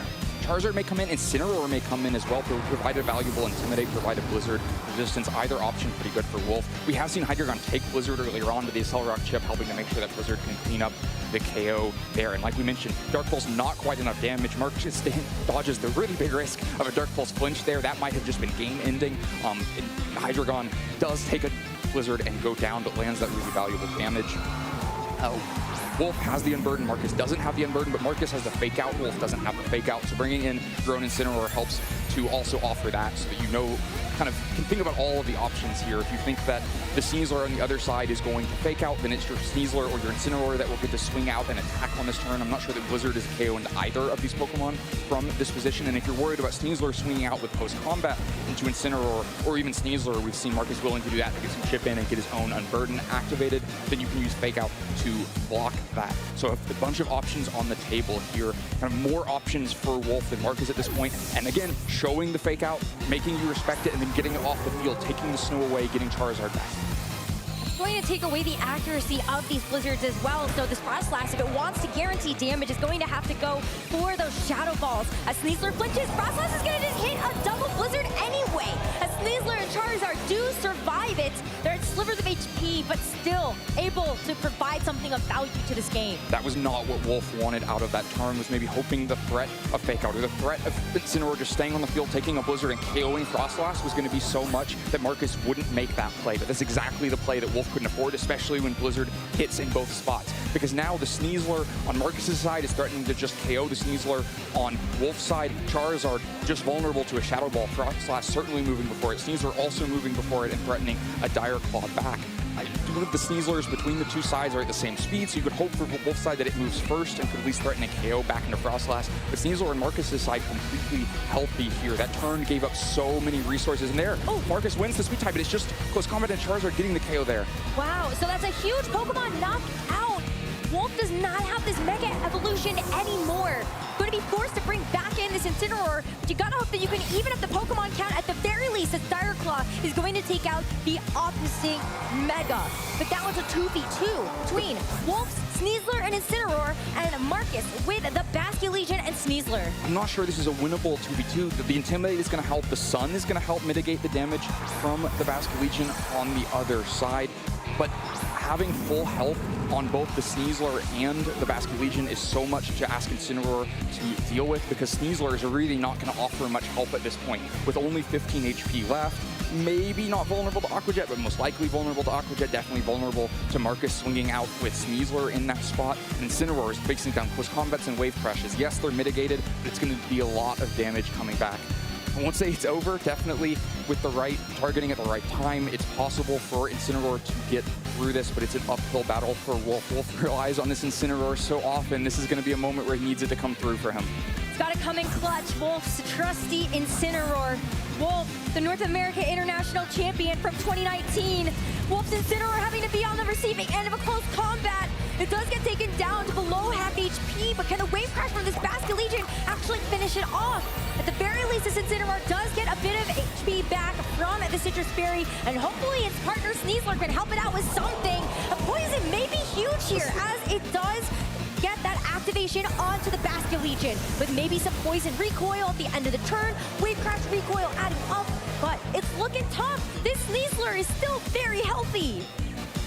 Yeah, the Sneasler health is huge, but you've dealt with one of the threats. You don't even need the poison damage, just being able to withstand the Wave Crash in the Sun with the Intimidate, withstand the close combat with the Intimidate, but now your Pokemon are so low. Both clearly in close combat range for Sneasler, but close combat has had to come out a little bit too many times from the Sneasler. It is starting to drop its own defense. The White Herb was burned on the first one, is now at -1 defense, -2 defense, and so will take a lot of damage. You can only KO one thing at a time. Wolf also has to protect, and Dire Claw. Wow. Oh, look how much damage the Dire Claw is. It does half to the Sneasler. There's not going to be an additional status that ends up getting activated, but the gong shot from the opposing Sneasler is going to be able to bring this down to a 1v1.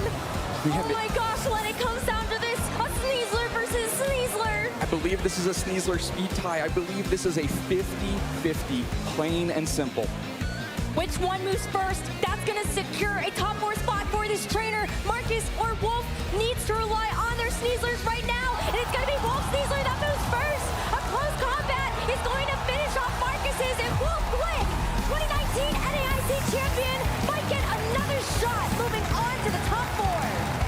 There was one too many defense drops on that Sneasler. Had it been able to withstand 2 attacks, Marcus had it wrapped up, but it had to close combat one too many times, had to close combat into Incineroar, had to close combat into the Sneasler on the other side, had to close combat a Charizard at one point to pick up a KO there. Didn't want to risk Gunk Shot in any of those moments, didn't want to risk that 85% accuracy, instead takes all of those defense drops, and that's one too many. Sneasler able to pick up the 2-hit KO on his counterpart, win the speed tie at the end to swing. 2 prior stream matches has been incredibly consistent, controlling the pace of play, forcing his opponent into difficult decisions that feel suboptimal, but it's going to be tough to do that against a world champion. Exactly. So if you are just tuning in, Shoma Honami is running Charizard with that Charizard Y Megastone, Floette Eternal Flower Form with its Megastone, Basculegion, Garchomp, Kingambit, and Whimsicott, which is going to be such a key piece here, as that Whimsicott is the Pokemon with Tailwind, is the Pokemon that is going to be setting the pace of battle for Shoma. And this is the Whimsicott version, as we've talked about all weekend, the more common variant of the Charizard Y Mega Floette teams, because you have priority Tailwind with your Prankster ability. You don't have to worry, as long as you're not faked out, right? As long as there's something not preventing you from actually attacking for the turn, you will guarantee get that Tailwind up. And if you go back and watch some of Shoma's games from earlier on in the tournament, which you can find the VODs over on the Pokemon YouTube channel, you'll see that he also likes to use Encore to lock his opponents into moves. He likes to use Moonblast when the Floette has Mega Evolved to take advantage of that Fairy Aura ability. You know, he's really been a Whimsicott aficionado throughout this tournament, showcasing that it's not just a support Pokemon, but it can do a lot of offense as well. And that Kingambit holding the Aka Berry, not the most common held item for Kingambit. You'll likely see more Chople Berries and black glasses, but when your opponent, like Francesco, has a Charizard, it might be very beneficial to have Aka Berry Kingambit. Well, talking about unique items, let's go ahead and look at Francesco's own team and Francesco's own Kingambit, which is actually going to be holding a Chople Berry as well. Player's going to go ahead, bump fists, exchange team sheets, and go and get started.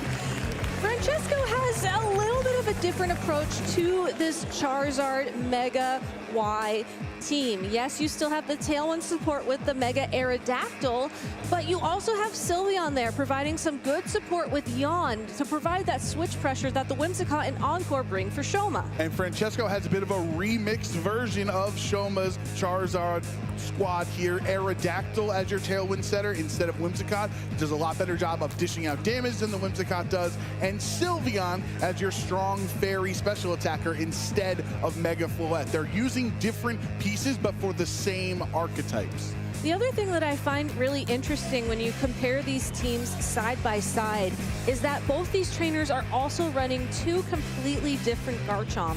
They both have that Jolly Sat alignment, so it's possible they are trained to the maximum amount of speed possible, but Francesco has the Citrus Berry and Protect on his Garchomp, whereas Shoma is running the Roselli Berry and no Protect on his Garchomp, instead opting for Poison Jab for more type coverage, which is something that you typically see on the ladder in Pokemon Champions and not really in these in-person tournaments. And it could help you survive a Hyper Voice from a Sylveon and then respond with a super effective Poison Jab. So let's get into it. Top 4 of the North America International Championship. Shoma Honami versus Francesco Pio Pero. Shoma leading Whimsicott and Garchomp versus Francesco's Charizard Sylveon. Whimsicott and Garchomp is a very common lead for these teams that bring Whimsicott because it gives you a variety of ways to respond to these Charizard teams.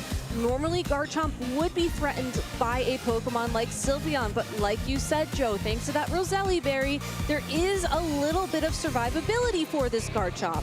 It can take a Hyper Voice from this Pokemon and have the opportunity to return an attack if it decides to stay on the field. Whimsicott also not too threatened by this position. Thanks to the Prankster ability, it will have priority, and it should be able to attack at least once thanks to the Focus Sash. And that's going to allow, if he wants to go for Tailwind, allow the Garchomp to be super duper speedy. But no Tailwind just yet. Just a Moonblast into the Sylveon does not do too much damage. There's no Fairy Feather boosting Whimsicott's damage on the turn. And a Rock Slide bringing Sylveon down to close to half HP. Kingambit just swapped in, so it won't get the chance to attack. And Sylveon breaks through. Does not flinch. Huge for Francesco, because even with the Roselli Berry, it brings Garchomp down low enough that the next Hyper Voice KOs it. That Charizard was just too tempting of a target for Shoma.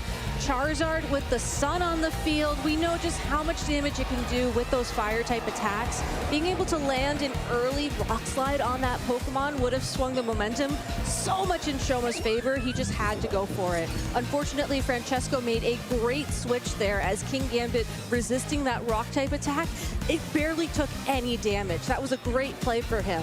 Now he has the opportunity to respond. Like you said, the Roselli Berry is gone. King Gambit also can threaten some fast damage if it decides to go for a Sucker Punch. The field is much more open to Francesco this turn compared to it was last turn. There is something key in this matchup with Sylveon not having Hyper Beam. It has Yawn. At some point, Francesco might want to force his opponent into a bad spot and maybe fall asleep. But for now, it's just going to be multiple priority attacks. Quick attack from the Sylveon will take the rough skin damage so that Sucker Punch can follow up, and you don't care about Tailwind, you don't care about Garchomp being one of the strongest attackers in the game when you can knock it out before it attacks.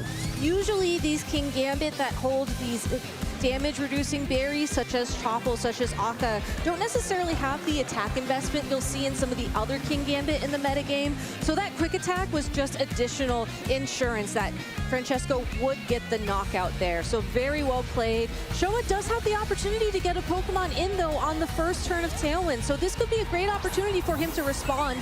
And we get confirmation that he did bring his Floette to this battle. Yep, there is the Floette can Mega Evolve with its Fairy Aura ability. There'd actually be 3 Pokemon on the field, Gabby, that would be boosting their Fairy damage. That Sylveon has already taken over half of its health in damage. And regardless of the Tailwind being on the field, Floette is just going to be naturally faster than the Pokemon on Francesco's side. So overall, this Floette is pretty well positioned to start going on the offense for Shoma. King Gambit is relatively healthy, though. A Fairy attack, while boosted by Fairy Aura, is still only a neutral hit. Shoma does not have Calm Mind like we've seen so many other Floettes, having. It's that Light of Ruin where you sacrifice your own HP to do massive damage. And that's also Floette's signature move. It would be so cool to see it in this top 4 battle. Shoma starts the Mega Evolution. Let's see what he follows it up with. That will be Mega Floette on the field, activating Fairy Aura. All Fairy damage boosted by 30%. That means the quick attack does even more into the Whimsicott, but it's still not enough. Has to follow up with a Sucker Punch, double target, and Whimsicott is knocked out. Shoma no longer has that support from his Whimsicott. Dazzling Gleam into both of Francesco's Pokemon, but Sylveon hangs on with 8 HP. Francesco again relying on the double priority attacks, recognizing that Whimsicott's best option there was to go for an attack itself. You can't use the Prankster ability to target down Dark-type Pokemon, so you couldn't, for example, use Encore to lock that King Gambit into a Sucker Punch so it couldn't target the Whimsicott. Likewise, you couldn't necessarily do much with that Sylveon because you'd just be locking it into another quick attack, which would still end up hitting you. So overall, recognizing that Whimsicott was the weakest link on Shoma's team that turn. And now Shoma has to reveal his final Pokemon here in game 1, which it is the Mystic Water Basculegion. You do have access to Protect, where a Choice Scarf version would not. And now you have those last 2 Pokemon. Evi's Last Respect is pretty strong. It's going to be pretty strong, but Shoma will have to find a way to remove the King Gambit from the field before you can feel a little bit comfortable going for that big attack. I mean, the reason why King Gambit has been so popular throughout Pokemon Champions and the MA format is because it's a great counter to Pokemon like Basculegion thanks to priority, but this is one way around that. You have to Aqua Jet Sylveon because Quick Attack Sylveon is just too oppressive. That's so crazy to see here in top 4. But that's what Shoma needs to do to try to win this game. And now with Dazzling Gleam into the single target on King Gambit, you pick up 2 clean KOs when the Basculegion, is still very healthy, and it's not choice locked, it's Mystic Water, so you can go for Wave Crash, you can go for Last Respect on the last turn of Tailwind. But Francesco didn't take the bait. That Sucker Punch didn't target the Basculegion, so he still was able to get damage out of that turn while the King Gambit was making its way off the field. So even though both of these trainers are down to their final 2 Pokemon, I think they got the maximum value out of their first 2 Pokemon in this game. And that is something that is very important for Francesco. If he can just endure this last turn of Tailwind, and then Shogun's Pokemon will not be outspeeding him. You can do that with Protect. Obviously, you can maybe try to tank a hit. This is potentially a bulkier Garchomp since it is holding the Citrus Berry item. It is, and that's going to be the key thing to look out for moving forwards. I think the double Protect here is a pretty safe play for Francesco, and we see one, and I'm assuming we're going to see the next one real soon. There it is. Yep, not even going to Mega Evolve yet. Charizard waiting for his moment in the sun until next turn when you actually want to activate the Drought. And that's just great recognition of the timers in play for these Pokemon battles by Francesco. If you go ahead and Mega Evolve and then immediately use Protect, that's a turn of sunlight that's just gone. By using Protect and then just waiting that turn, you're not necessarily wasting anything. So you can go for the Mega Evolution now, and you can get the full value of your sunlight turns strictly for damage. A lot of Charizard players like having the sun up against Basculegion when they're locked into a Wave Crash or Aqua Jet because it reduces the amount of water damage when the sun is up. However, Shoma has last respects. Neither of Francesco's remaining 2 Pokemon resist ghost attacks, so the sun is not even helping defensively here. Exactly, and the other big question on my mind too is just how critical is the amount of damage that Floette has taken throughout this match when it comes to facing off against the Charizard and the Garchomp on Francesco's side of the field.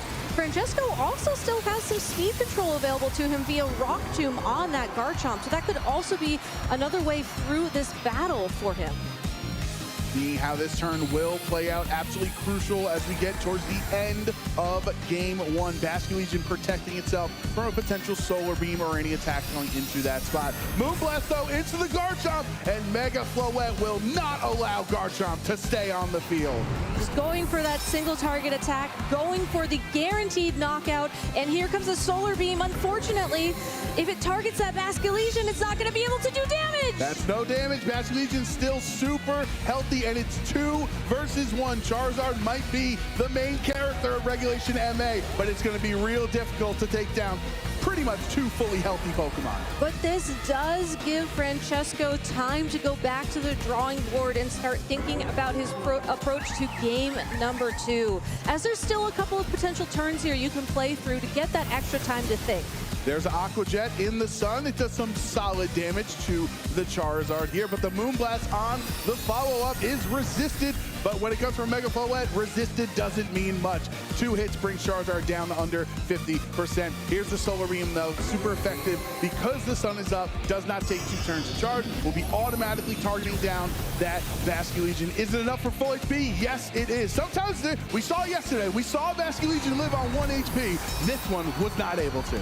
And that, again, great information moving forward for all of these trainers. And what I'm wondering right now is whether or not this Moonblast will do enough to pick up that KO. It's going to be close, and then you have to worry about the Weather Ball firing back as well. You know, I think this is a lot closer than it appears. There's still 3 turns of harsh sunlight, so it's not like Shoma can try to hang around and wait for the sun to go down. Consistently, though, Shoma has outsped, and that's because on the open team sheets, Mega Floette is timid on the stat alignment versus Francesco's modest stat alignment. Yeah, and Francesco is going to be trying to utilize Weather Ball, which is guaranteed to connect thanks to the accuracy and will be stronger thanks to the fact that the harsh sunlight is still active on the field.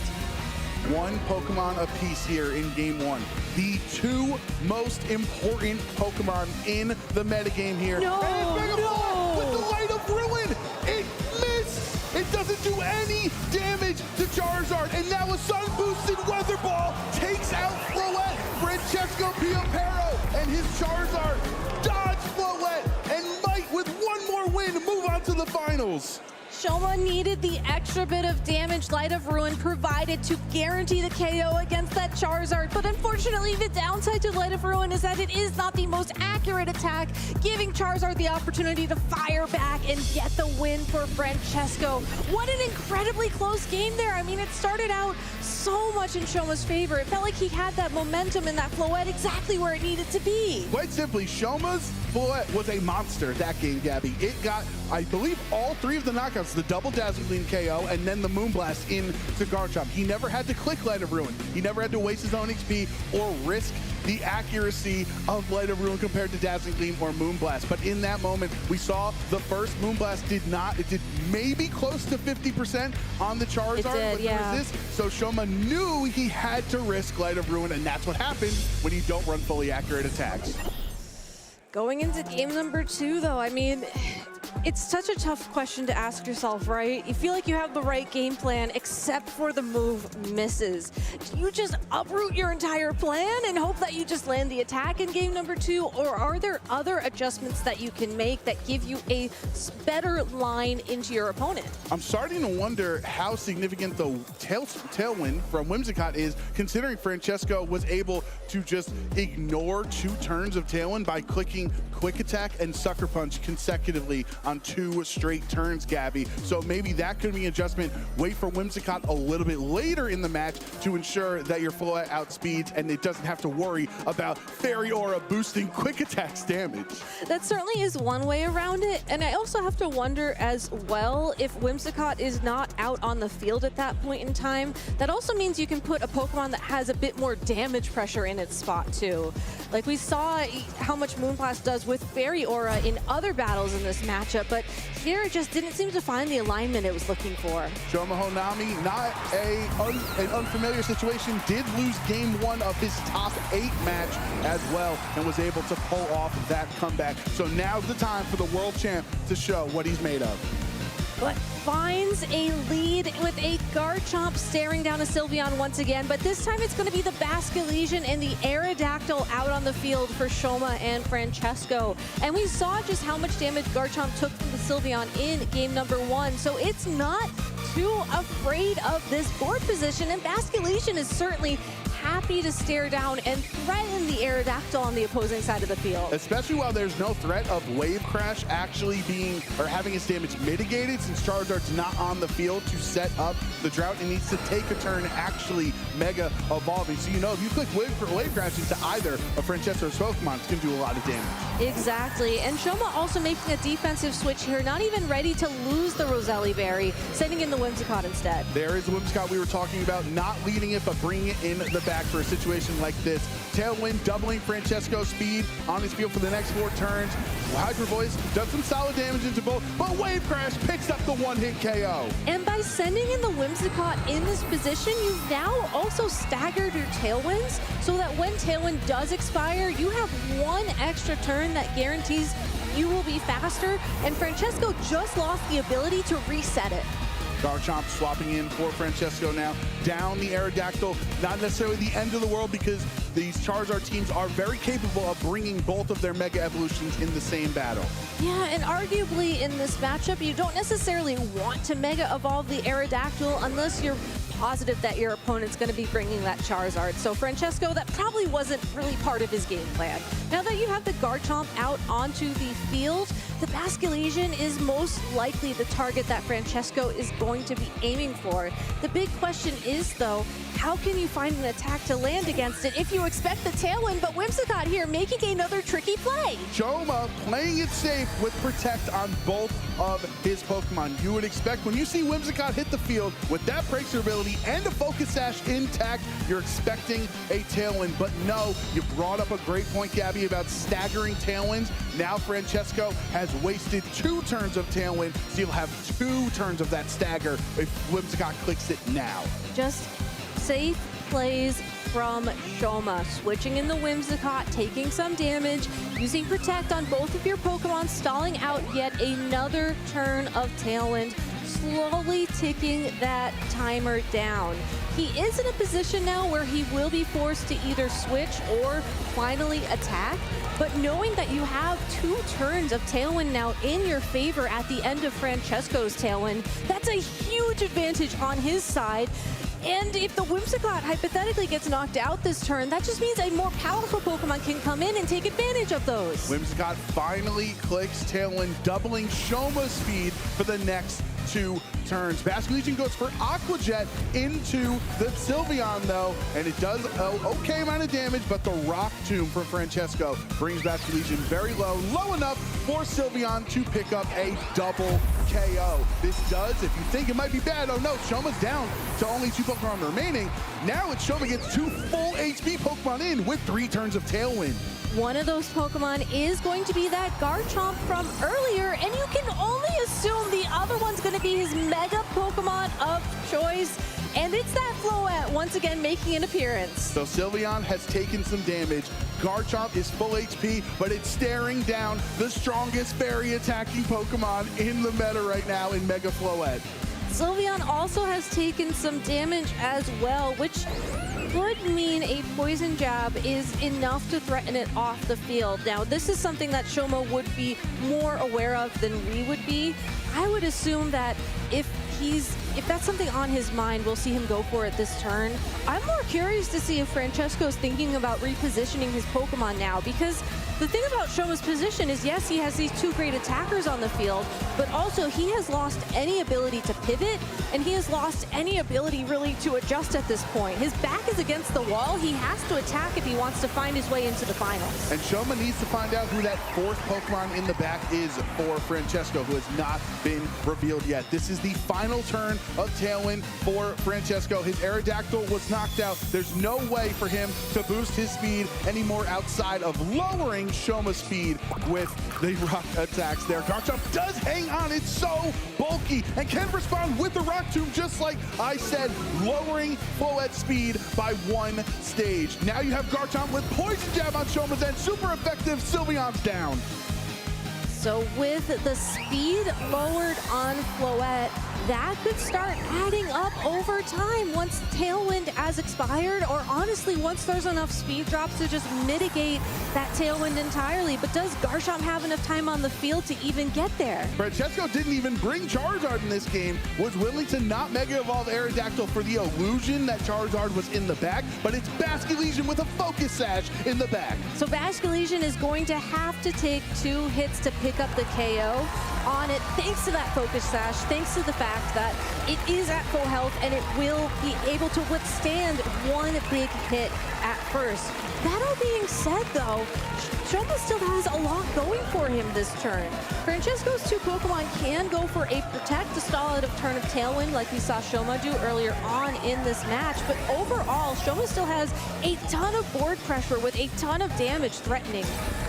Basculegion and Garchomp will protect on Francesco's side. There are 2 turns of Tailwind remaining. At the end of this, it's just the 1 because of the speed drop from Garchomp earlier. Mega Floette, once the Tailwind end, will be slower than Francesco's Pokemon. We've seen a lot of double protects over the weekend, Gabby, and Francesco might need 1 more. Shoma, though, using the targeting that turn to try and break the Focus Sash on Basculegion and then follow it up with a Dazzling Gleam, most likely fishing for the double KO onto the Garchomp and the Basculegion. Now, whether or not he goes for that a second time is a bit of a mind game here, because typically when players go for double protect, it doesn't work. That one didn't work. Only a 30% oh, but he got it on the Basculegion. That's a huge double protect. 30% chance to land no, 2 he went for consecutive ones. The Dragon Claw goes into Basculegion. There's no damage. He went for And he doubled. Shoma doubles the Basculegion because of the Focus Sash. He needed 2 hits to secure a KO and gets no hits. He changed from the Dazzling Gleam to the Moonblast just to ensure there was that little bit of extra damage in case it was needed to pick up that KO, but unfortunately was punished for it because that 1 in 3 chance of Protect succeeding twice in a row on a singular Pokemon. Francesco was able to scout out what Shoma was targeting and take advantage of it with that move. Now with the Tailwind gone on the field and with that speed drop on the Floette, he will have an opportunity to try and get some damage down. But these Garchomps, we haven't seen how the speeds interact without Tailwind. This could be a potential speed tie as both of them are jolly. New Orleans is known as the spookiest city in the country, Gabby. But there's nothing spookier than all these double protects that have been coming out throughout the weekend. Rock Tomb into Garchomp on Shoma's side will lower its speed that allows Basculegion to now outspeed and go for last respect, taking down Shoma's Garchomp. You see the frustration on his end. He was hoping Garchomp would endure that attack, but the Rock Tomb was so clutch for Francesco in both of his top cut matches so far, lowering his opponent's speed. Francesco looks absolutely speechless on his side of the screen.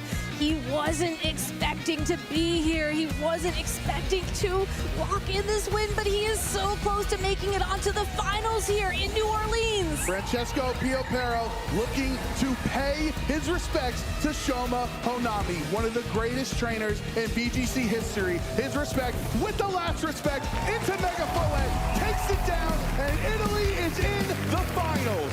From top 8 last year to top 4 at the European International Championships this year to now to the finals here in New Orleans, Francesco Piopero is your first finalist of the 2026 North American International Championships. Francesco's beside himself right now. He is popping off. He can't even believe what just happened, taking down one of the titans in VGC for your chance at your first international championship. But what an incredible run from Shoma Honami throughout this tournament. That win condition. Will Eric focus on Fergraf as a way to handle that, or will he focus on other things like Garchomp as the in-game condition? Because you really do have to find a way to eventually deal enough damage to Toxapex. Either way, I'm expecting a methodical match between these two competitors. Eric Rios and Alex Gomez, both pretty famous for not wanting to take huge risks in their play. Similarly, alongside Wolf Glick, someone who always looks for the most optimal play with the least amount of variance. So one thing's for sure, it's gonna be a very intense game of chess between these two competitors. Right, we've seen a few fast and furious matches in a row on broadcast. Wouldn't be surprised to see this one slow down a little bit. Now, Wolf's actually been against this 3 times. This will be the 3rd time on broadcast. Was against Alex Underhill in phase 1 of the broadcast. That one really focused on the King Gambit being led, and the Infestation was able to break Focus Ash and finish off King Gambit there. But a lot of tools here are able to put out a ton of damage and threaten the Charizard, which is obviously always important for Wolf. You think about the Toxapex, you think about the in-game, but you're only in an in-game once your opponent's down to 1 or 2 Pokemon. You've got to fire off the quick offense to get there. And that's where I think you have to worry about this Toxapex, something that can stall out the match. It's going to be a Pokemon that you're really going to have to put a lot of thought into.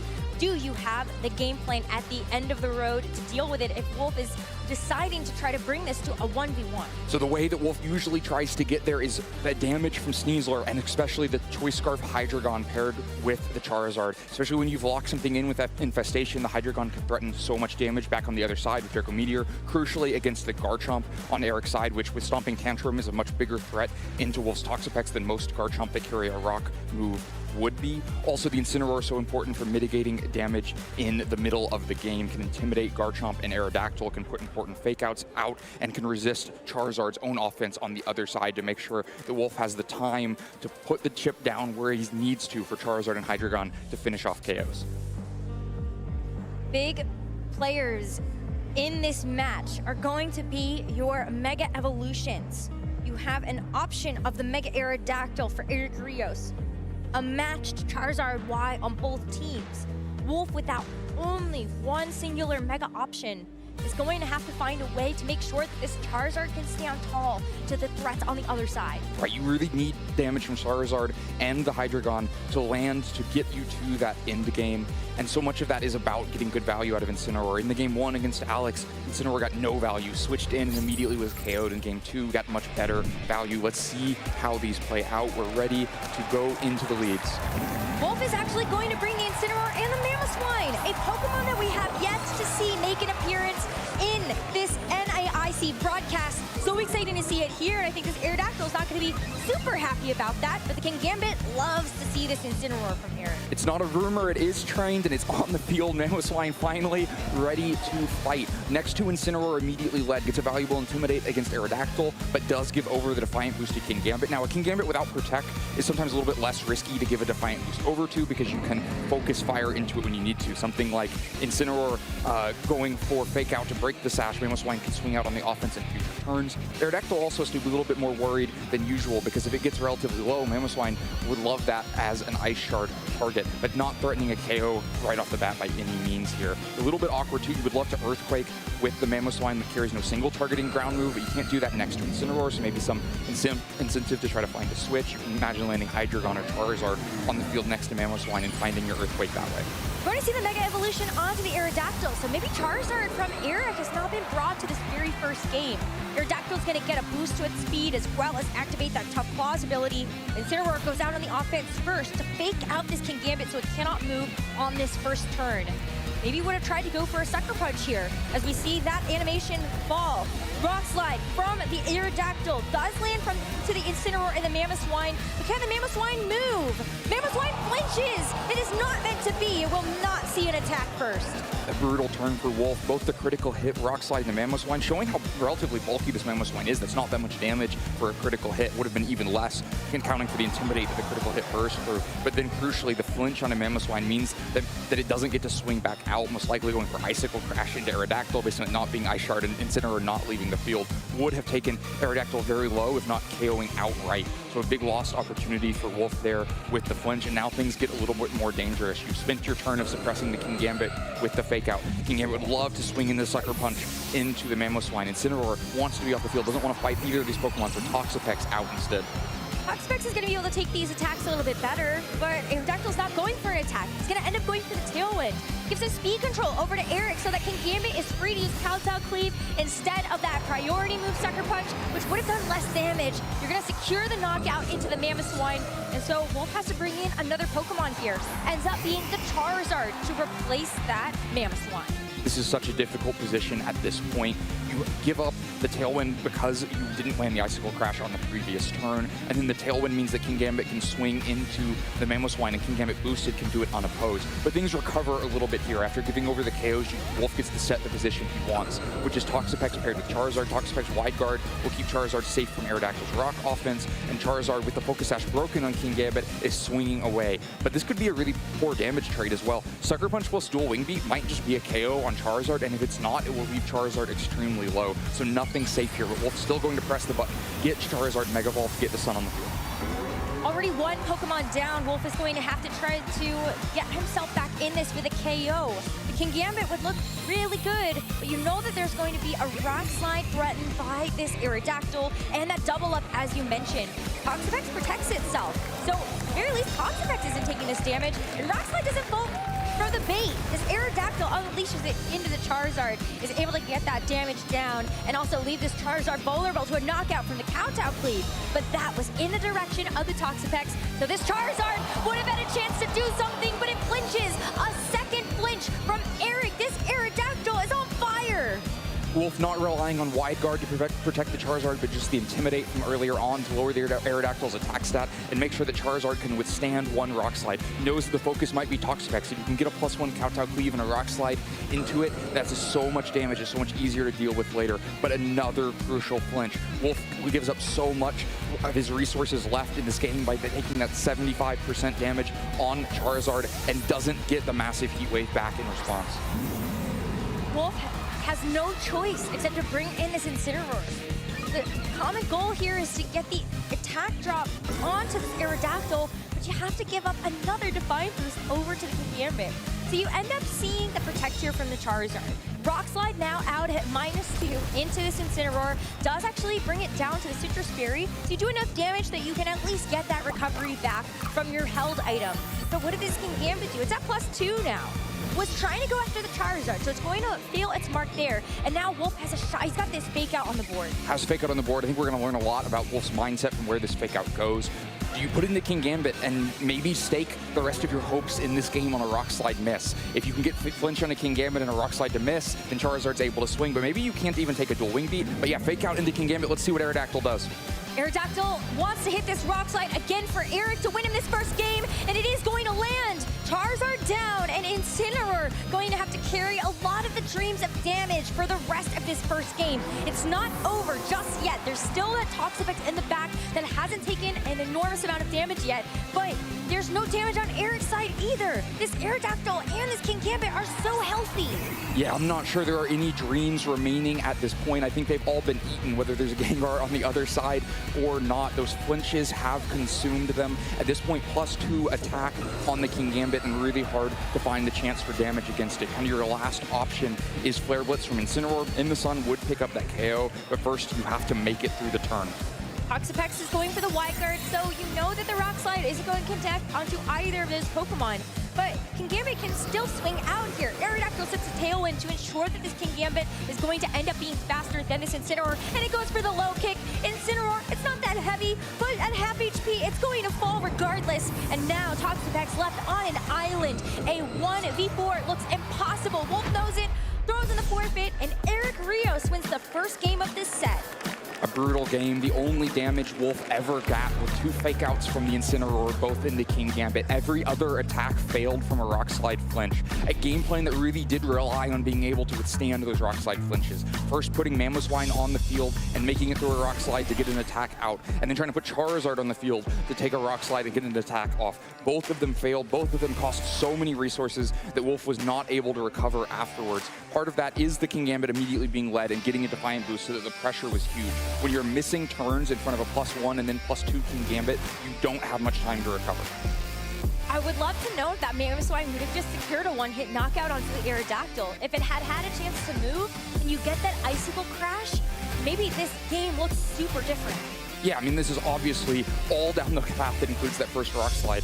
Wolf led the Mamoswine for a reason, was ready to take the chance on the Icicle Crash into Aerodactyl for a reason. It could have swung very much the other way, but we only see the one way it plays out, which is that 30% chance of Rock Slide flinching, taking away Wolf's action on the turn, and then, of course, having it happen just 2 turns later for the Charizard as well. So then you have to wonder, when a game goes that poorly, you get 2 fake outs and nothing else, do you go back to the drawing board, look for a new game plan, look for a new path? Maybe already prearranged kind of what your game 2 and game 3 approaches to this match are, or do you say that would have worked if only the flinch doesn't happen? And the flinches are in my favor, so maybe I will take another shot at it. But can you make it happen twice? If you're expecting to not get flinched a couple more times, then it gets a lot more difficult. It's hard when you're down a game to withstand those kinds of odds. Pressure mounts as Wolf's back is against the wall, but he still decides to hedge his bets on this Mamoswine. Toxapex, the partner of choice for the second game, but Eric ends up bringing the Charizard as a big adjustment for his Mega Evolution. Yeah, crucial difference for Wolf that Toxapex immediately is on the field here. Both doesn't give over the Defiant boost to King Gambit, what would have been offering Wide Guard to stop Rock Slide. You can't get flinched if you're not getting hit, but Eric one step ahead, has Charizard on the field already. The missing fake out really important here as well. You can't stop the King Gambit from attacking for the turn, and you can't easily break the Focus Sash. Charizard kind of loves this position, wants to swing into the Mamoswine, get a lot of damage back, isn't that worried about what Mamoswine does back to it. Icicle Crash would be a lot of damage, but you're not threatening a KO, and Toxapex, of course, would take a lot of time to mount damage against Charizard, so it's somewhat rare in this format that you get completely free opportunities to just swing out with Charizard, and it feels like Eric has found himself in one right now. See the Mega Evolution immediately as this second game is off to the races. Charizard to set the sun. These weather balls for this Mamoswine are gonna hurt a lot. Whether or not that ends up being the case, though, this Mamoswine does have a chance to protect itself, but it ends up being a Solar Beam from this Charizard as the attack of choice. It unleashes its first powerful attack of this game into the Toxapex. Does about a third of its damage, but the Mamoswine lands the Icicle Crash, a move that we were hoping to see in that first game. But that Charizard takes it like a champ. A critical hit, though, maybe evening out the karmic balances a little bit as King Gambit finishes the turn with a Kowtow cleave. Then Infestation into King Gambit breaks the Focus Sash. And maybe a relevant critical hit there, but doing more to even out that karma as you put it. I think that's an incredibly strong turn for Wolf. We talked about it in earlier matches. If you invest a lot of resources into putting damage on Toxapex, that damage can be undone oh so quickly. A few turns of leftovers, Regenerator switching out, suddenly it doesn't look like you spent 2 attacks into Toxapex at all. Eric probably expecting Wolf to protect Mamoswine. Solar Beam plus Sucker Punch could have just KO'd the Mamoswine before it moved. Wolf stakes the semifinal down 1 game on a huge risk there and gets a lot of value back. Has really done significant work now. The King Gambit has its Focus Sash broken. Mamoswine could swing for a KO with Earthquake or a future KO from Charizard with Heat Wave. So much damage on the Charizard, the critical hit helping to make sure that's really significant damage that could add up. And the Infestation trapping King Gambit on the field. No protect, trapped, very vulnerable Pokemon at this point, but it doesn't mean the pressure is gone. I don't think Ice Shard is threatening a KO into Charizard, so the threat of Sucker Punch plus Solar Beam is still very real. Charizard will end up moving first unless there is that increased priority, and so the King Gambit ends up swinging. The Heat Wave, though, is going to be the move locked in from this Charizard, expecting no Wide Guard from the Toxapex. So as that lands into the Mamoswine, that one Icicle Crash is all that Wolf is going to get of value out of this Pokemon for this second game.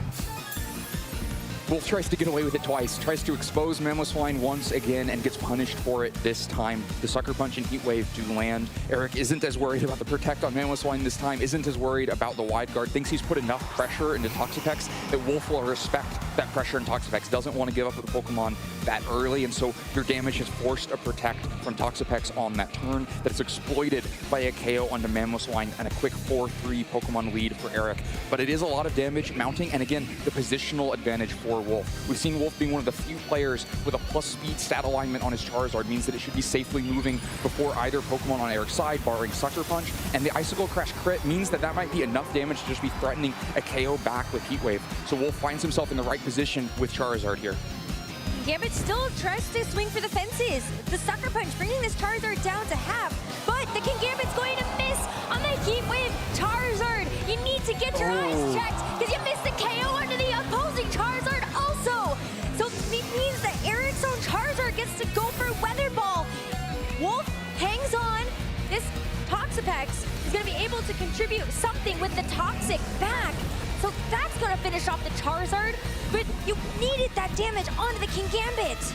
Yeah, really crucial. A couple of things there. Like, almost all of it has to go wrong for Wolf to still be vulnerable to Sucker Punch on the next turn. You both have to miss the KO on Charizard so that you take the Weather Ball back, and you have to miss the KO on the Kingambit so that the Sucker Punch threat is still there on the field. But between those two things, Charizard now is vulnerable. On the other hand, Kingambit still can't protect itself, still can't switch off the field, so Charizard has some wiggle room to just protect itself, try to find the right threat opposite the Kingambit. But yeah, you could see it in the player cam, Wolf not getting exactly what he wanted out of that turn. And whenever there's a KO in this format, it feels like that player immediately takes positional advantage right back. And again, it happens for Eric. Getting to land Garchomp on the field, threatening a Dragon Claw KO into Charizard, you do not have to worry about the Wide Guard in the situation and going for spread moves. You just have the KO on Charizard. And so for now, Toxapex needs to go on the field. You need to find a new way to threaten these Pokemon, even though that means freeing the Infestation.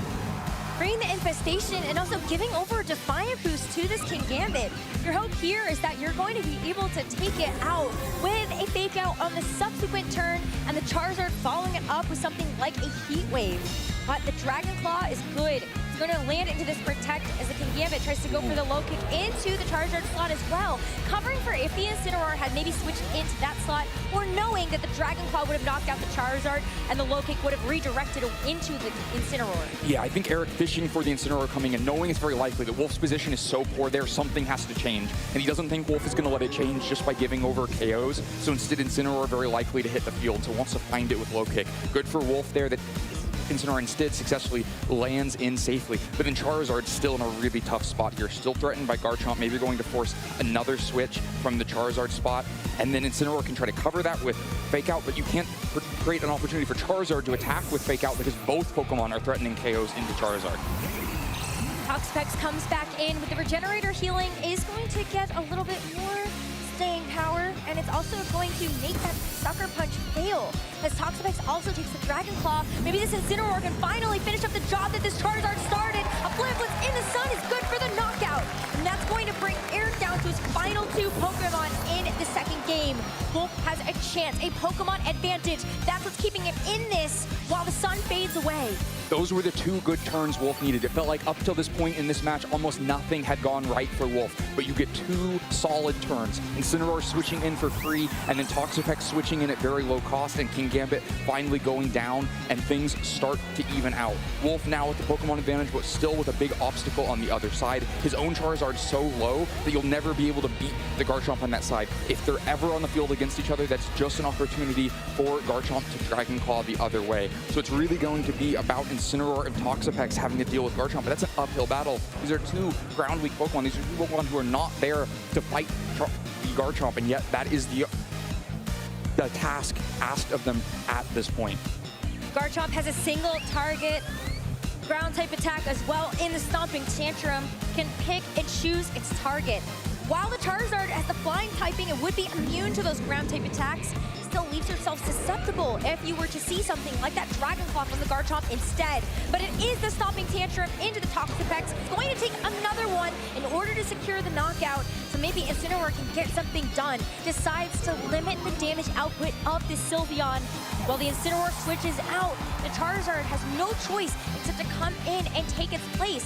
And is it going to come in just to faint? Maybe hoping that -1 special attack Charizard can take an attack. You also want to be able to bring Incineroar in and to intimidate again in the future, but no Hyper Beam, you're not taking that. Hyper Beam is going to be Sylveon's move to knock out this Charizard.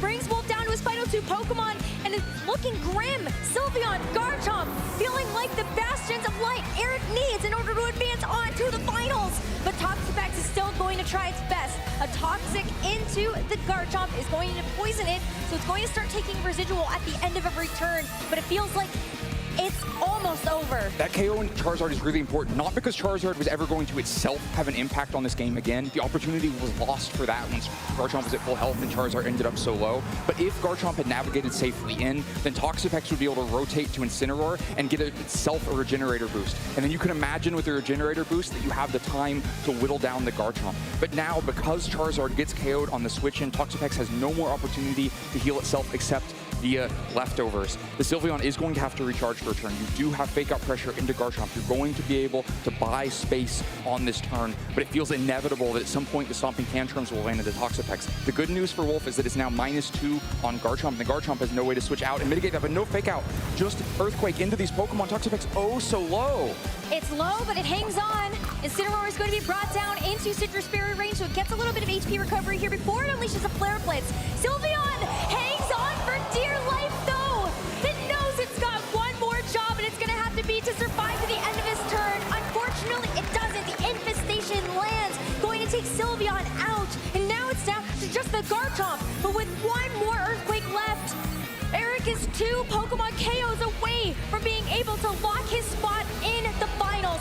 Can Wolf do it with his trusty Incineroar and his Toxapex? This is not over yet because there's a tricky decision for Eric here. You would love to just Earthquake, get a bunch of damage on both Pokemon, but Wide Guard would stop that. If you get Wide Guarded for too many turns, then you are just going to lose to Toxic. So instead, you probably need a Stomping Tantrum. You'd rather Stomping Tantrum the Toxapex, but it could just protect itself through the turn. And if you take a Protect there while the Incineroar is doing damage into Garchomp, there's a way to lose. And if you swing into Incineroar with a Stomping Tantrum and Toxapex isn't going for Wide Guard, but is just infesting, then maybe the damage over time adds up fast enough. Baneful Bunker, it's not a Wide Guard, so did Eric end up targeting into the Incineroar instead? That would be good for a KO, potentially, if not a -2, but the Incineroar, it's going to hang on through this. It's going to be able to get one more attack off the Throw Chop into the Garchomp, helping to whittle away at some of that HP as it knocks itself out from the Rough Skin ability. A 1v1 now, as Wolf is hoping the leftovers recovery onto this Toxapex is going to give him a fighting chance as his poison damage starts to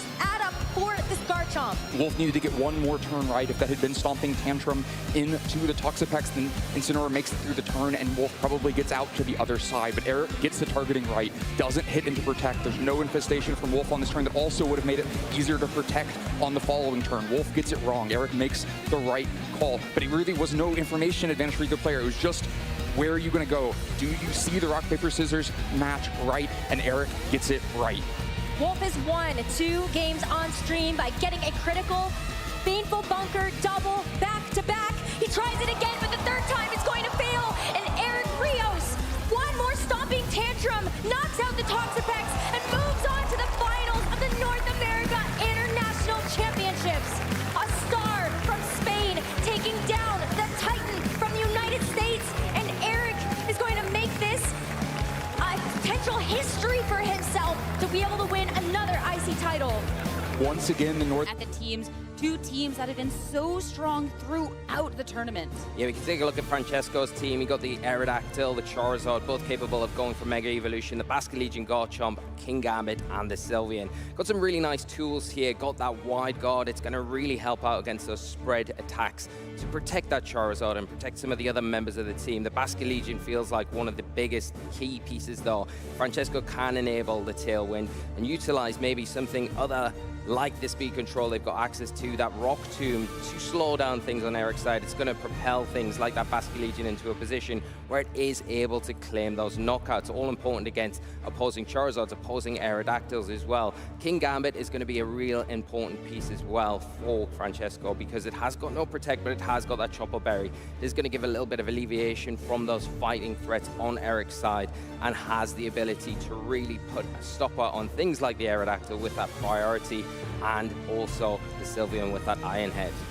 And looking over on the opposing end, looking at Eric's team, so many familiar pieces. It's going to be Aerodactyl and Charizard once again, King Gambit, Sylveon, Garchomp. But let's talk about what's different, this Farigiraf. Yeah, very few differences between the 6. Just a Pokemon apiece here. The Farigiraf, not the Basculegion that we're seeing on Francesco's side. And it does give Eric the ability to have an alternative form of speed control, and that is the Trick Room, and that is the advantage that Eric's got in this match. They can play into it and twist the dimensions and propel those Pokemon like the King Gambit, like the Sylveon, and even that Farigiraf into positions where they can start threatening things on Francesco's side of the field. The key thing to look for why enables this mode is that Thunderbolt. It's going to pressure the Aerodactyl, it's going to pressure that Charizard as well, and not only that, it has got that all-important Armor Tail ability, which can be crucial to stop potential quick attacks from the opposing Sylveon, and more importantly, those really threatening Sucker Punches from the opposing King Gambit. And with two teams that have so many similarities, but these key differences, it's time to see heading into the match where these trainers' minds are at. Let's make some noise, everybody. It's time to get started here with our Masters Finals. Francesco Piopero going up against Eric Rios, and the lead right away, Aerodactyl and Sylveon. Aerodactyl on the opposing end as well, next to King Gambit. Yeah, the Aerodactyl's coming out as the form of choice for both trainers. Do they both lock into this tailwind? You want to keep pace with each other. The one advantage Francesco has it, they do have a way to prevent the Rock Slide threat on Eric's side, but you've got to expect here you spend a turn setting that tailwind to keep pace with your opponent, so maybe the Aerodactyls are going to be tied up here. But also, if you do that, you could maybe sneak in a Rock Slide to get some advantage onto your opponent if you suspect that you could go down and maybe a different form of speed control, like Eric has got that Farigiraf if he's brought it, Trick Room in the back.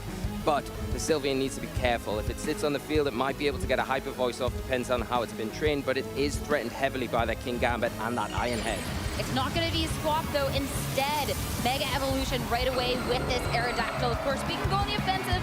We can try and just set up that speed control. Have to see how they want to be going ahead and playing. That's, of course, another Mega Evolution coming on out.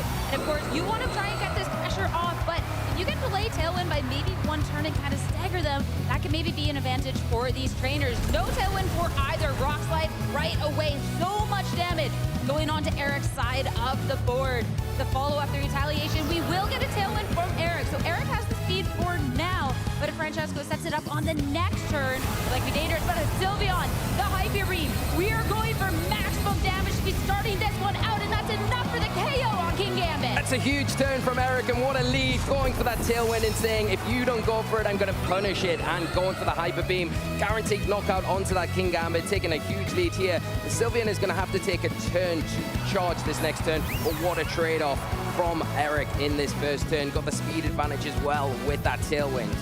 Especially called out, this King Gambit could have been something that pressured so much onto Eric's side of the board. And with that gone, on the very first turn of the match, sure, you have your own Sylveon to try and pressure out onto the board, but there's a lot of momentum to make up. Yeah, and the problem that Francesco has, did they go for the Tailwind here? Well, if you go for that, you're susceptible to a Rock Slide from the opposing Aerodactyl on Eric's end, so it's a really difficult one. Do you lock into the Wide Guard for that protection? It's exactly what we see. Those spread damage attacks are going to be hitting into Francesco, so Rock Slide is going to be null and void. Both of these Pokemon will stay safe. Great way to make sure you're not taking damage and can leverage your own. Hyper Voice in retaliation is enough to drop the Aerodactyl. Yeah, it's a really nice response from Francesco to get rid of the Mega on Eric's side. Protection, it does burn the turn for Eric, but they have taken a cost for that, losing a Pokemon and taking a lot of damage on the Sylveon. But you've got to remember, they've got the speed advantage now after that Tailwind setup. King Gambit coming into a prime place, and it has got that Focus Sash, so an extra layer of protection, putting a lot of pressure onto the Aerodactyl and the Sylveon, particularly with that huge Iron Head threat that both Pokemon on Francesco's do not want to see. Need to readjust here because everything feels like it's in a really awkward spot. And that's kind of the tricky part, of course, we do get a lot of health, full health for both of the Pokemon over on Francesco's end, but not having that speed and just that amount of damage output that can happen. Are you forced kind of to go for that Tailwind now and maybe kind of set yourself up for the late game and Sylveon now for success? Yeah, it will depend on how fast this Kingambit is, because Aerodactyl, when it Mega Evolves, it obviously gets an additional speed boost. But does the Kingambit have enough speed on Eric's side to supersede that? It looks like it doesn't. This is really key for Francesco to get back into this game.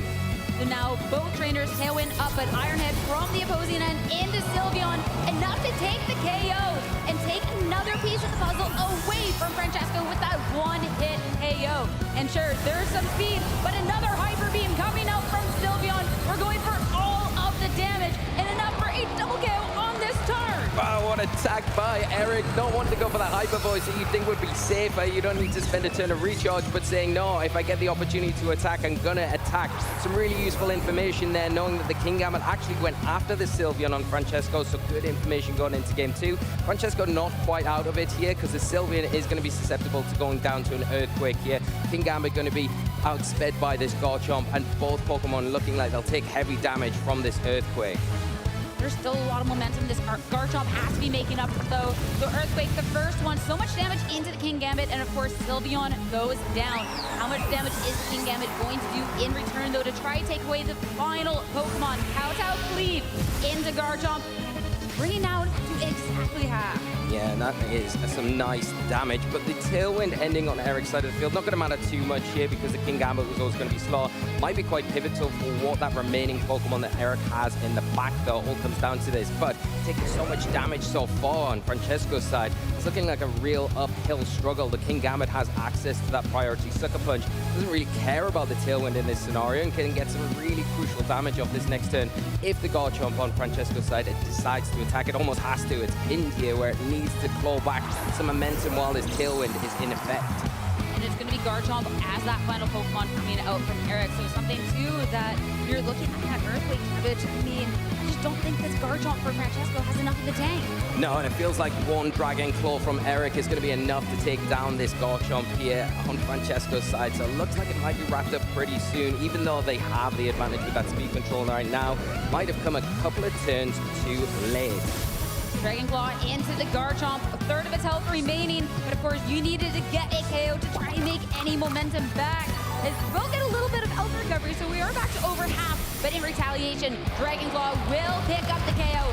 Eric Rios 1 game away from becoming champion, and such a commanding start, a statement, getting closer to the end, but wow, just damage, damage, damage. That is that confidence that we were talking about. Exactly that, yeah. A really calculated game here from Eric.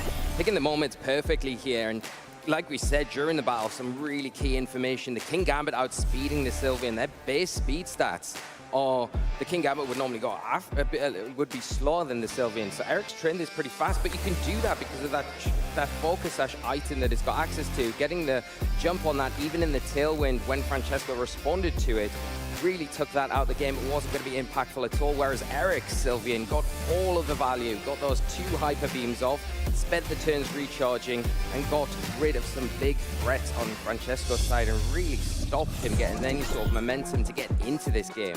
The fact that we got to see the Sylveon go for the Hyper Beam not once, but twice, take out such big key threats, and yeah, just not enough done back into Eric was incredible. And now you have to imagine going into game 2, Francesco has this idea now on how Eric wants to be playing this out.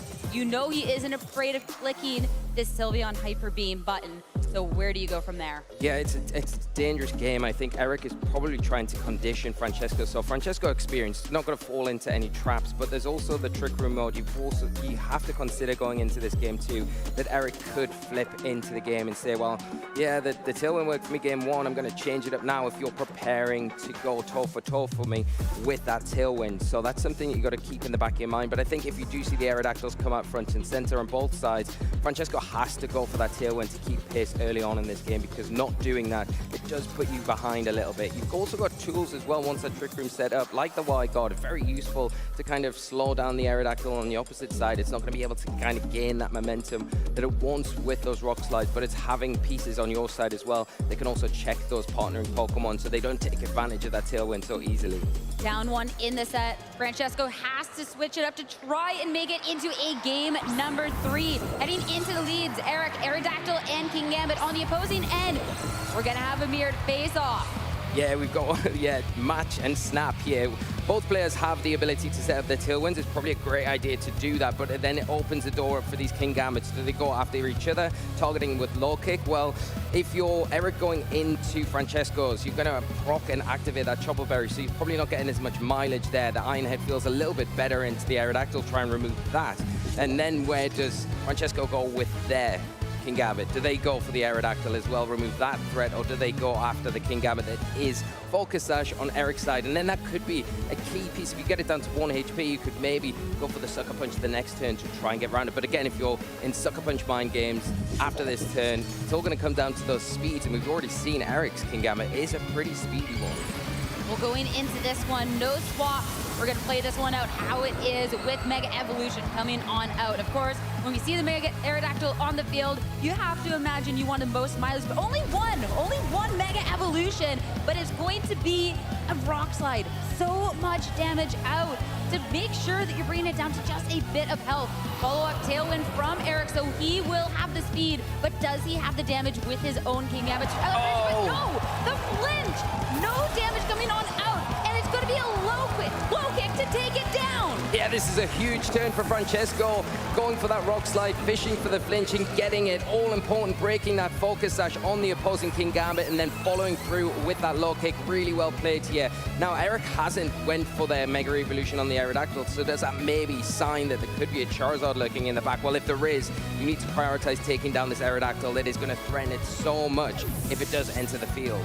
Well, Aerodactyl from Eric will leave, as instead Garchomp is going to join the fray. Sucker Punch attempt, but it will fail, as of course there was that swap, as Francesco needs to leverage his own speed, match that Tailwind. Yeah, now in that position where the Hyper Voice, not the Hyper Beam coming out, getting some valuable damage onto the field. The critical hit onto the King Gambit, really unfortunate, but a nice switch into the Garchomp, because now you've got the ability to threaten, at least with the Dragon Claw onto the Aerodactyl, and also maybe the Stomping Tantrum into the King Gambit as well. But the Aerodactyl still in prime position where it is going to be able to throw out another Rock Slide. It is going to be faster than everything else now under this Tailwind on Eric's side.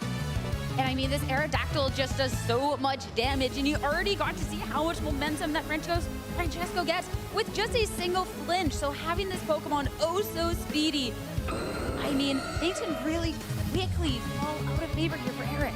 Yeah, this is the problem, I think, and taking so much damage on the Aerodactyl as well. It's not going to come in fresh later in this game, so you've got to really make the most out of these Pokemon. Sucker Punch doing some nice damage there, but is the Dual Wing going to be? No, it's onto the Garchomp, into that Sylveon. It will be good damage, but both Pokemon on Eric's side going to be able to retaliate now. Are they able to pick up key knockouts? That's going to be the thing. We're doing damage from Francesco, but in return, it's going to be Eric to take a KO onto this King Gambit. So it's going to turn a really, really big damage and potentially a KO, but not quite going to be there. And one Pokemon down means it'll actually be a Sylveon to follow up. So Francesco, when that damage isn't there, he lost 2 Pokemon. Where do you go? Well, it all comes down to the 2 Pokemon remaining for Francesco. If one of them is the Sylveon, it's going to be coming in pretty good position here, and there it is. It's going to have that Hyper Voice, and it will be threatening big damage, potentially a knockout onto the Garchomp, and then even a close one onto that Sylveon, especially when you combine it with the Garchomp here that Francesco's brought in so healthy, and it will be able to outspeed the potential of the opposing Sylveon as well and get an attack off before it can attack it. Going on into this, Francesco, 2 Pokemon remain on his side to try and get away into this match to take it into an all-important game number 3. Detect from Eric. Make sure that his Sylveon will survive through the turn. As a Rock Tomb, it's going to be attempting into it, so nothing will happen there. Follow-up Earthquake. Sylveon for Eric will stay safe. but we're looking for big damage over on the opposing end of the board.